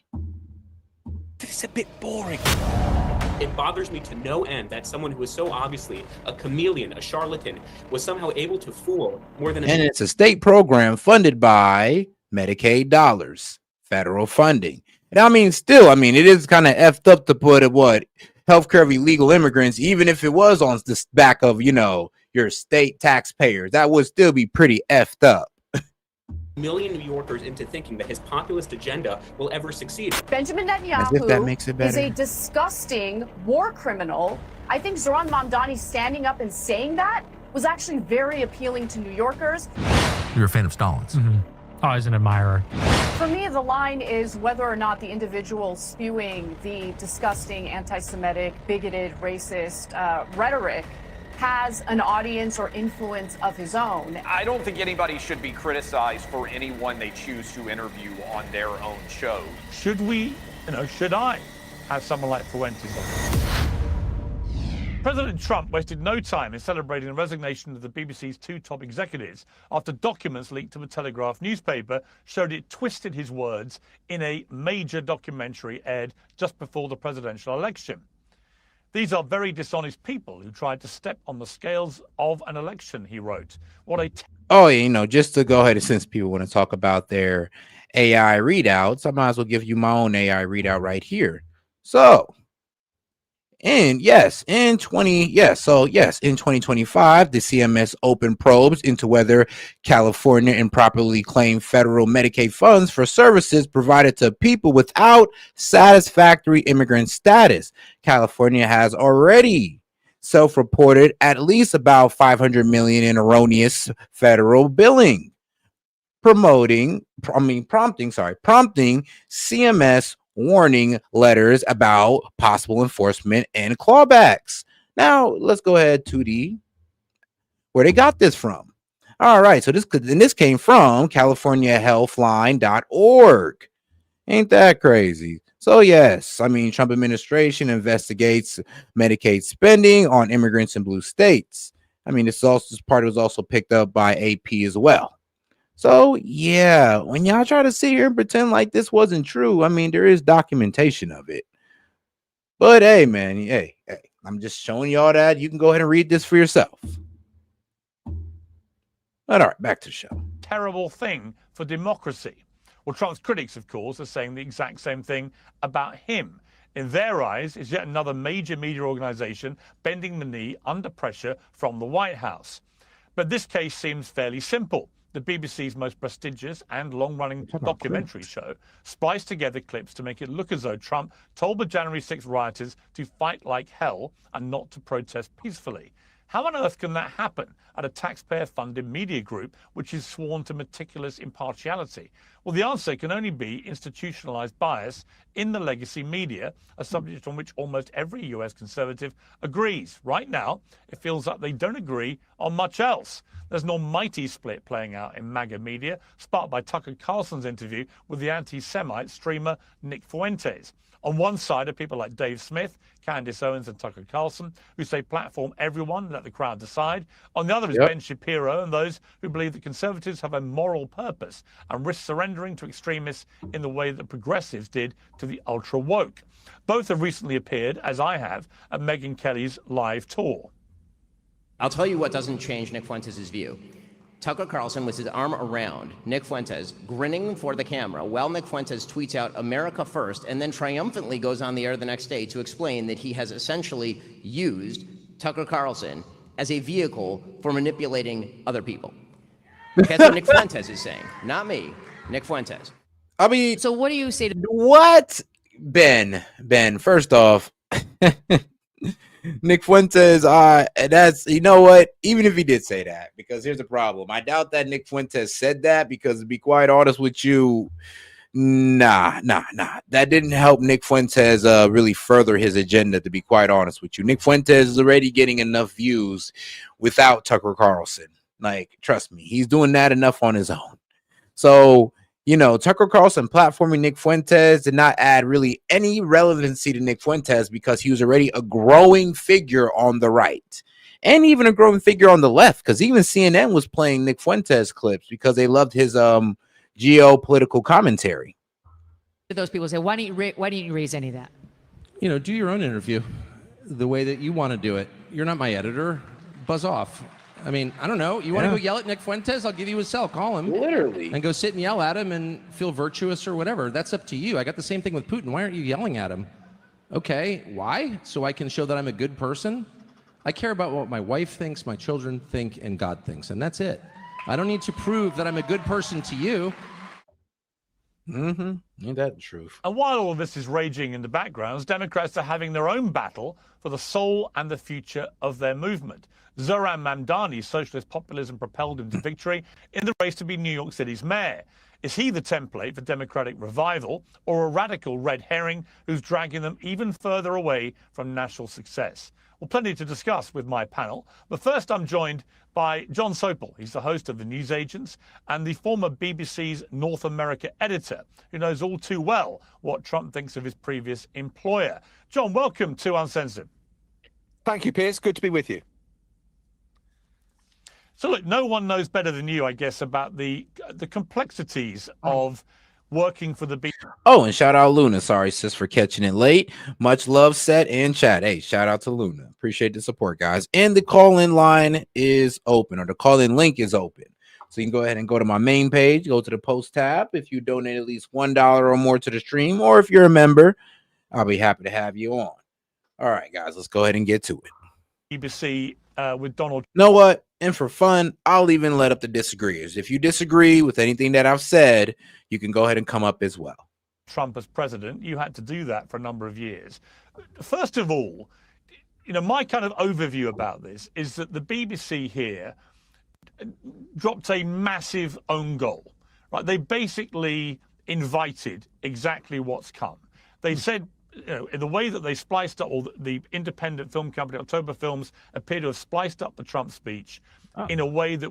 Oh, shoot, and shout out to BTK for sending in a sticker. I have no idea when you sent that in, but like I said, hey, my man's watching on the horizontal. And shout out, so is Luna. So, hey, shout out, appreciate you guys.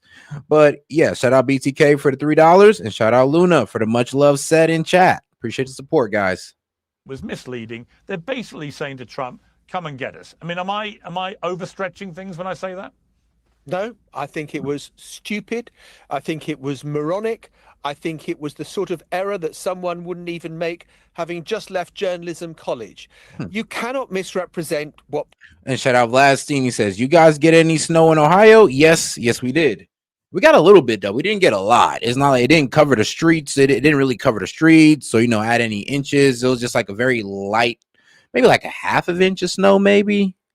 I don't know. By the time I stepped outside, most of it was already melted away. But yeah, we snowed a little bit. Heard in the north it was a little bit it was way worse. But guess what? I mean, and when it comes to places like Cleveland and Toledo, man, it's always bad up there when it comes to snow. So, you know, people like Tove, hopefully you're being safe out there, sis. We know the snow gets bad out there in Toledo. Hey, and shout out my man Devilish Fish. Do you get paid from jewels? Yes, I get paid. What is it? I think for every 100 jewels, it equals $1. So appreciate the support on that note as well, man. I definitely do appreciate it. Shout out Vlastine and Devilish Fish. Get right back to it. People say, but is it a misrepresentation, or did Donald Trump? I mean, look.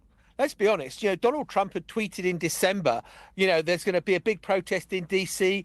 Come along, it's going to be wild. And the January the 6th Commission said that incited the riots that took place. A number of the people who appeared in court said they were doing it because Donald Trump had, that's what they thought he wanted them to do. Was the BBC wrong to splice together? Oh, shoot. And shout out Asher Rose. I just seen that you sent in a gift. See, I sometimes don't see all of them. Shout out to the 500 jewels sent by Asher Rose for the sun balloon. And shout out to your series, Yo Silurus, for the 2 jewels. Appreciate the support, my man. 2 bits that overcooked what Donald Trump said. Absolutely they were. It was foolish, and I can't. Hey, and shout out Devilish Fish for the 1,000 jewels. Appreciate the support, my man. Hey, man, appreciate the support, guys. Y'all been showing out tonight. So good. So, you know what? Shout out to you. Not for the life of me fathom why the BBC didn't just, as soon as this was pointed out to them, say, whoa, sorry, that was a terrible thing to have done. We shouldn't have done it. And I'm still scratching my head over why the corporation has dragged its feet for over a week since this was in the news. Tom Mangold, who worked at Panorama for 26 years as an investigative journalist, he said this to Sky News yesterday. I can't understand how it happened. I mean, changing somebody's speech by deliberately misediting is the worst crime imaginable in BBC News. You just don't do it. This film was made by an independent company called October Films, but the BBC carries total responsibility for what was in the film and the way in which it was edited. I mean, you're not the only one, John, scratching your head. Yeah. I mean, I was going to say, I mean, you talk about scratching your head. It's kind of inexplicable that nobody at Panorama, which, you know, for American viewers, Panorama is the flagship news show, really, at the BBC. It's renowned globally for not doing the kind of thing that's happened here. What do you think? I mean, the bizarre thing to me is it's led to the downfall of Tim Davie and Deborah Turner. So 2 of the very top executives at the Hey, yo, shout out Vlad. He's like, y'all make me feel like I'm on Snap. I mean, man, don't worry, bro. Don't worry. Well, shoot, even if you is on Snap, ain't no shame here. Ain't no shame. It's just that, bro, people who are deciding, no, look, the only people I'm shaming for being on Snap is the people who are deciding to steal because they're fearing that their Snap benefits might be taken away. I'm just like, boy, if that's the case, we should have never given people Snap benefits if they were going to feel that entitled to them. I mean, can you imagine saying that you're going to steal because you're not receiving other people's money to go buy groceries? Like, wild. BBC have resigned over this. But neither of them, unless you correct me, I don't think either of them would have been directly involved in what's happened here. What I haven't seen is any admission of culpability by October Films, nor have I seen anybody at Panorama hold their hand up and say, actually, we're the ones who should be resigning here. I just can't quite get my head around who's falling on the block and who isn't. Yeah, look, so when I was in Washington for all through the Trump's first term, there were watchwords for our reporting, which was be careful, be very careful.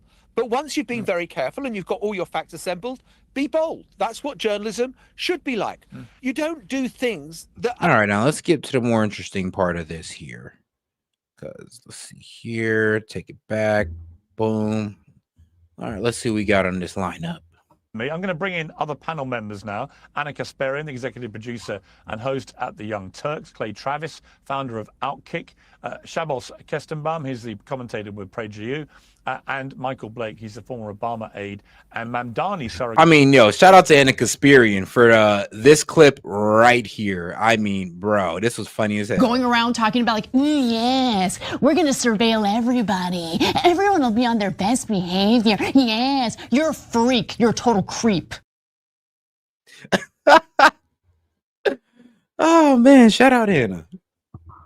In New York. So welcome to all of you. Clay Travis, this was really, like I said, an absolute home run for Donald Trump. The BBC, one of his favorite places to whack, who he's always believed to have been biased against him, basically caught with their pants down, being transparently biased against him, and now he's on an absolutely triumphant victory lap, including threatening to sue them for $1 billion. What do you make of this?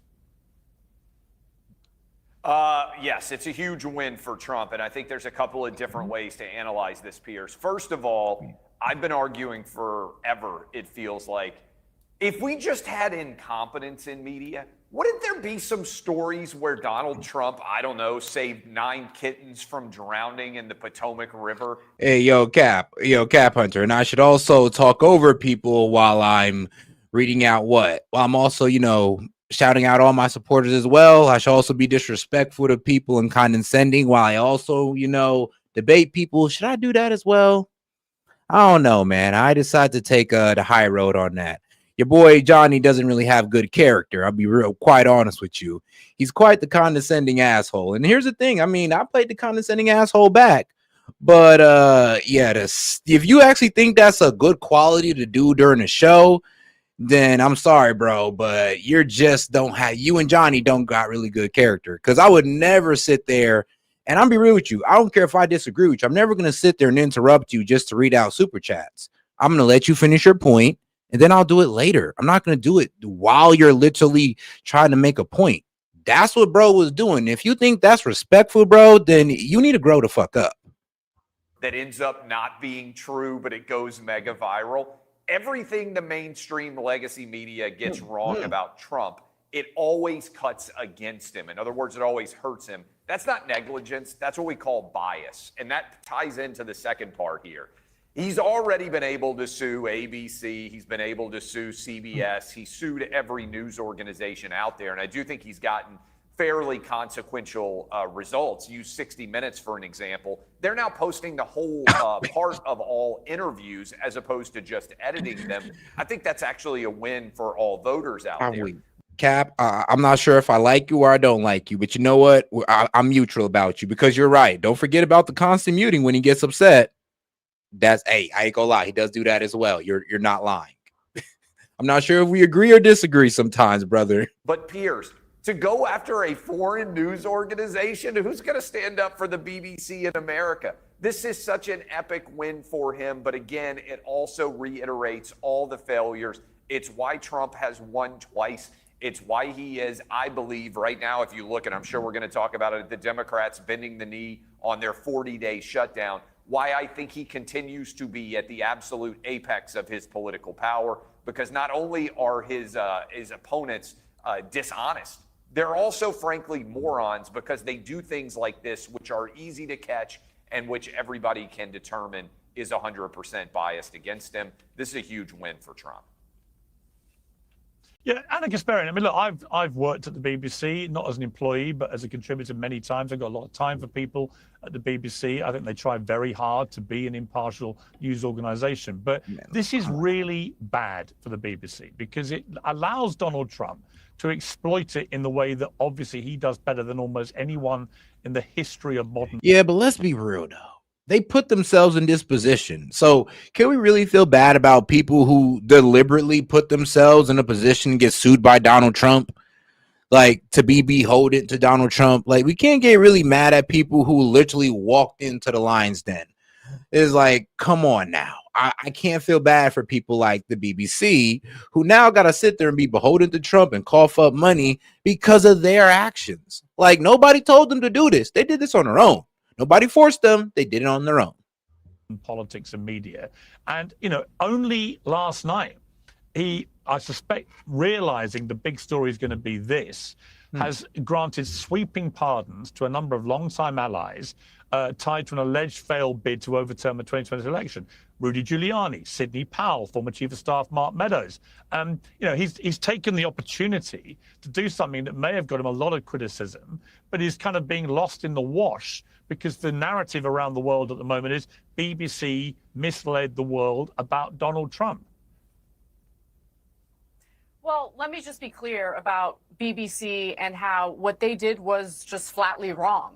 You don't have to be a fan of Donald Trump's to acknowledge that the way they spliced his quotes together in order to make it appear as though he was saying something that he didn't say was wrong. And when any news organization does something like that, they lose credibility. And I think that's precisely the reason why these legacy media outlets, both in the UK and quite frankly, especially here in the United States, are losing their Shout out to the super chat. He said, "This is S.E.T. Shout out to Castro. I'm just gonna say him.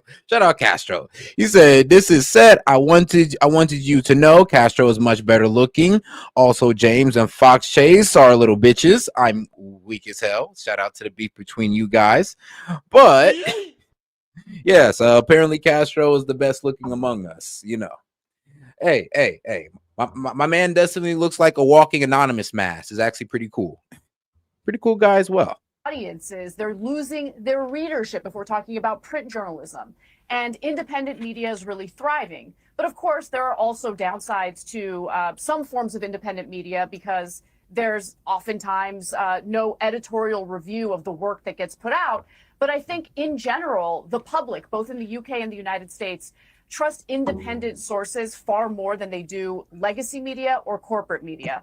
At the same time, while the conversation in the UK might be about how Trump is a victim of this biased form of journalism, if you want to call it that, in the United States right now, most of the focus is on the issue of affordability, the fact that inflation has actually gone up a little bit under Trump. The last report from, our government indicates that it's up to. I mean, Anna, you can't say inflation went up under Trump when we was at 5-9% under Biden, and we're at 3% under Trump. It's like it doesn't really make sense to say that inflation is up and under Trump. I mean, we could say that inflation is still active under Trump as it was active under Biden. That's always fair to say.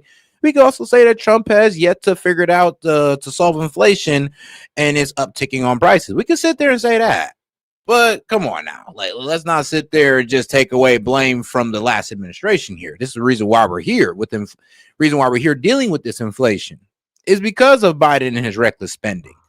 3.0%. Well, hold on. Now, let me be real here. It's because of Biden adding on to reckless spending that Trump made. But Trump, he had a good excuse. He at least had the excuse of COVID.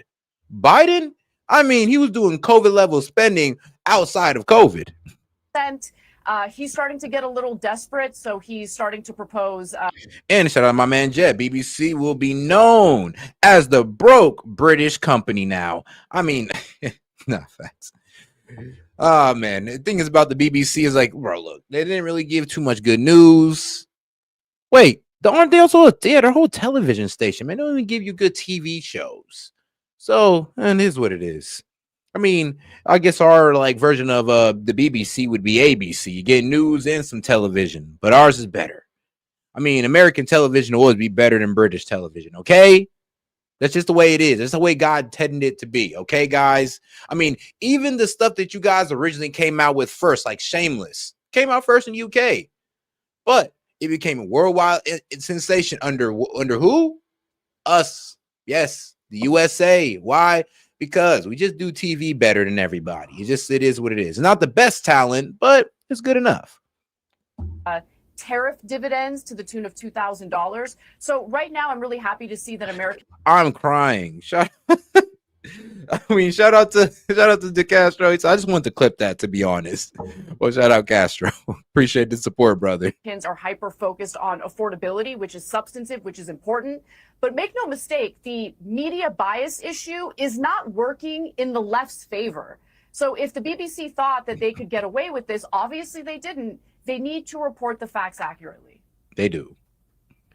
Yeah, and Shabos, I've often joked to my BBC friends, and I have many BBC friends who've worked there before or currently work there, that you could shoot a harpoon around the BBC newsroom at any given moment, and you would be very, very, very hard pushed to hit a Conservative voter, right? So I think there's got to be a sort of acknowledgement that the BBC historically has been always staffed pretty much. I mean, John, if you want to contradict me, by all means contradict me, but I think it would be fair to say most BBC employees skew liberal. And I think, Shabos, this has been part of the problem, is that inevitably, if you have a group of people who skew that way themselves, and I'm basing that only on how they are with me privately, then there's always this temptation to skew the coverage in a way that is very antithetical to what the BBC stands for. But like I say, this here has given Trump a brilliant opportunity to do what he loves most, which is whack the mainstream media, play the victim, and also sort of get himself, as Anna said, get himself off the rap of too much forensic attention on what are some big, hot political issues on him right now. Today's show is sponsored by Oxford Natural, makers of the Optimum Day and Optimum Night all-natural supplements. Let me go ahead and get you guys past this real quick. Well, and the BBC splicing Donald Trump, the president of the United States, into saying something he didn't actually say is something you literally see from the Kremlin. It's literally something you see from North Korea. It's something you would have seen in the Soviet Union. And the problems facing the BBC are the same problems facing institutions of higher learning in the United States, or Harvard University, for example. all right, guys, let's go over to a bit of a geopolitical topic, and let's go ahead and check on our guys over there in China. Let's see how our guys over here in China are doing. Let's make sure they're okay. They're doing fine. You know, they're still trying to take over the world. Let's make sure they're doing all right. All right, let's go. China has purged several generals. Beijing says they were corrupt. It's the biggest purge of China's military personnel since the chaotic Mao Zedong era. Xi Jinping just eliminated 9 of his top generals in what is the biggest military purge since Mao Zedong. In one ruthless sweep, the People's Liberation Army just lost its most powerful figures to a purge, driven by fear and meant to consolidate Xi's weakening grip on power. For over a decade, President Xi Jinping has reshaped China's institutions to serve one goal: absolute loyalty to him. Now, that obsession has triggered a purge so large that it has rocked China's army. Today, we'll reveal how Xi's obsession with loyalty is destroying China, and why these purges point to deeper fractures inside the CCP. Let's start with the bombshell itself. On October 17th, China's defense ministry detonated a political bomb when it announced that 9 top-level generals were being dismissed. At the top of the list was General He Weidong, the vice chairman of the Central Military Commission, and one of the only 2 men standing between Xi Jinping and full control of the PLA. He was removed without warning in what was a bold move that Xi orchestrated to make a point. And this is one of the reasons why we were not even really sure if Xi is running China, because a lot of people was really confused about the whole rare earth mineral control, and we was wondering where this really came from, because a lot of people were reporting that Xi might have lost control because this is not what we talked about. Now, you know, Xi pulled up to the meeting, you know, as if he's still in control, which most likely he is. I'm just saying. I'm not saying I know for a fact, but word on the global stage is that this man has been turned into a puppet. We will see what time shows us. So let's keep it going. With him out of the way, Xi is almost entirely unopposed, and his political power has skyrocketed. Alongside him, several senior commanders were also purged in rapid succession. These were not background figures. They were key figures in China's military. They were the men who ran the rocket force, oversaw the Navy, the ground forces, and the People's Armed Police. Together, they formed the spine of China's military power, and Xi snapped it, just like that. This wasn't just pruning the tree, he basically hacked the trunk off. In the next few minutes, basically turned himself into a paper tiger. We'll dive into the specifics of these elite generals and why they were perceived as threats. For now, you don't even need me to tell you that this kind of action is not routine. Frankly, it is unprecedented. Removing this many top generals at once from the most sensitive branches of national defense, including the nuclear arsenal, signals a crisis at the core of the nation. These men controlled launch codes, the war plans, and the internal security grid. Yet Xi disposed of them in a single afternoon. Their sudden disappearance reveals something far more dangerous than corruption. It reveals fear and panic. Regardless of how the CCP wants to spin this is more than just disciplinary action. It is an action that reveals that Xi is clearly no longer confident in the loyalty of his own top brass. And when a leader starts fearing the very people who protect him, the system itself begins to fracture. That's the state of the mighty CCP as it is right now. But why has Xi been so worried about his general's loyalty? Well, frankly, that's because China's mighty leader is now more exposed than he's ever been. His once unshakable grip on the CCP feels like it's starting to slip, and the signs are everywhere. In his head, if there was ever a time to launch a coup or dispose of him, it would be now, and he's jumping the gun and getting ahead of any rival action before that happens. It sounds very presumptuous, sure, but hey, those who live by the sword always know that they will die by that same sword. The difference is that Xi is just not ready to die yet. On God, if you live by political corruption, you're gonna die by political corruption. So I mean, hey man, if if a report comes out that Xi died in a car crash, random heart attack, or his food might have been poisoned, or he had a food poisoning, well, at least you know what happened. That being said, let's dive into the factors that have softened Xi's grip on power. I mean, come on now, a political leader dies in China. I mean, 9 times out of 10, it ain't no accident. And see just how badly the deck is stacked against him. That may explain all the paranoia bubbling deep inside of the Chinese president. Honestly, one look at China in 2025 and you can see that things are quite different now. For over a decade, Xi has ruled with unmatched authority. His face on every screen and his words drilled into every meeting. But the system fueling his power is running out of steam. China's economy, the heart of his legitimacy, is stalling. As the economic problems worsen, his power dwindles. Russia is stalling. All right, see, China's economy slows as trade war weakens demand, highlights structural risks. And this was released in, last month, October 20th, 2025. So yeah, this is actually pretty recent. So yep.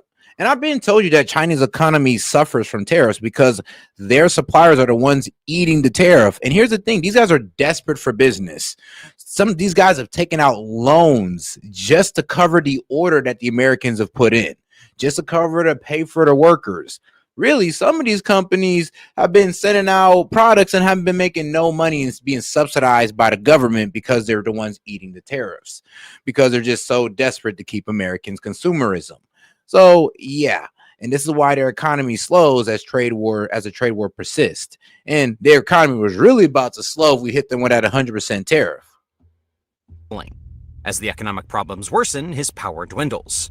Right now, youth unemployment sits at 15.7%, with 11 million graduates flooding WeChat with bitter jokes about Xi's great rejuvenation, which promises jobs but delivers empty wallets. Yep. China's property market is also collapsing. I mean, the problem is too that China, I mean, I don't want to mimic China, but China's focused on AI. And they are, the way it is, it kind of seems like their AI problem is coming a lot sooner than ours, where the AI jobs are taking more jobs than they're creating, and it's causing I'm just real with you, an employment problem. Because China, they don't give a damn. I mean, they put manufacturing and selling over their people's health and all. I mean, the main reasons why they're dominant in rare earth mineral refinery is because they don't give a damn about their environment, and they don't give a damn about pollution and then polluting their people and, giving them cancer. They just don't give a damn. The numbers are pretty brutal. New home prices fell at the sharpest rate in nearly a year, shaking consumer confidence and dragging down household spending. Major developers like Evergrande and Country Garden are still drowning in debt, with Evergrande's liabilities topping $300 billion and millions of units left unfinished.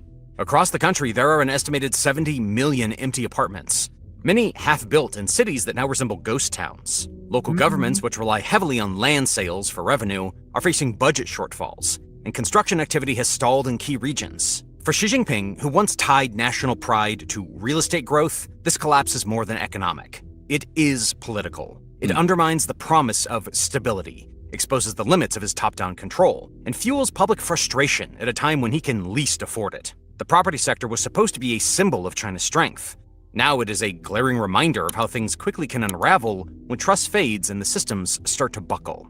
Inside the Communist Party, the loyalty equation is changing.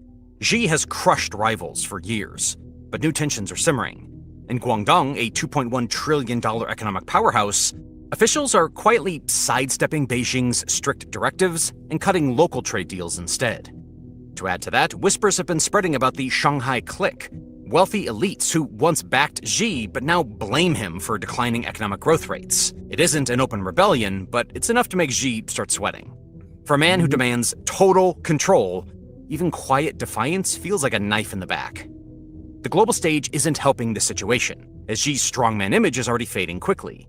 US sanctions on 30 Chinese tech firms are choking off chips and AI tools, slashing drone exports by 22%, and costing billions of dollars. In the South China Sea, Japan and Australia are holding joint naval drills with warships that openly mock China's claims, while Xi's navy hesitates, waiting for his approval. And this mocking and taunting behavior is being carried out at home as well. Hey, yo, shout out to my man Matt for sending in the guitar for 1,000 joules. My man, appreciate the support.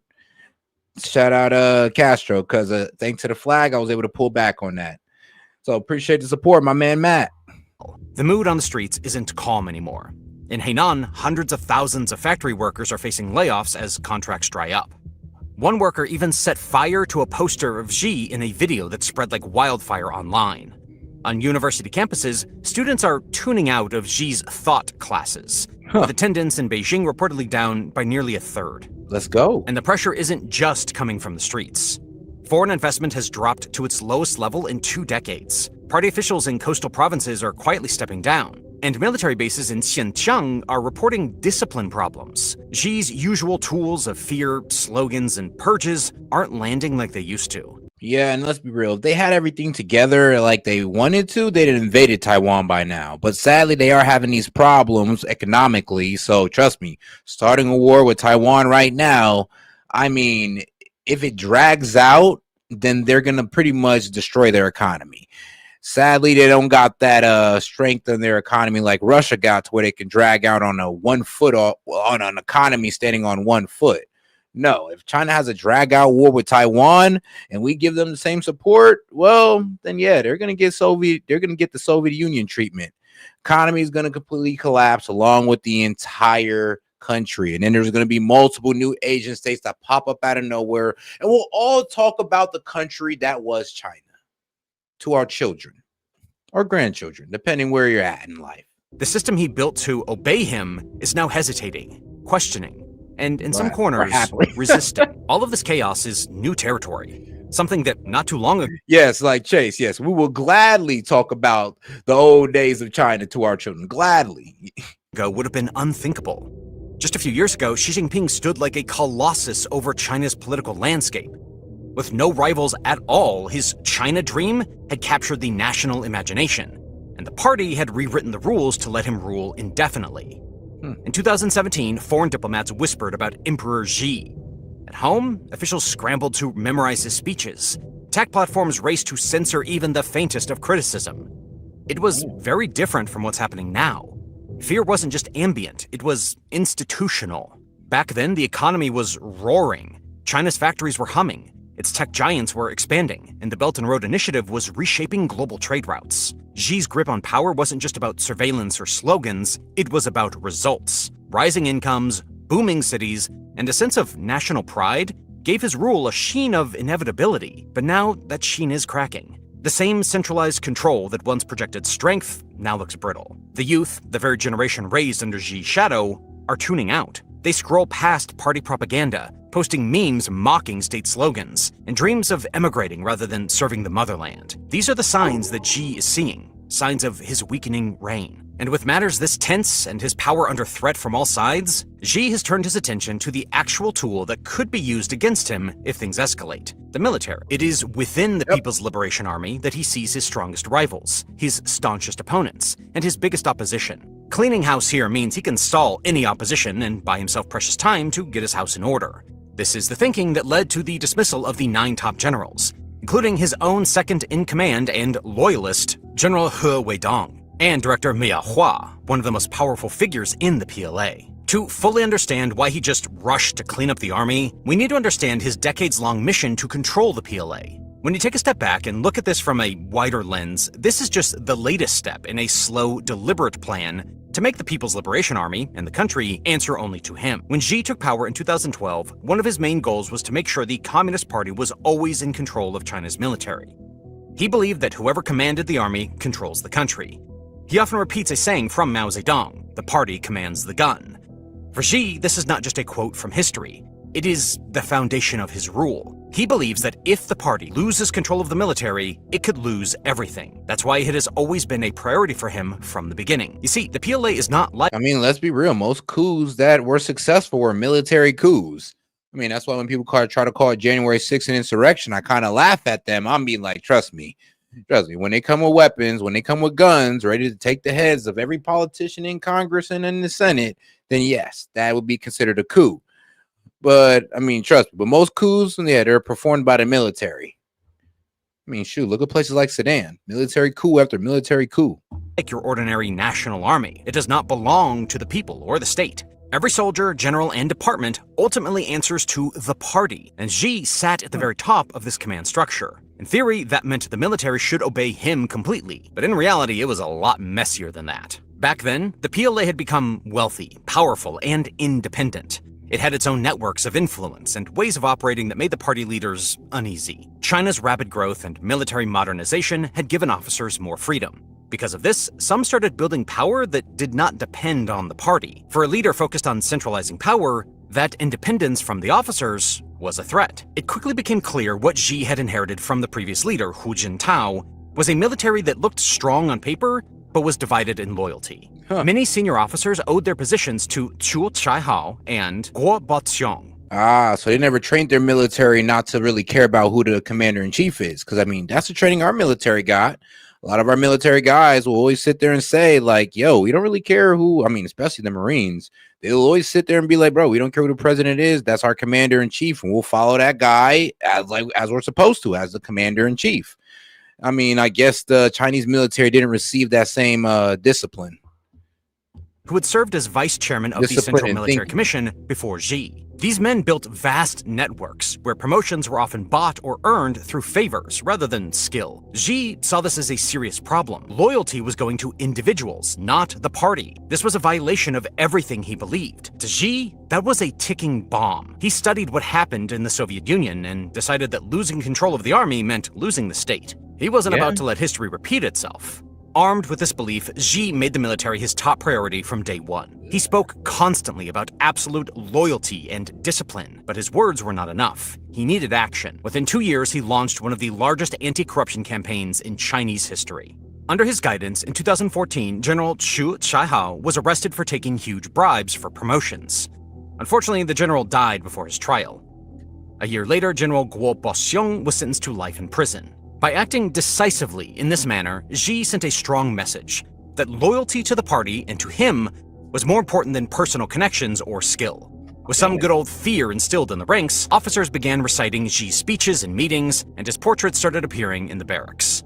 The old culture, where personal influence mattered more than obedience, was wiped out. These arrests started a larger transformation. For years, the military had believed it could act independently as long as it did not challenge the party. Xi ended that belief. He wanted an army that was strong, modern, and completely loyal. To achieve this, he reshaped the PLA from the top down. He reorganized entire departments to weaken old power centers. The General Staff Department was broken into smaller units that reported directly to the Central Military Commission. New branches, such as the Strategic Support Force and the Rocket Force, were created to focus on space, cyber, and missile operations.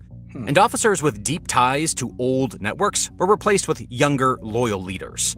Basically, the military got a complete makeover. But this wasn't enough. Xi needed ideological changes to cement the new culture. To that end, political education became a key part of his plan. Soldiers studied Xi Jinping thought on strengthening the military, which combines ideology, nationalism, and obedience. Party committees within the army were strengthened so that political officers could oversee commanders. The message was simple. The PLA exists to serve the party first and everything else second. Essentially, if you don't salute Xi's photo before breakfast, you might as well skip the meal. To consolidate his power amidst these reforms, Xi also positioned himself as the face of China's military strength. State media portrayed him as the core of the armed forces. His visits to bases were televised with soldiers pledging loyalty. Images of him inspecting troops or shaking hands with pilots became symbols of unity between the party and the army. Xi was not just leading the military, he was shaping its identity in a new age. Even with these steps, Xi still did not fully trust the military, so he kept on digging. Investigations soon found officers with secret accounts, hidden properties, and misused funds. And all right, I mean, makes sense. But all right, now enough about China's corruption. Let's go over here and see what's going on, with Putin hitting Kiev and Ukraine's revenge cuts off all power to Russia. All power to Russia, I doubt. But hey, this guy leans more on the Ukrainian propaganda side, but hey, I don't mind. I like listening to both sides. Let's see what he's got to say. God damn. On November 8th, Putin showed the world who he truly is. He launched a massive attack against Ukrainian cities and civilians, deliberately targeting power plants, apartment buildings, and even substations tied to nuclear reactors. Putin wanted to break Ukraine's will and force a surrender. Well, Ukraine had an answer for him. I know. I mean, yeah, Putin's trying to break Ukraine's wealth or trying to break Ukraine on the battlefield. And, we're trying to break not Ukraine, but we're trying to break Russia financially. Yeah, I mean, that's how it is right now. That's just where we're at right now. We're still trying to bring down Russia financially. And, while Russia's kind of just trying to force Ukraine to surrender on the battlefield. Which one will happen first? Man, only time will tell. And it came in form of one of the largest aerial retaliation of this war. The result, pure embarrassment for the Kremlin. As Russian power plants went dark, tens of thousands of Russians were left without electricity, questioning why are they suffering for a war that Putin started. In cities far from the front lines, many are finally asking the question, is this really the country they want to raise their kids in? I guess Russians are finally feeling how Ukrainians have been feeling for the last 3 years. The blackout war has begun. So let's start from the beginning. November 8th was one of the most terrifying nights for Ukrainian civilians all across the country, as Russia launched more than 450 drones and 45 missiles, striking 25 different locations across Ukraine. This resulted in emergency power outages in major Ukrainian cities like Kyiv, Kharkiv, and Dnipro. Russia's goal with this attack was to make sure civilians suffer. This is exactly why Russia wasn't just targeting Ukrainian power plants. They were trying to destroy Ukrainian nuclear reactors. According to the Ukrainian foreign minister, Russia targeted 2 substations that powered 2 different nuclear plants in the west of Ukraine. I want to show you guys the map just to hit home why this is such a big deal. You guys see those 2 power plants, Ravine and Khmelnytsk, on the western side of Ukraine, on the left of the map on your screen? Well, that's what Russia was targeting. There's no chance in hell that this was just some mistake that happened on the front line, because those plants are really far from the front line. Russia was deliberately targeting these because they want to cause a nuclear catastrophe.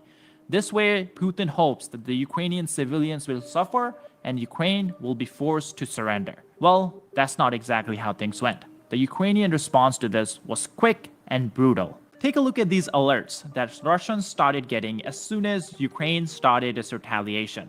This was one of the biggest aerial assaults Ukraine has carried out so far in this war. It included drones and missiles. Ukraine even sent some drones to say hi to Putin in Moscow. The goal of this was simple, to let Putin know that he cannot attack Ukrainian cities with impunity. And the result of all this? Pure chaos across Russia. Hundreds of thousands of Russian citizens still haven't recovered from the attack. They still don't have power as I'm recording this on Sunday afternoon. So let's go over exactly how Ukraine did this. Starting with their attack on an ammunition depot in Crimea. Here's the aftermath. Bam! Bam, bam, nahуй, bam, bam, bam, bam!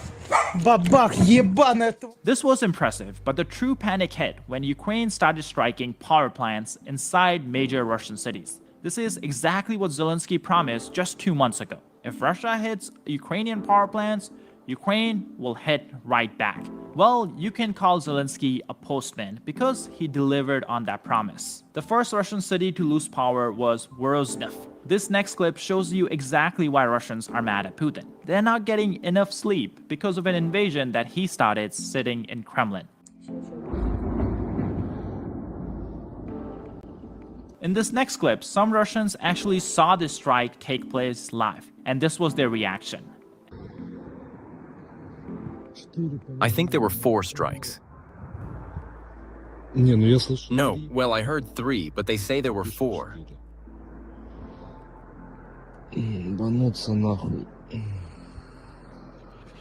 Now, the Ukrainian drone strike took out the biggest thermal power plant in the city, and it was named Thermal Power Plant 1.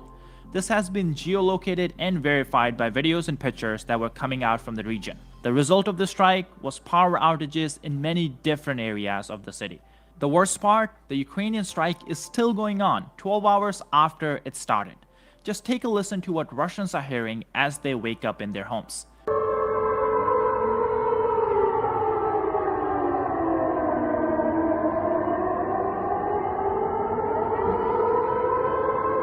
Well, this is exactly why some Russians are truly mad, and this is what they're saying in like the city Telegram chat. The rumble continues in various areas of the city. Many people report that their windows shake, their car alarms go off. Just keep calm and don't go near a window. Well, to this someone replied, impossible to keep calm. I grabbed my son by the neck and dragged him from the hallway into the kitchen. Damn. We are still shaking. Now clearly, Russians were not taking this well. But in actuality, this was just the taste of what Russia was about to go through throughout the night. The next region that Ukraine hit was Belgorod, and this time Ukraine used a missile. You see, missile damage is a lot more permanent compared to drones. Over 20,000 residents in the city and surrounding areas lost electricity. According to Russian news Telegram channels, this is basically like pro-Russian accounts, the city was attacked by multiple rocket systems, basically missiles like Neptune. Now, the funniest part of this whole thing is that while the Russian Telegram channels are admitting the Ukrainian missiles are destroying the power plant, the governor of the region is saying, nope, we took down all the missiles and drones, and all the damage you see is from falling debris. This is just such a common trend that I'm running out of jokes over here. So, here's the damage that he was talking about.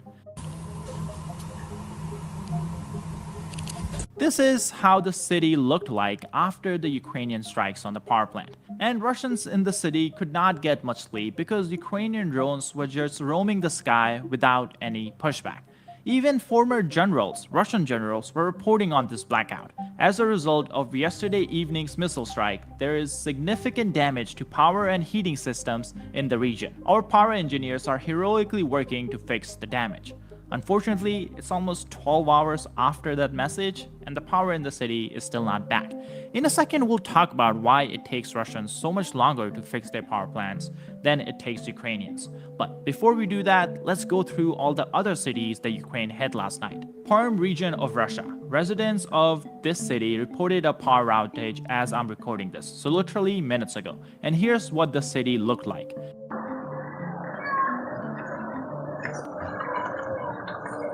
Yeah, it does seem like both sides are hitting electrical grids because I'm gonna be honest with you, they're saying it's about to be a rough winter.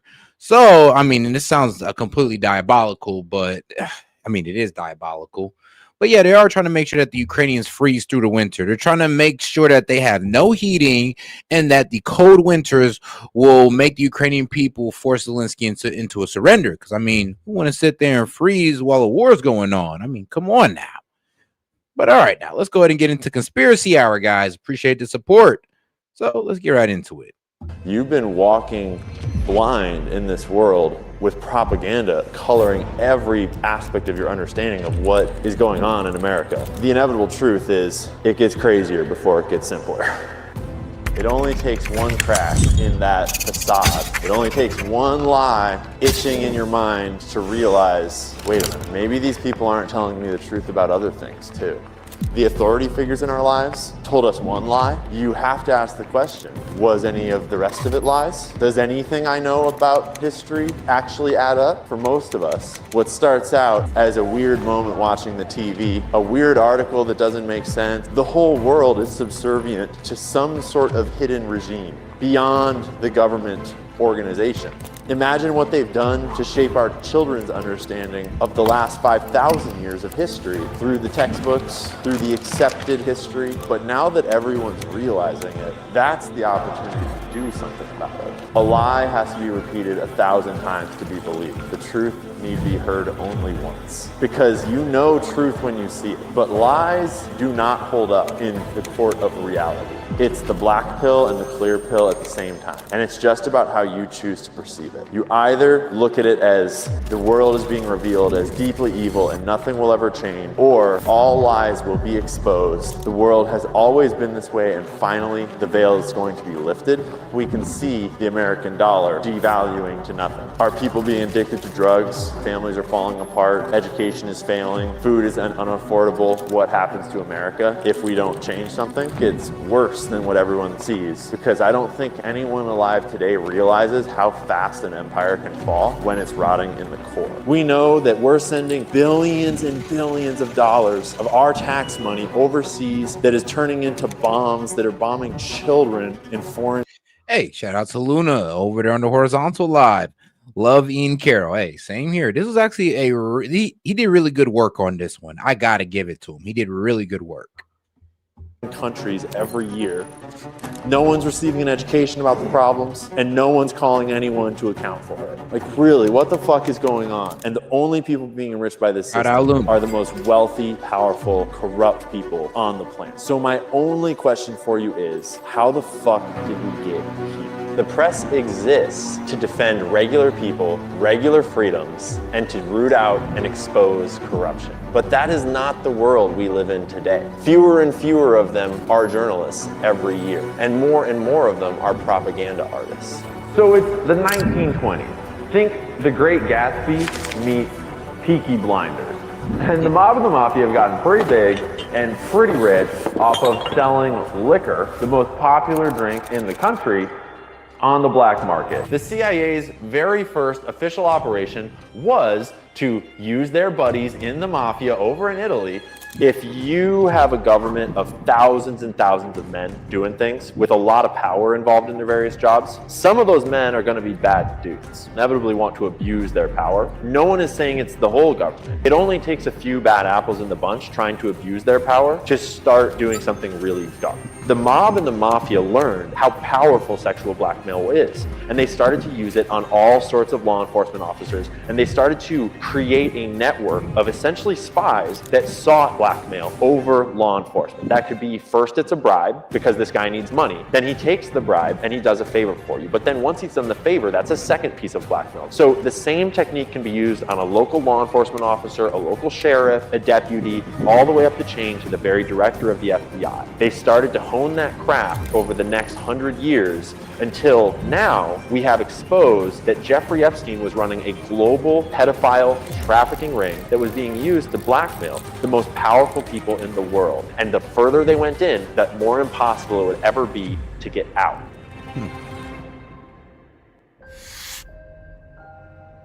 And Ryan Matta. Oh, that's going to be a banger. And Ryan Matta. Let's go. What if I told you that Iran stole nuclear technology from the USA and has a secret nuclear weapons arsenal that they use to blackmail all the countries around the world into doing exactly what they want? And they have a global child trafficking ring that they use to blackmail the world's most powerful billionaires, politicians, and celebrities. And they have the entire US government on the payroll, bribed to do exactly what they want year after year. Psych! That's Israel, not Iran. And if it sounds crazy, it is. But how did we get here?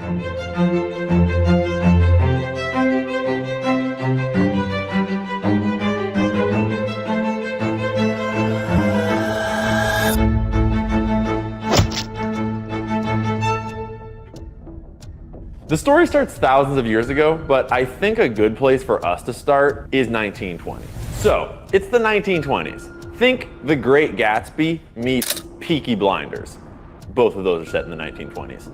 Organized crime grew up around the immigration culture of the early 1900s in the USA, and everyone was flooding in from Europe for a better life. Arriving on the shores of America, famously overflowing the shores of Ellis Island, and packing into cities like New York City and Chicago. And they quickly realized that the America that they'd arrived in was not exactly the America that they'd been sold. Cities were overcrowded, jobs were scarce, money was scarcer, and pretty quickly, crime started to run rampant in these massive megacities of America. And so organized crime in the early 1900s was naturally racially segregated. And as it grew and grew and grew, and these gangs became bigger and bigger, naturally, they became more and more racially segregated. And it's not that weird to think that organized crime would segregate racially, because if you were going to commit a whole bunch of crimes, you'd probably not want to do it with a stranger. Because if your stranger friend got caught, how long do you think it would be before they ratted you out so that they could go free? The name of the game in organized crime is loyalty. And naturally, blood is the strongest loyalty you can find. And so as organized crime became a business, blood relationships, family relationships, racial relationships became the ties that bound organized crime together. And by the time the US government had the great idea to outlaw liquor, the most popular drink in the country, organized crime was already off to a great start. And this turned what were street gangs into an organized criminal cartel, the size and scope of which the world had never seen.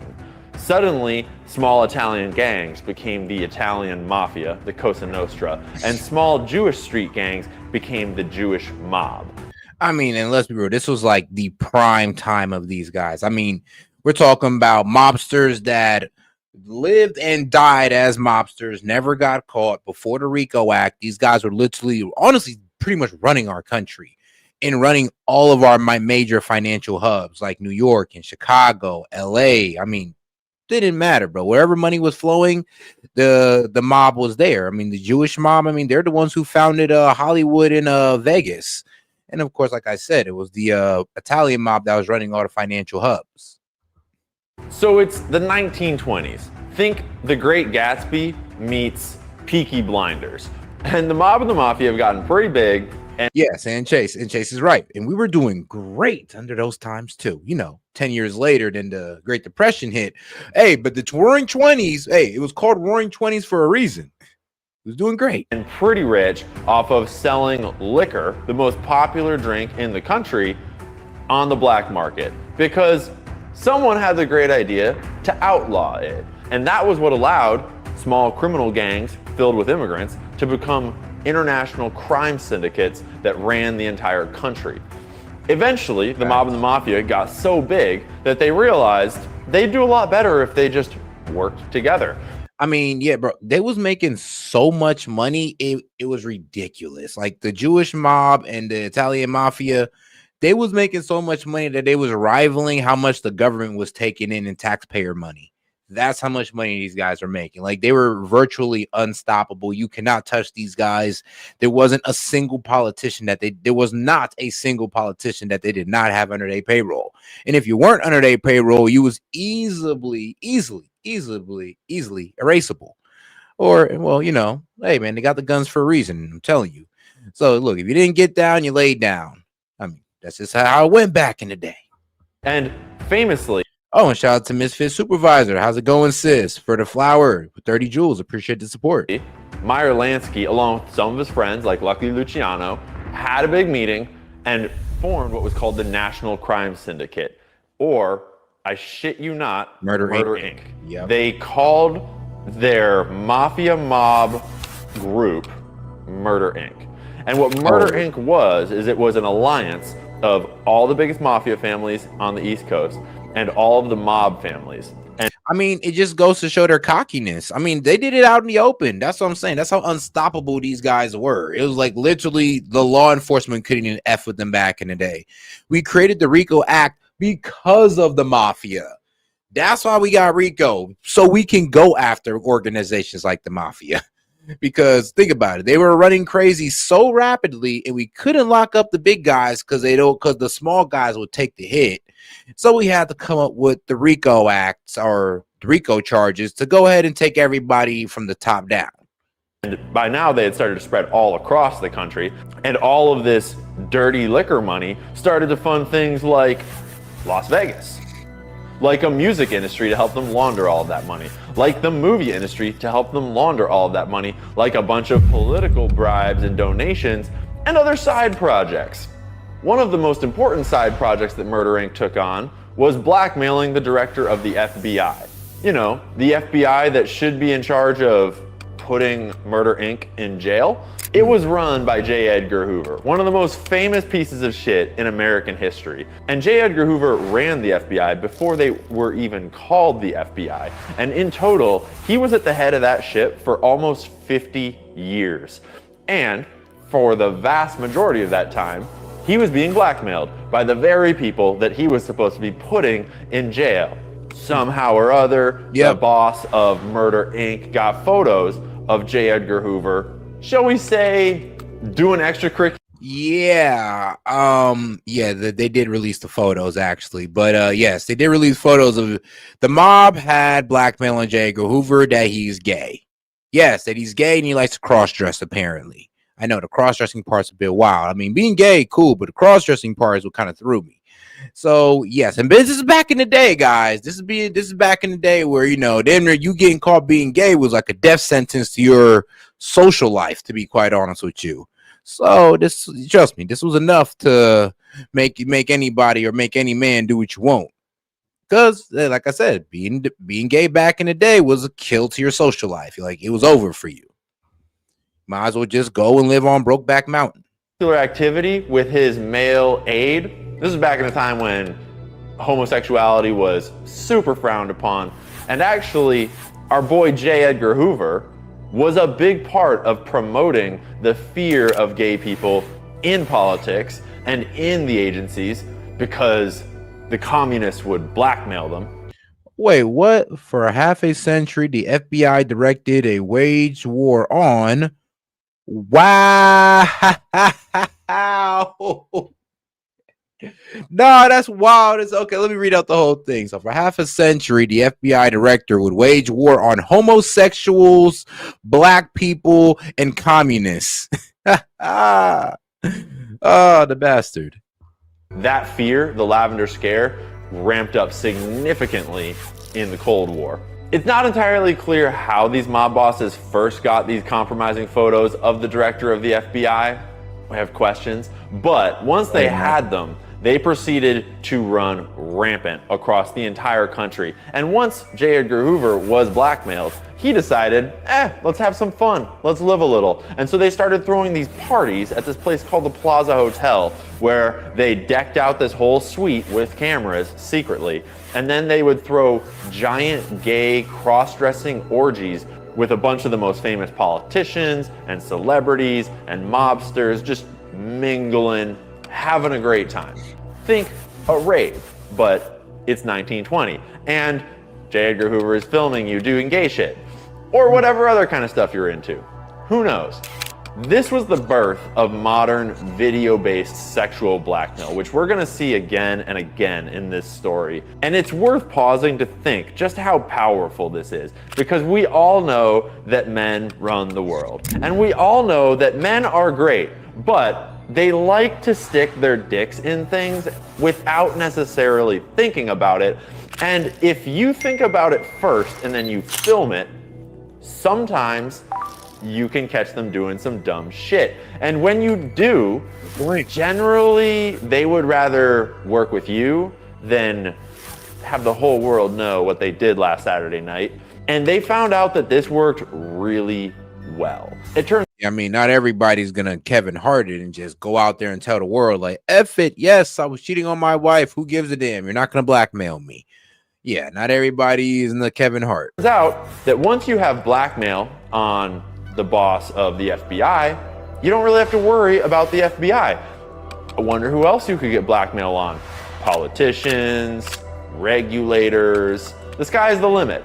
And the mob and the mafia proceeded to get blackmail on everyone they could. But it wasn't just them. So J. Edgar Hoover also realized how powerful sexual blackmail was, and he proceeded to collect the world's most extensive library of sexual blackmail material ever formed. Until Epstein came on the scene, but we'll get there in a minute. So there's an important thing to talk about here during this Prohibition era when organized crime is all over the place. with no cop on the beat. They made a lot of money. Like, so much money, they did not know what to do with it. Right. And so naturally, they founded Las Vegas and they filled it with casinos. And literally, like, bro, so much money they built Las Vegas. Like, that's how much, like I said, it was rivaling they was rivaling what the government took in taxes. That's how much money these guys were making. And it was so much money that they built Las Vegas. Like, can you imagine how much money it took for these guys to literally come up there and fund all of Las Vegas? So yes, that's the mob. Yeah, so it was the mob that created actually no, it was a Jewish mob that also helped as well. Italian mafia and the Jewish mob that helped make Las Vegas. And then of course the Jewish mob got their hands all over Hollywood. And in those casinos, they laundered their money for days. They sold drugs, they sold prostitutes, they took everyone else's money at the poker tables. And Vegas is still the same till this day. And whole industries sprang up around this mob mafia money that they were getting from illegal liquor sales during Prohibition. And once Prohibition ended, all of those networks of money laundering and trafficking and movement of illegal goods, they all needed something to do. And so they started doing what they had been doing with liquor, but with drugs and weapons and children. So eventually, the US government realized, that's a fucking horrible idea. Everyone is drinking anyways. Let's just stop giving organized crime all of the liquor money and go back to life the way it was. And unfortunately, there's no take-backsies. And so now we have this whole nation full of criminals running around rampant, and the cop on the beat is blackmailed. And now it's the mid-1930s, and there's this whole thing going on over in Europe that is looking pretty spicy. And by the time World War II breaks out, America's got all kinds of problems of its own, and they want nothing to do with that thing over there. That didn't turn out so hot for them. So by the time World War II breaks out, the mafia and the mob, this collective murder inc., are extremely powerful, and they've got their tentacles of influence all over America. And during World War II, the US government runs into a problem. They're trying to turn this gigantic boat, like think Titanic, but 2.0, bigger and better. They're trying to turn this giant boat into a troop transport in the harbor in New York City. And then suddenly it catches fire, capsizes, sinks right there in the bay. Millions of dollars gone, just sinking in the ocean. And more importantly, they're worried that the Germans have just sabotaged a massive boat right there in New York City, and the eastern seaboard is not secure. The US government, understandably, kind of freaks out.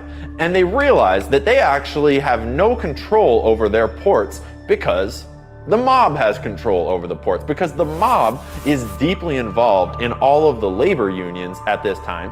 And the mob is the one that's deeply involved in all of the regular people's lives at this time. And all the dock workers are in the mafia or the mob, which is all the same thing at this point. So the US government does the logical thing in the middle of World War II, and in order to secure all of their ports and take back control from the mob and the mafia and keep the Germans out, they go to the mob and say, hey guys, do you want to take control over all of our ports? Just promise you'll keep them safe. And so the government does the logical thing, and they go to the mob and give them control over the ports, trusting that obviously these good mobster gangsters are just going to take good care of these. Which is wild, because you know what? I mean, we weren't the only country to sit there and put faith in our criminal organization. Like, what was it? Japan did it with the Yakuza, the Chinese Triad. Of course, China does it with the Chinese Triad. And we were doing it with, the mob. So it is what it is. Everybody was working with a criminal organization back in the day. I mean, shoot, Mexico still does it to this day. Docks, and nothing untoward will happen again. No Germans, no nothing, no problem. There's kind of a rabbit hole where the mob probably blew that boat up in the first place. Who knows why? But what wound up happening is the mob now was given full control over the entire eastern seaboard of the United States so that they could protect us from Germany. And in case you don't run an international smuggling and crime syndicate, let's just say that having all of the ports is pretty useful when you want to smuggle things in and out of America. And so they did. World War II had not even ended when all of the Jewish mobsters started sending weapons to all of their buddies over in this new little country called Israel. Well, I guess back then it was called Palestine, but we don't need to argue about that. And so before World War II had even ended, the mob started using those ports to smuggle.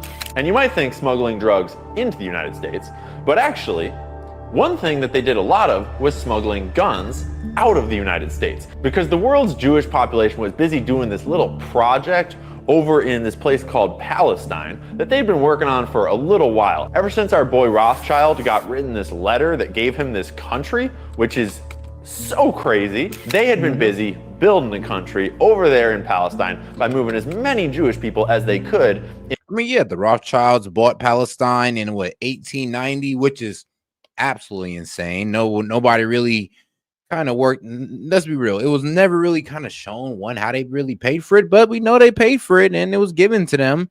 But yeah, they was able to buy an entire country from underneath the Palestinians.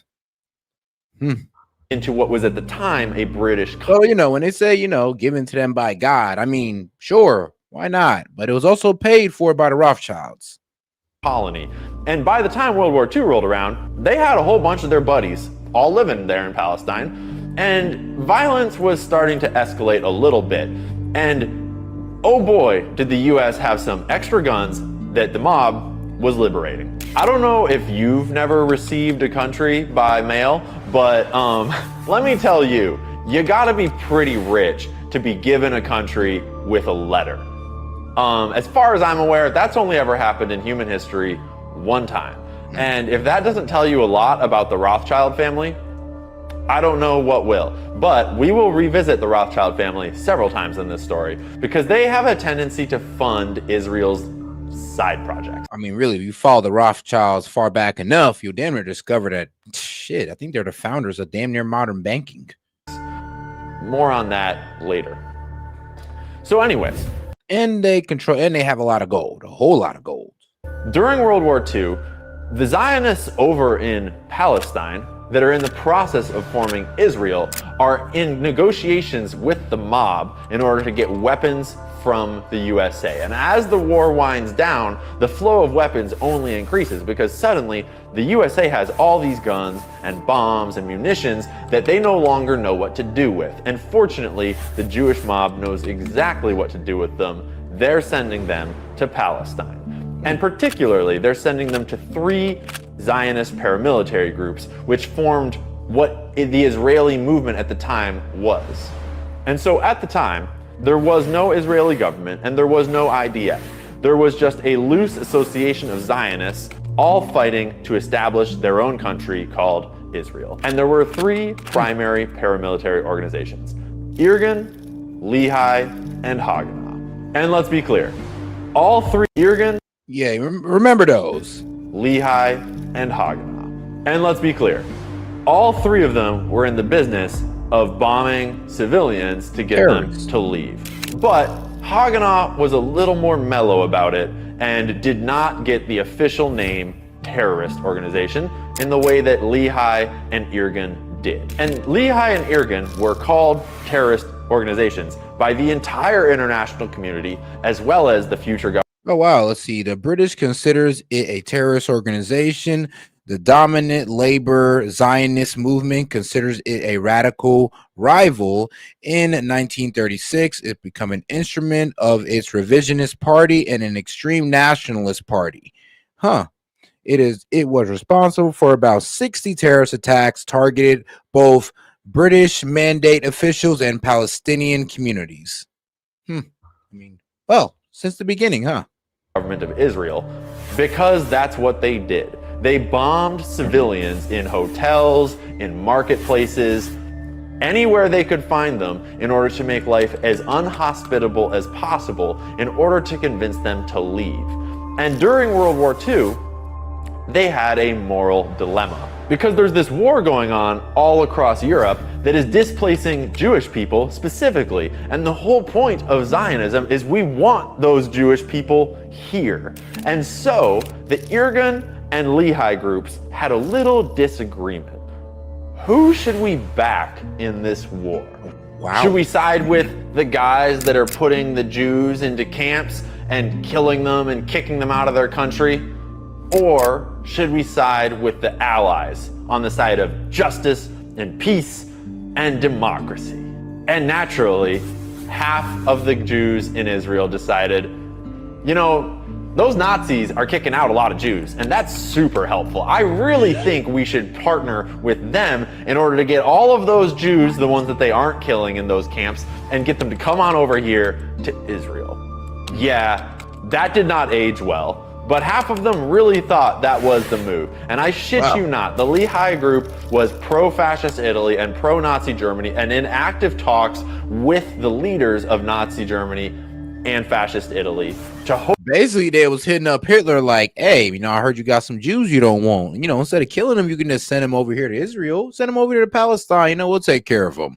Like, huh? Well, hopefully bring as many Jews. I mean, you almost wish he'd have took that option. I mean, honestly, you kind of wish he'd have took that option. You know, instead of killing 6 million of them, you could have just deported 6 million. You know, displace 6 million. You didn't have to kill them. As possible into Israel. And they did for a little while before the war got a little crazy and Lehi realized maybe that is not the best move. But fortunately, the guys that were in charge of Lehi group that had all of those great ideas, they were good Israelis that would go on to lead the country of Israel in the future. We'll get back to them in just a minute.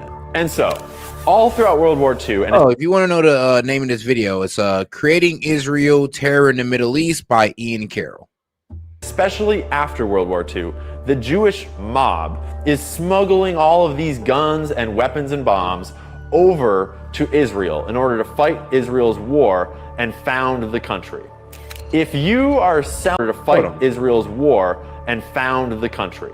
Let's see, the Hagnar embarked upon a large-scale effort by, let's see, an armament to send to Palestine. Okay, so never mind. They were sending weapons to Palestine through front companies with the cooperation of certain Latin American governments.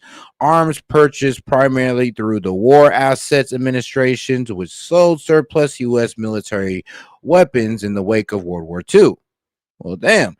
And were transferred illegally to Palestine, often via Czechoslovakia. Czechoslovakia. It was always a hard one to say for me. If you are selling guns to your buddies across the pond for years while they establish their independent state, are you all part of the same criminal organization or not? Serious question. If you've been buying guns from the mob for the last 5 years, are you a part of the mob? Or when you're done buying those guns, do you just get a free pass? Are you good? Are we cool? Just think about that. Because Israel was founded by, shall we say, militant Jewish men that had bought all of their guns from the Jewish mob in America, and now they have their very own country.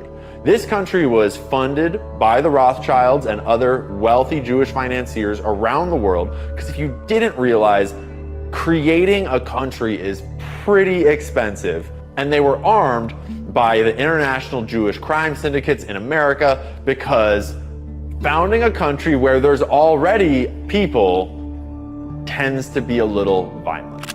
So, the fighting in Israel is done. The new government of Israel is looking at these paramilitary organizations that just founded their country for them, and they need to reconcile the fact that the entire world community is calling them terrorists, because they've just spent the last 5 years bombing civilians and basically using whatever means necessary in order to found Israel.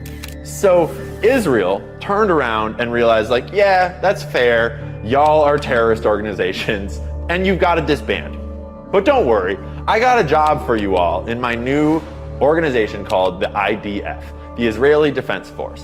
And it is not a secret. You can go straight to the IDF Wikipedia page and it will tell you the IDF was formed by absorbing all 3 of those paramilitary organizations that they had just labeled as terrorist organizations. Why? All of the leaders and generals of those terrorist organizations went on to be the future leaders of Israel, prime ministers, presidents, members of the Likud party, which formed directly out of the Irgun. Everything that would become the politics and policy of Israel was founded in these three paramilitary. Crazy. So the most radicalized Zionists came into power, and we're wondering how things ended up like they are today.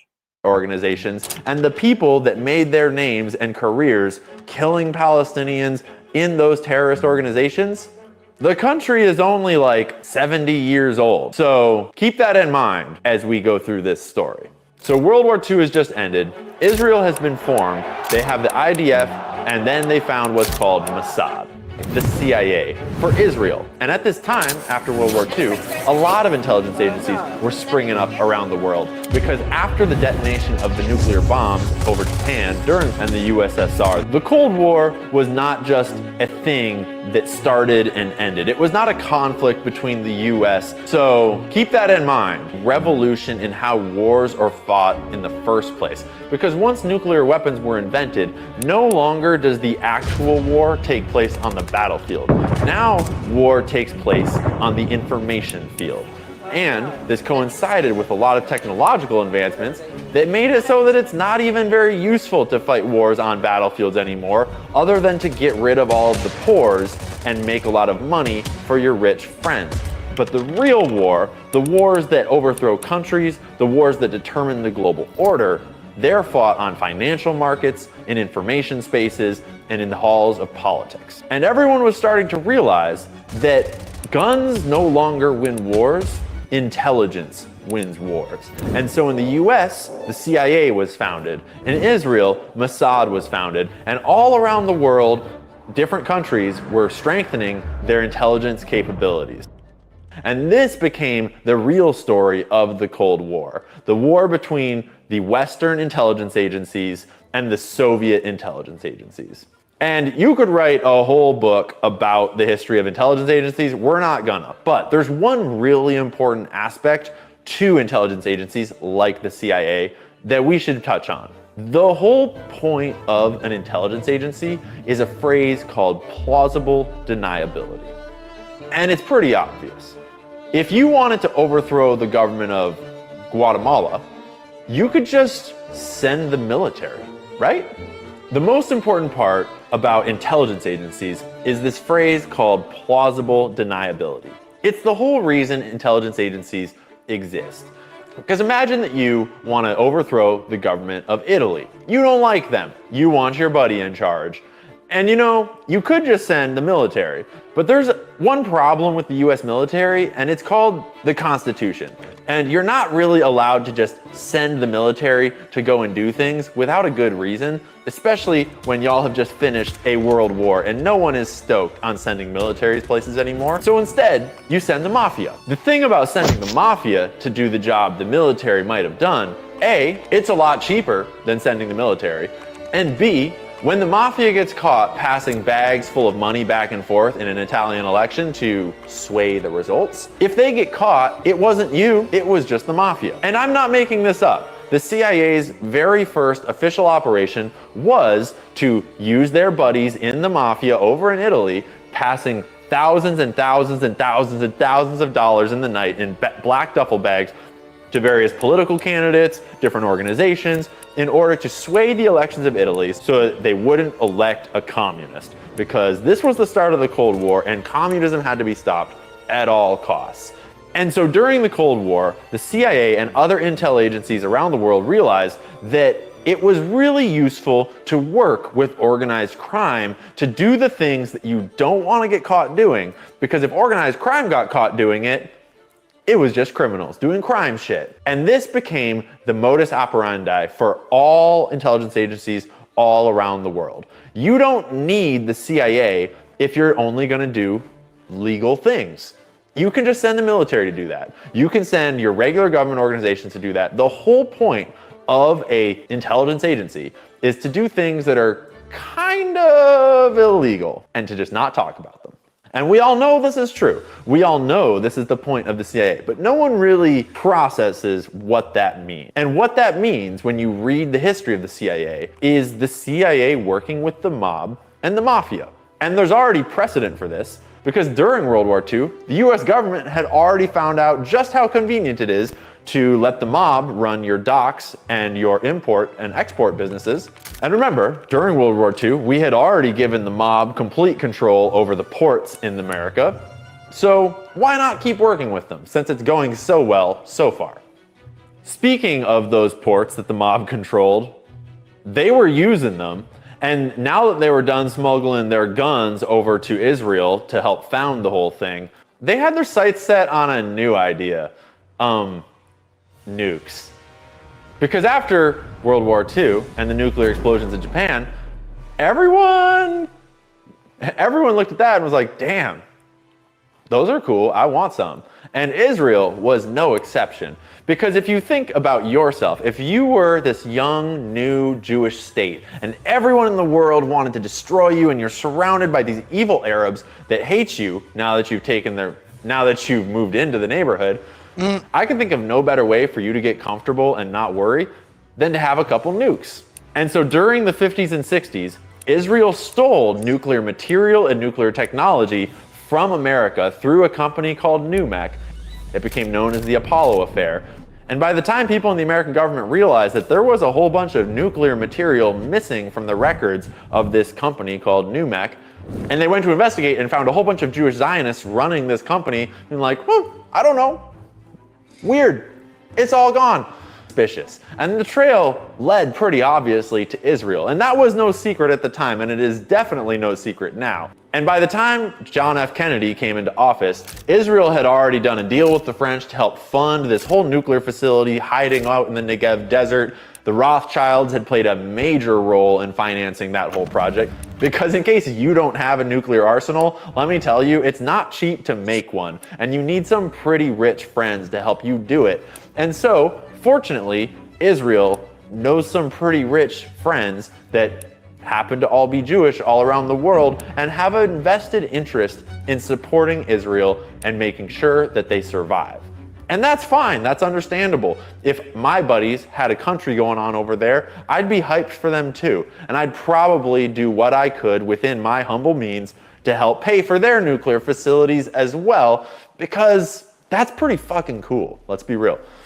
So Kennedy gets more and more, shall we say? I mean, yeah, the way they stole the bomb was a bit James Bond style. I mean, what can I say? They definitely stole the uranium to go ahead and start making nukes for themselves. Until this day, Israel has about 90 nuclear heads, just in case.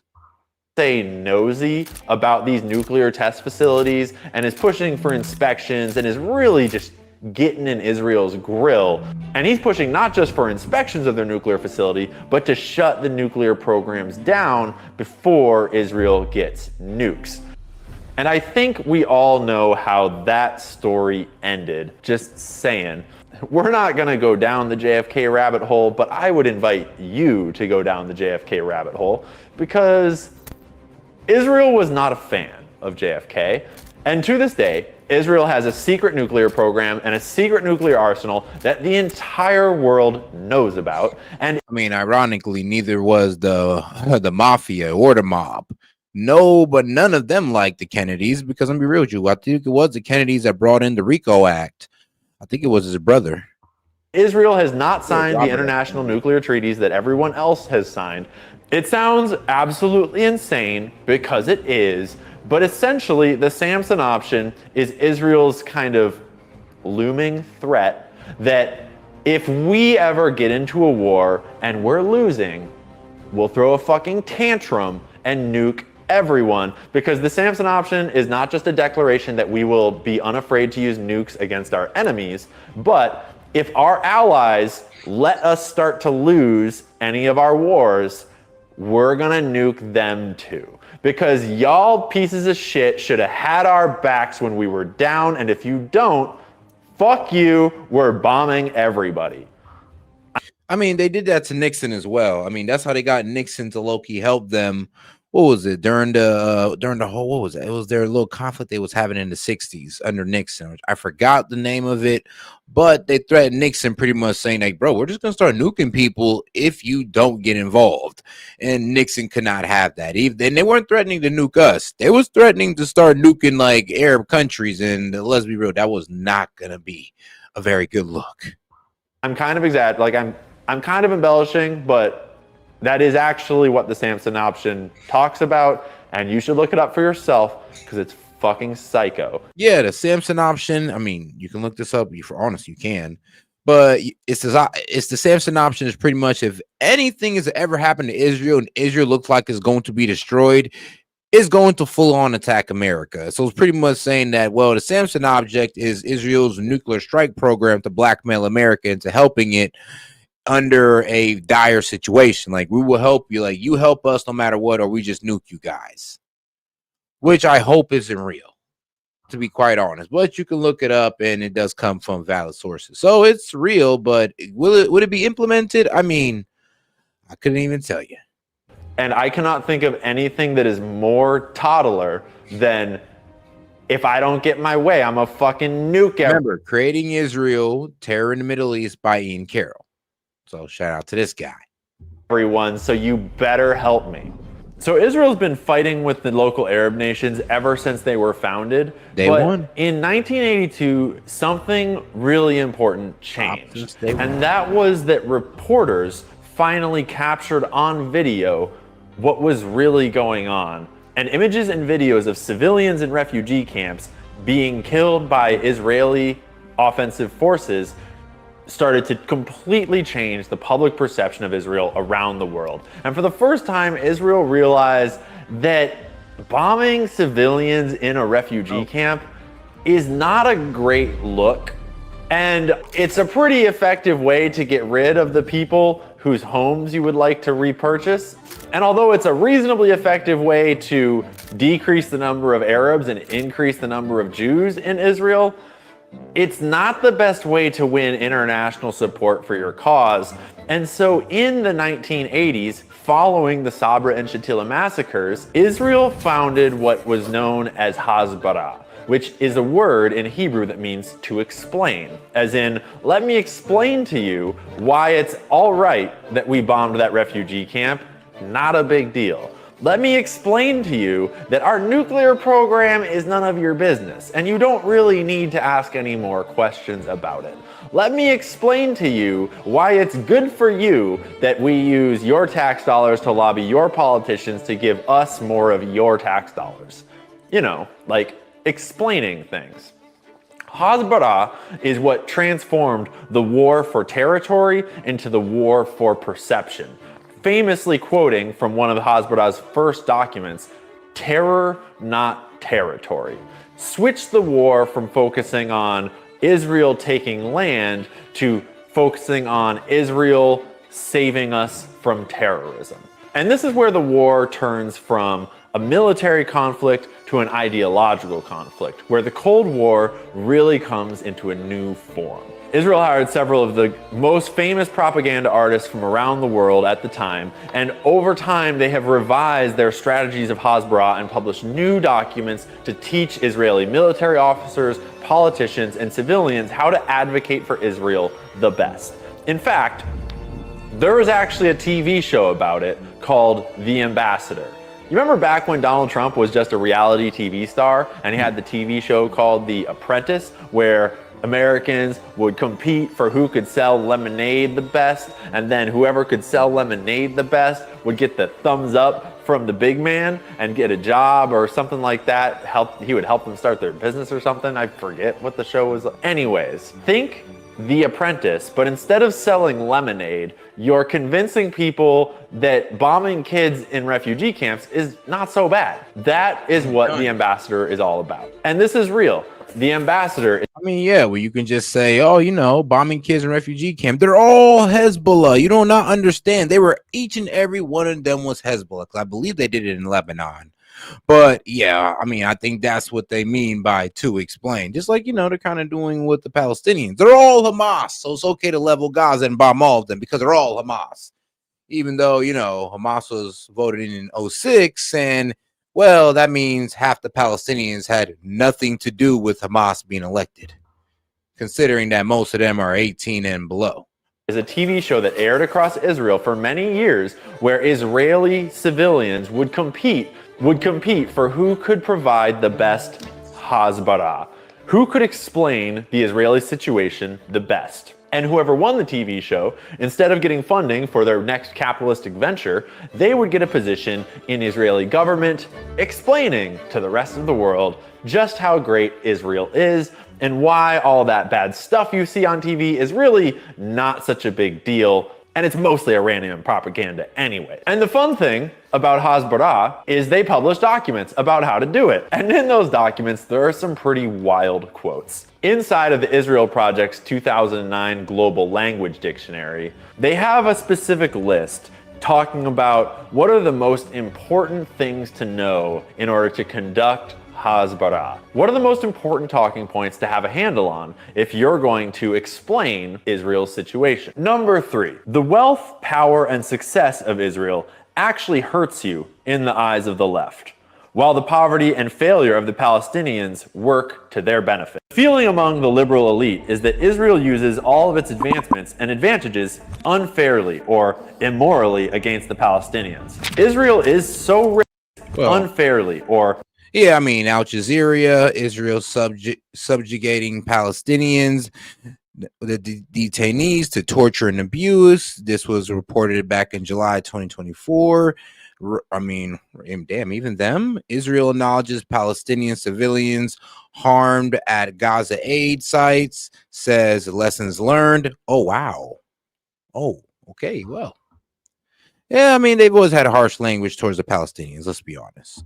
Immorally against the Palestinians. Israel is so rich and so strong that they failed to see why it is necessary for armored tanks to shoot at unarmed kids, or why Israel needs to level homes or attack villages, or most importantly, why a Palestinian state is a threat to Israel's existence. Making the argument that Israel is a small country with tiny landmass with hostile neighbors all around you won't win either the hearts or the minds of liberal Americans.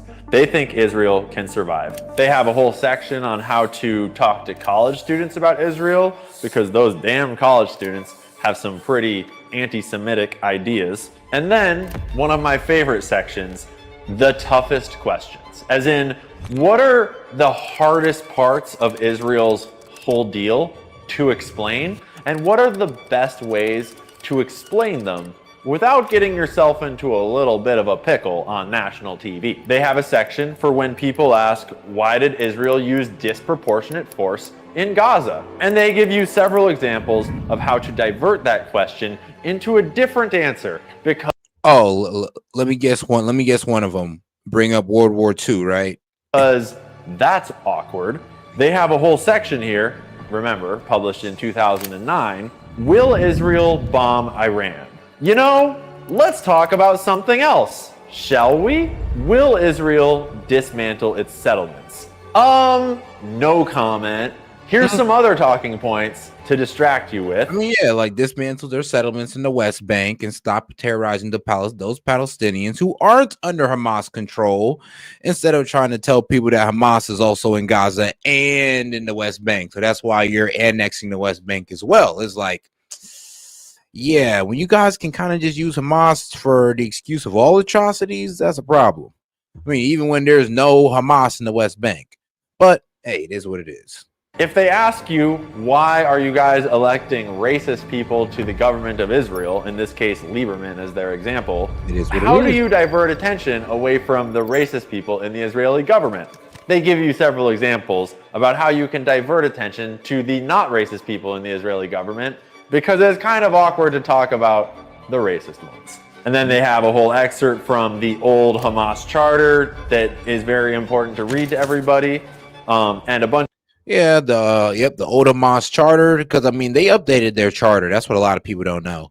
But the old Hamas charter of 1988, Israel will exist and continue to exist until Islam will obliterate it. Yep. The land of Palestine is to be Islamic, considerate to future Muslim generations. concentrated until Judgment Day. There is only one solution to resolve the conflict, and that is jihad. Bunch of facts and figures that are very pro-Israel for you to keep in mind so that you can help and explain the plight of Israel. And I don't mean to say that there is no plight in Israel. I don't mean to say that Israelis have, perfect lives. I don't mean to say that Hamas and other folks haven't attacked Israel. I just mean to say that if you're gonna defend Israel, why go with the truth when you could go with Hasbara? Because the fact of the matter is, the truth looks pretty fucking awkward when you say it out loud on live TV, and so we've devised an entire strategy of what works better. And I know it's all fun and jokes to talk about Hasbara and to laugh at their propaganda manual, but you need to consider what this means for the whole world and what this means for Israeli people. When you grow up in a society where Hasbara, propaganda, is celebrated on a national level, where you have competitions on TV for who can be the best propaganda artist, when your whole existence is raised into this Israel first at all costs, and you are willing to stretch the facts and propagandize your own people and the rest of the world in order to support your Israeli cause, that trains your young people to think in a very specific way. And when you celebrate Hasbara over the truth, your young people learn to Hey, and shout out to my man Ron for sending in the 650 jewels, the mystery box. Hey, appreciate the support. Shout out to my man Ron, running the members. think in terms of Hasbara, not the truth. And so you wind up with a world full of Israelis whose entire lives have been shaped by Hasbara, not by the truth. And to be clear, the truth is not always in favor of the Palestinians. The truth is just the truth. But when you're trying to explain what's happening in Israel and Palestine on live TV, going with the truth is not the best option for Israel. And they realized that a long time ago, and they've been doing Hasbara ever since. And it is not just a booklet that I'm reading from. It is an entire global campaign. Because when you look at the way the news covers the issue, you see a very important skew towards Israel in all of American media. It's not that way in Europe. And if you've traveled in Europe, if you've spoken to Europeans about it, if you've watched European news coverage ever since back in the 60s, all the way up until today, the coverage of the Israel-Palestine conflict abroad is very different than it is in the United States, because you can't control the news everywhere, but you can control. I mean, to be quite honest, when you get like read in on the conflict in Palestine or this whole Israel-Palestine conflict, it is shocking because it's like, whoa, how long has this been going on? Decades? Hold on, you're telling me this has been going on and like nobody covers it? Yeah, like that's the craziest thing that was like wow to me. And then I started learning how, well, it's kind of a no-no to cover that topic, and you could pretty much lose your channel if you do cover that topic. And this was like back in the day. I mean, like before COVID. Most of the news in the United States, and they damned well do. And we don't need to get into who owns all the news companies just yet, but study after study has shown that the news coverage in the United States is slanted significantly more in Israel's favor than the news coverage in other countries around the world. One of the best ways to figure out who controls the news is to look at what the news is unwilling to talk about. And there might be no better example of what the news is unwilling to talk about than Jeffrey Epstein. And yeah, the news is totally willing to talk about the fact that Jeffrey Epstein committed suicide and Jeffrey Epstein got caught doing this thing, but the news paints a very careful picture of Jeffrey Epstein. And one thing they are very careful not to talk about is the extensive connections between Jeffrey Epstein and Israel. Jeffrey was Mossad. He worked for the government of Israel. He also worked with other governments, namely the CIA and Saudi intelligence, but he was Mossad. He was a Jewish man who was elevated to his position by all Jewish men all throughout his career. He was smuggling arms for Israel back in the 80s and trafficking kids for Israel all through the 90s and getting blackmail on British and American politicians and celebrities around the world on behalf of Israel. He was meeting with Ehud Barak over and over and over again, not just because Ehud Barak has some weird fucking tendencies, but also because Ehud Barak was his boss ever since he started working for Israel back in the 80s, smuggling arms with Adnan Khashoggi and Robert Maxwell. We know that Jeffrey Epstein was Mossad, but you will not hear the news talk about Jeffrey Epstein's association with Mossad because that starts to bring up some pretty fucking awkward questions. And it's time to talk about those questions because now that you have a more clear picture of how Israel was founded, how Jewish organized crime was integral to that storyline and had no reason to stop being a part of that storyline, when you look around the world today, what do you see? And does today look like a world ruled by benevolent, kind, happy leaders, or does it look like a world that's ruled by criminals? And you would think that America is the biggest country in the world. It's the richest country in the world. It's the biggest military in the world. The American empire rules the world. All of these crazy conspiracy theorists that say that Israel actually controls America, that is ridiculous because Israel is just a tiny country in the Middle East just fighting to defend their borders and protect themselves. And you're right, Israel is a tiny country.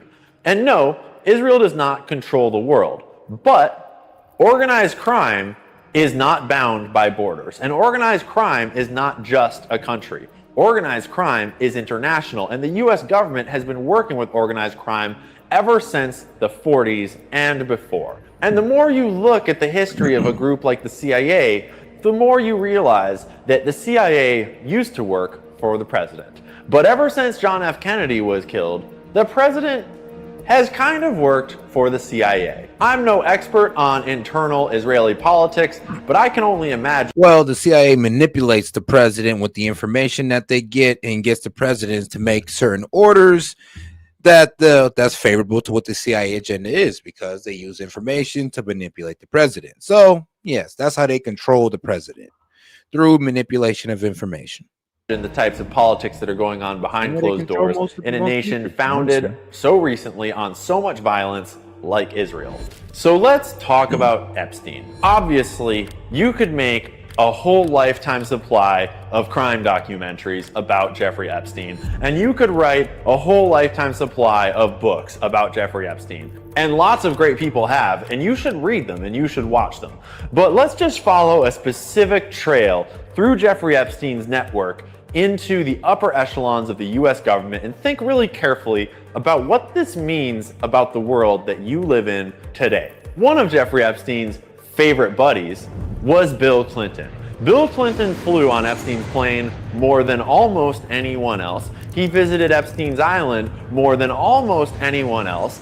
And he even invited Epstein directly into the White House on many occasions. We know quite clearly that Bill Clinton was into some pretty dark shit. Obviously, we don't know what, because obviously, how could they possibly find out? Because obviously, they didn't find anything in that raid that they did, and they don't even have the client list anyways. And how would you ever solve such a complicated crime with no evidence and a dude that just mysteriously committed suicide with no cameras? And I mean, their hands are really tied. But imagine we had evidence, and imagine what it would be. Imagine, why was Bill spending so much time with Jeffrey Epstein all through the 90s and into the 2000s until they got caught? Bill Clinton was the president of the United States of America, and he was flying around the world with a spy for a foreign country known to be blackmailing powerful people with kid stuff so that he could leverage them. And Bill Clinton was leveraged on behalf of Israel multiple times. And then, right when Israel was going through one of its most important diplomatic transitions, and Bill Clinton was orchestrating the Oslo Accords, touchy time about the borders in Israel, about the political structures with Israel and Palestine, there's this scandal that breaks where this Jewish woman just happens to be sucking Bill off. Weird. That gets leaked to the press. I wonder who leaked that information. It's a good thing it wasn't a kid. Eh, Bill? If that had been news about a kid, would have been a different story. Maybe you should think about that next time that we ask you to do something. Because I bet there's videos of other things that Bill has done floating around out there. Know what I mean, Hillary? So it's important to think about what we know about Bill. Doesn't matter if they'll admit it, doesn't matter if the news will talk about it. We all know what that means about Bill. Hillary also knows what that means about Bill. I can't help but notice that she didn't go anywhere, at least when the other Bill Gates, got caught being Epstein's other best friend. At least Melinda had the spine to fucking leave his ass. She didn't want anything to do with that. She thought it was disgusting because we all know what it means, and she got the fuck out of there. Who knows? Maybe it was for taxes. I don't know. I'm giving her the benefit of the doubt. Hillary did no such thing. Hillary stood by her boy Bill because, let's be honest, Hillary's been up to some pretty weird shit too. And the more you start to look into Hillary, the more you start to find weird things about Haiti and other weird countries. I'm not going to say anymore. I love life and I'm very happy. Thank you, Hillary.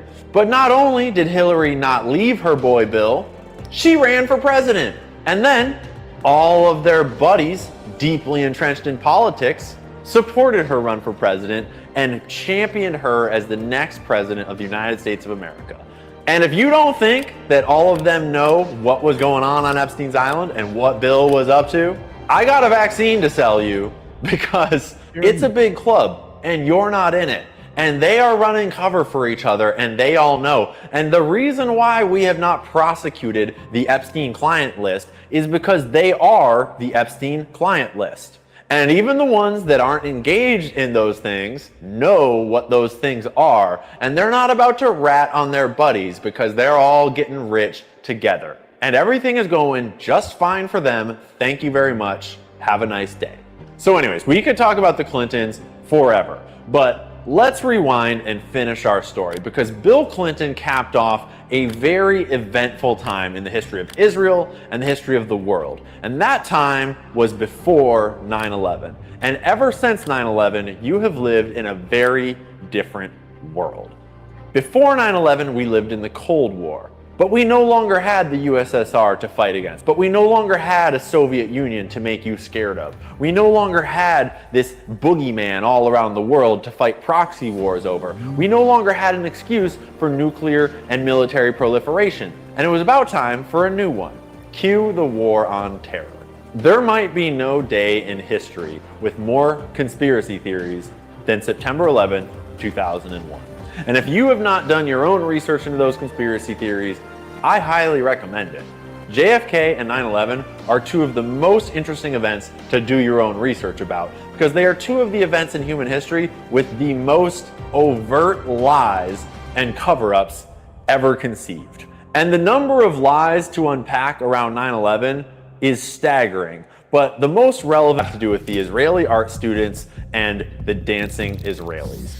And once again, the media will be very quick to say that those are just conspiracy theories and there's nothing to them. They've been debunked 100 times, and that's fine, maybe. All I'm saying is that you can read the FBI documents yourself about the Israelis that were clapping and cheering and high-fiving during 9/11 terror attacks for yourself, and you can read the reporting and draw your own conclusions. That they were like happy, you know, they didn't look shocked to me. You know, they didn't look shocked. I thought it was very strange. Because sure, the FBI determined that it's not suspicious that these Israelis were dancing and cheering and taking photos of the burning trade centers and talking about how great it was that now America will understand our plight and now America will hate terrorists just as much as us. Israel's had a problem for a long time with all of the Arab nations all around them. In particular, the strongest Arab nations, Iraq, Iran, Syria. And we know that Israel has had a problem with these specific nations for a long time because they've been writing about their problem with these nations for years. And Israel focus groups, like the Project for a New American Century, have been writing about how it would be really great to go to war with countries like Iraq and Syria and Iran for a long time. It is no secret that Israel has wanted war in these countries and has wanted these countries destabilized and overthrown for numerous reasons: oil, pipelines, terrorism, supremacy, whatever it is. But possibly the most important outcome of 9/11 is... And they damn near throwing all of them into dysfunction. I mean, look at Syria. Ideological, not territorial. After 9/11, every American was trained to see Arab people as terrorists. And the media was so effective at establishing this narrative within your mind that most Americans don't even realize how conditioned you have been to think of all Arab people as potential terrorists, and everyone else is far less likely to commit acts of terrorism. Need I remind you that until very recently, when a little Wikipedia article was changed, the world generally agreed that the first modern terrorist attack in history was the Jewish terrorist attack on the King David Hotel during the combat for the establishment of Israel. Some of the very first terrorist groups in the modern world were Jewish terrorist groups terrorizing the Arab populations in Palestine for the formation of Israel. Terrorism does not have a color or a nationality or a religion. Terrorism is when you kill civilians. Simple as that. Doesn't matter if you're a nation, doesn't matter if you're a militant group, doesn't matter if you're an individual. If you're running around killing civilians, that's terrorism. Doesn't matter if it's self-defense, doesn't matter if they look different than you, doesn't matter if they called you names. Even during wartime, there is a limit to how many civilian casualties are acceptable and how many constitute war crimes and terrorism. And certainly, there are a lot of Arab people around the world that do terrorist stuff. Yep. But there's also a lot of people of every other color that do terrorist stuff. But by painting Arabs as the face of terrorism, Israel won a critical propaganda victory because the American mind is now trained to see Israel's enemies as their enemies. And we have been fighting their wars for them ever since. And we have successfully overthrown all of the enemies of Israel in the region, except for one. Yeah, and I'm be real with you, it was a bit strange when we was getting close to a war with Iran, and you know, everybody was we don't want no new wars, we want peace and all this good stuff, until it came to bombing Muslims. For some strange reason, everybody was just on board. It was all good as long as it was Muslims. And it kind of reminded me of how we got into it after 9/11. But hey, I always do say, try to steer away from that hatred of Muslims, because honestly, that's what honestly fuels this warlike mentality. Or I would be real with you, this war hawk mentality. Syria has been plunged into civil war for years now.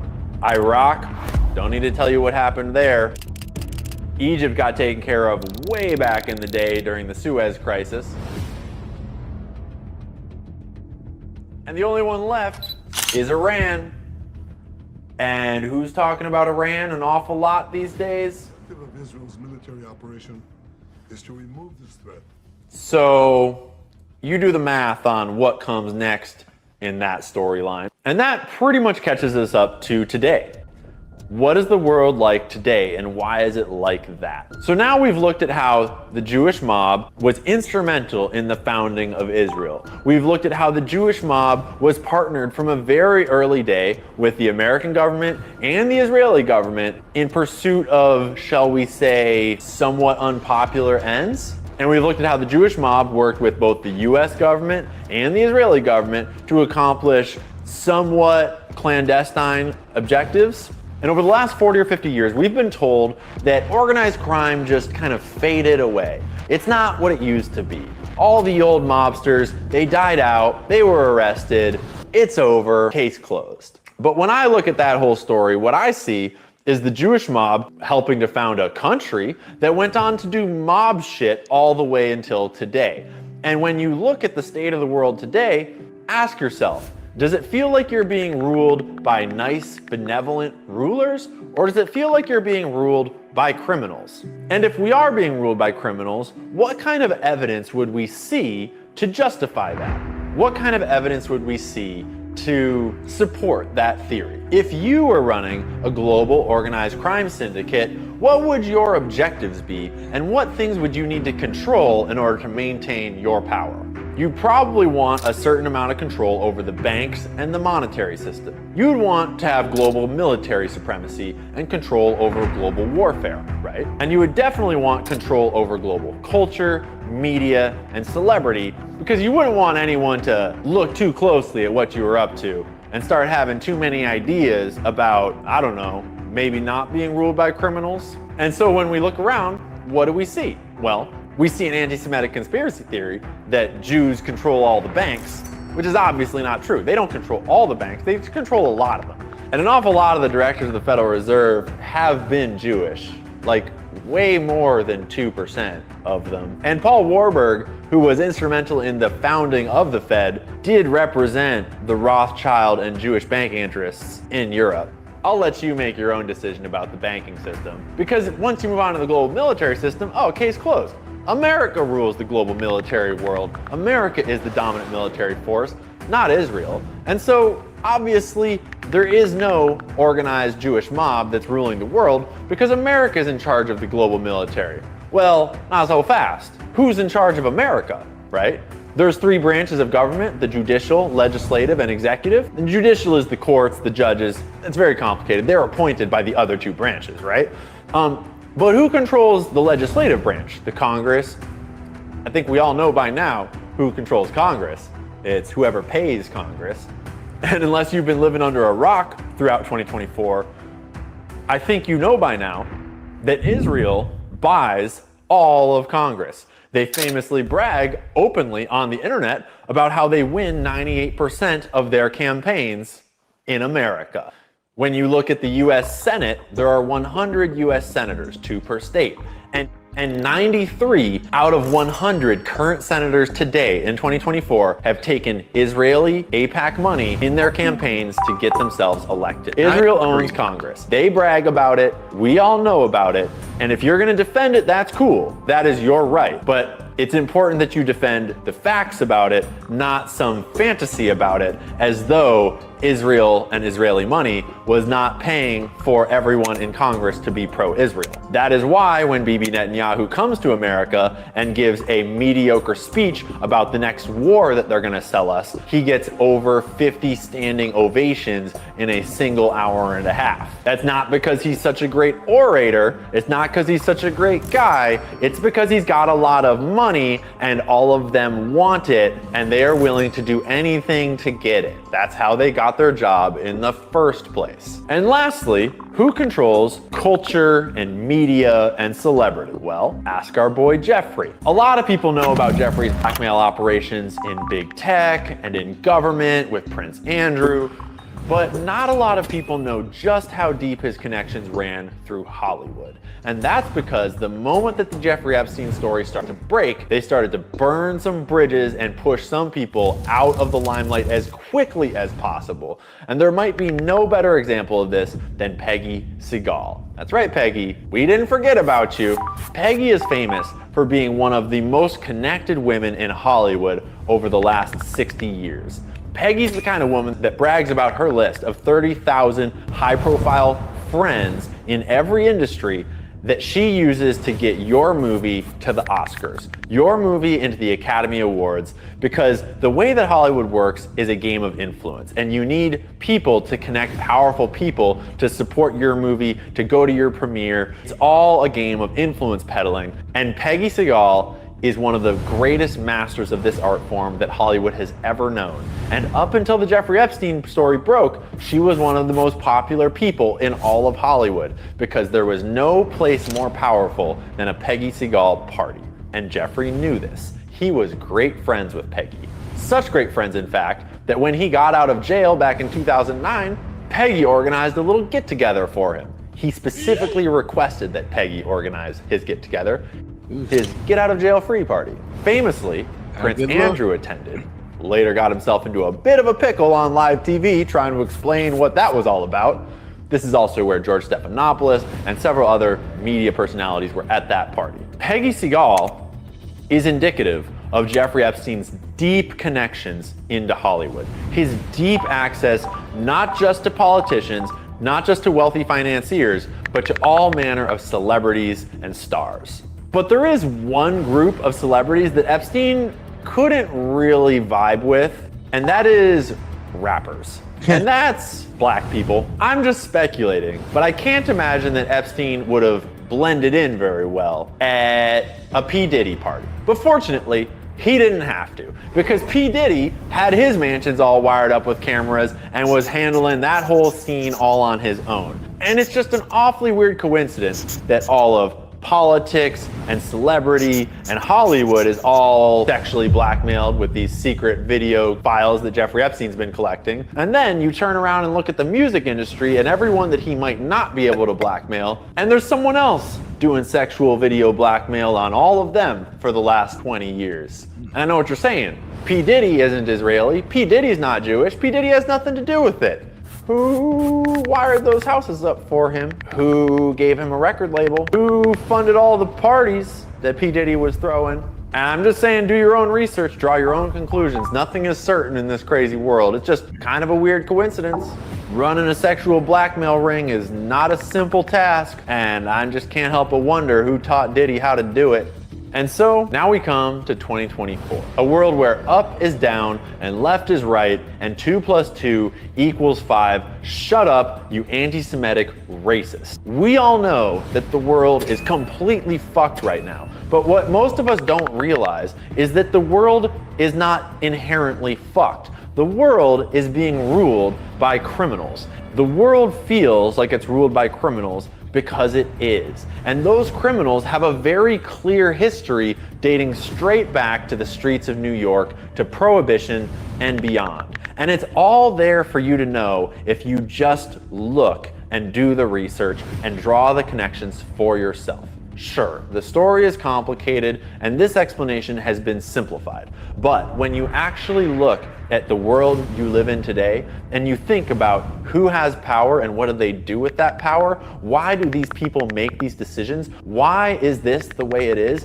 Why has no one prosecuted a single Epstein client? They're Occam's razor. Usually, the simplest explanation is the best. And when the whole world looks like it's being run by a criminal cabal, maybe the world is being run by a criminal cabal. And just because the news won't talk about Epstein doesn't mean that Epstein wasn't important. And just because Epstein accidentally died in prison doesn't mean that his job is still vacant. Those networks are very active in the world today. And until we see mass arrests of all of the clients of those networks, and we see children rescued from those networks, and we see a major restructuring of the systems that supported those networks and allowed for them to operate in the highest offices of government, of celebrity, of media, they're not going anywhere. They are still very much active today. And yes, what that means is that right now, while you are watching this, wherever you are on whatever day it is today, right now, somewhere in this world, some billionaire, some millionaire is abusing a kid right this moment using these networks because they never closed. They just changed hands. Epstein expired. Someone else took his job, and I guarantee you they're still doing just fine, because until we see all of these motherfuckers brought to justice, everything's gonna stay exactly the same. And ignoring it will not solve the problem. So it's time we address it and confront it. And if it walks like organized crime and it talks like organized crime, it is probably the Jewish mob that founded their own fucking country and moved in and has been doing mobster shit ever since. Israel absolutely has a right to exist as long as they stop doing mobster shit to the rest of the world. And sure, Israel can do what it wants within its borders. But since when was it okay for Israel to buy out your politicians to do what it wants within your borders? And yeah, maybe it's not the best idea that Iran get nuclear weapons, but maybe you should think carefully about the country that is most vocal about that concern, because they stole their nuclear weapons from us, and they currently use them to nuclear blackmail the world if they don't get their way. And you don't know most of this because of a global Hasbara campaign. The literal inventors of propaganda have told you how to think, how to see, and it's been repeated so many times that the lie has become the truth. And it is time. I mean, that is true though. Like, every time I did debate the pro-Israel guys, I would bring up, Israel's illegal nuclear program. they would know nothing about it. And I'd be like, yeah, Israel got nukes, and we're all complaining about Iran having uranium, and them being under scrutiny under the nuclear deal that we have with them. But we got Israel over here with no nuclear deal, with having nukes that aren't monitored or tested or investigated in any way, shape, or form. But here we are harping on Iran. I mean, crazy. And that we all had an honest conversation. I mean, can't we deal with both of them at the same time? About what is actually going on in Israel, because the number one cause of anti-Semitism in the world today is not anti-Semitism. It is Israel doing dumb shit that is not good for the global image of Jewish people. No one is more harmed by Israel's actions than Jewish people around the world that are just trying to shout out Jake Peters, man. Long time no see. Live their lives with their neighbors in peace. And it does not help when the Jewish state is doing mob shit and killing civilians by the thousands, ruling America through proxy and bribery and blackmail, and generally pissing everyone off in the international community. Yep. That is not a good look. And it is I mean, like when they bombed Qatar, and I don't know why anybody was trying to run game for it. I mean, let's be real. They are an ally in the Middle East. And they're the ones that's helping us run diplomacy with all of our adversarial, Middle Eastern nations. And they help other Middle Eastern nations try to, work towards diplomacy. So the fact that we bombed these guys for, pretty much being diplomatic is crazy. And people had the excuse of, oh, well, they're harboring Hamas leadership. Yeah, that's what we pretty much asked them to do. That's what we honestly love them for doing. That's what we celebrate them for doing. Holding those leadership of those radical groups or adversarial nations and being able to hold talks with those guys on neutral ground, which is Qatar. So bombing Qatar for that was completely out of line.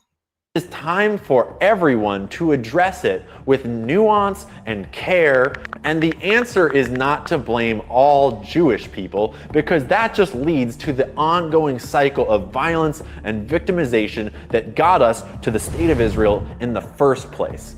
The answer is to call out mob shit where we see it and demand resolutions and a better world. To speak openly and freely, regardless of what names the ADL calls you, because the ADL is a part of that mob shit. And if you're gonna be scared of getting called a name, you're never gonna do shit to an international. I know the ADL is gangster. I ain't gonna lie. What they did to what's the basketball player Kyrie Irving, when he shared that movie that he was watching, didn't really say anything about it, just shared a movie, and all of a sudden they're trying to call him anti-Semitic. They made the man apologize and donate money. I mean, yeah, made him bend the knee and kiss the ring completely.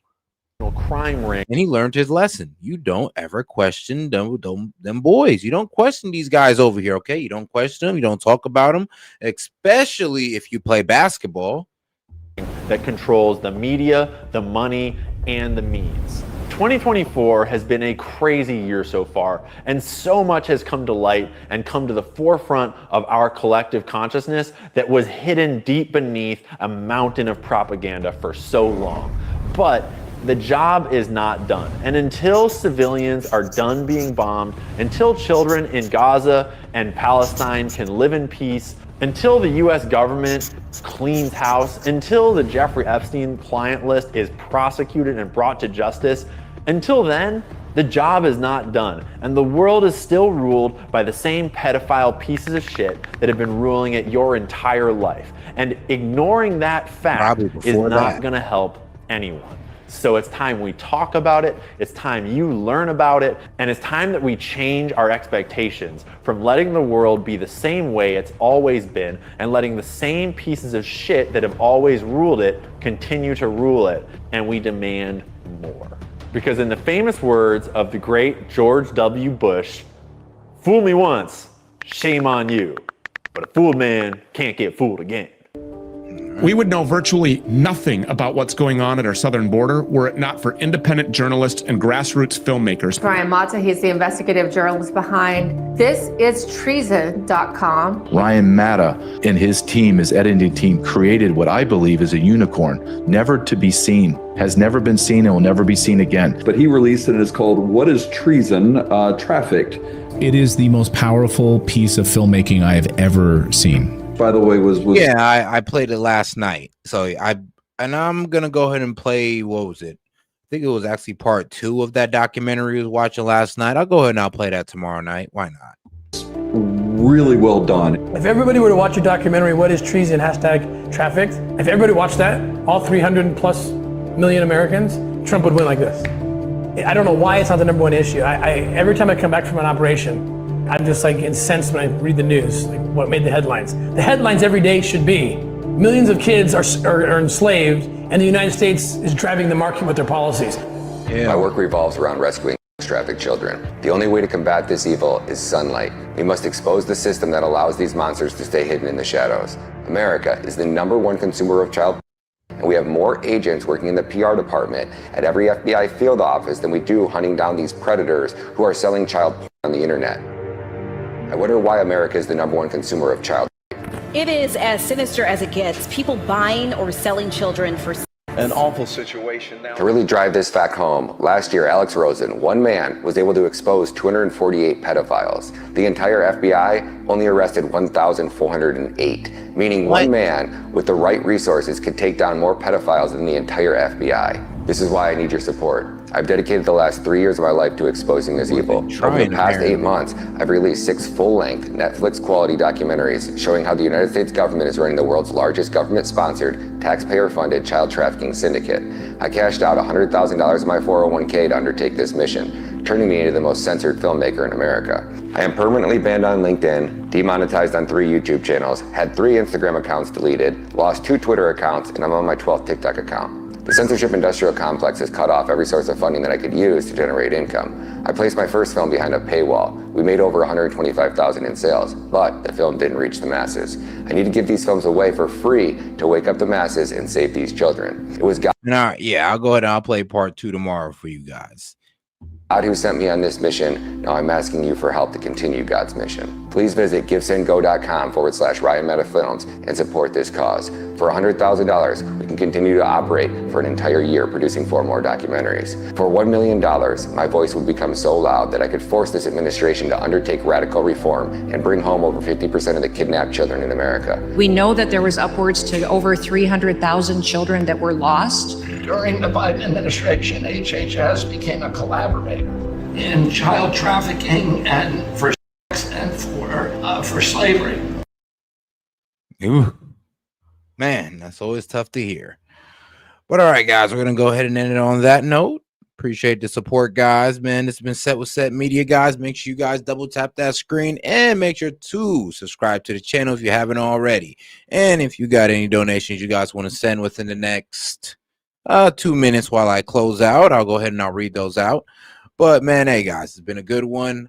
I mean, it's definitely been quite the day. So I guess I'm gonna give myself a slight little monologue time. So the Democrats gave in. They didn't really get what they wanted. They bitched about Obamacare healthcare subsidies for about 40 days and 40 nights and didn't get a goddamn thing. But I mean, they did achieve by putting the American people through heartache, and maybe the American people is going to wake up to that and realize how duplicitous these bastards are. I mean, come on. I mean, it is the height of evilness just to sit there, keep people away from their benefits, and then point the finger somewhere else. And then they're only going to believe you because of how much trust that they put in you. And for you to betray their trust like that is sinister. But that's just how politics works, though. People put trust in these politicians, and hey, the politicians betray that trust by telling them bullshit. It happens. It happens. But hopefully it gets passed through. We can go ahead and get that passed through to Congress. We ain't got no more holdups, and everything's all in good standing with the American people. And maybe the Republicans are serious about actually negotiating health care in good faith. I hope they are. I believe they are, because it's actually part of the agreement to get it open. So I would hope that they would, you know, abide by it. So we're not here in freaking January. Oh, and shout out to my man Jake Peters, bro. Long time no see. I'm happy to see you. He says it's good versus evil, point and simple. Yep, point and simple, or plain and simple. Period, point blank, my man. Hey, I love that you're back. But yeah, it is definitely like that. So I'm actually happy to see that we're actually moving in the right direction when it comes to, well, opening up the government, and we'll leave the Dems to celebrate their win. Look, guys, they needed a win. They were literally like in lamination, in mourning over the loss that Kamala Harris suffered. Man.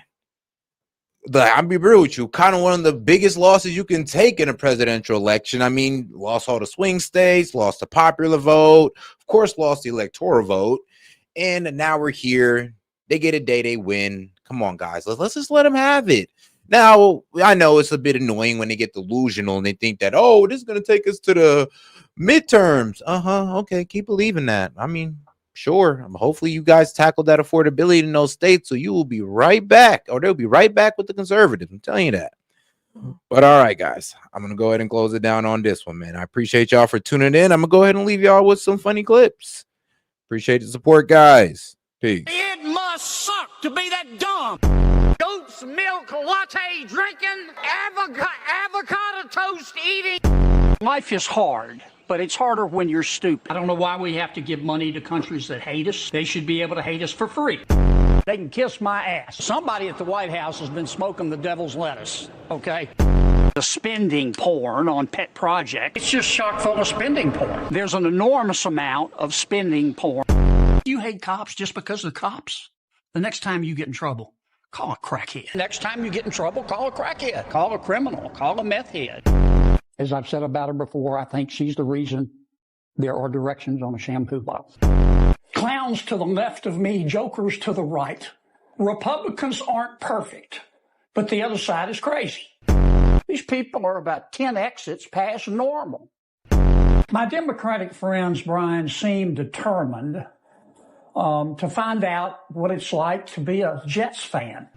God created the world, but everything else is made in China. With respect, there are times, particularly recently, when I think Speaker Pelosi is one of those people who tried Tide Pods. I'm going to bomb the shit out of him. But it's political bullshit. She said he's a pussy. They're ripping the shit out of the sea. Not you. Not you. Your organization's terrible. Can you imagine if I used the F-bomb? It would be the electric chair, right? You're not going to raise that fucking price. That there are, for immigrants on the whole, Come on, try getting it out. Try getting it out. I'll get it out. I mean, I don't know if you're going to put this on television, but you don't even know what you're talking about. Try getting it out. Go ahead. Oh, go ahead. Sure. She's shocked that I picked her. No. She's like in a state of shock. I'm not thinking, Mr. That's President. okay. I know you're not thinking. You never do.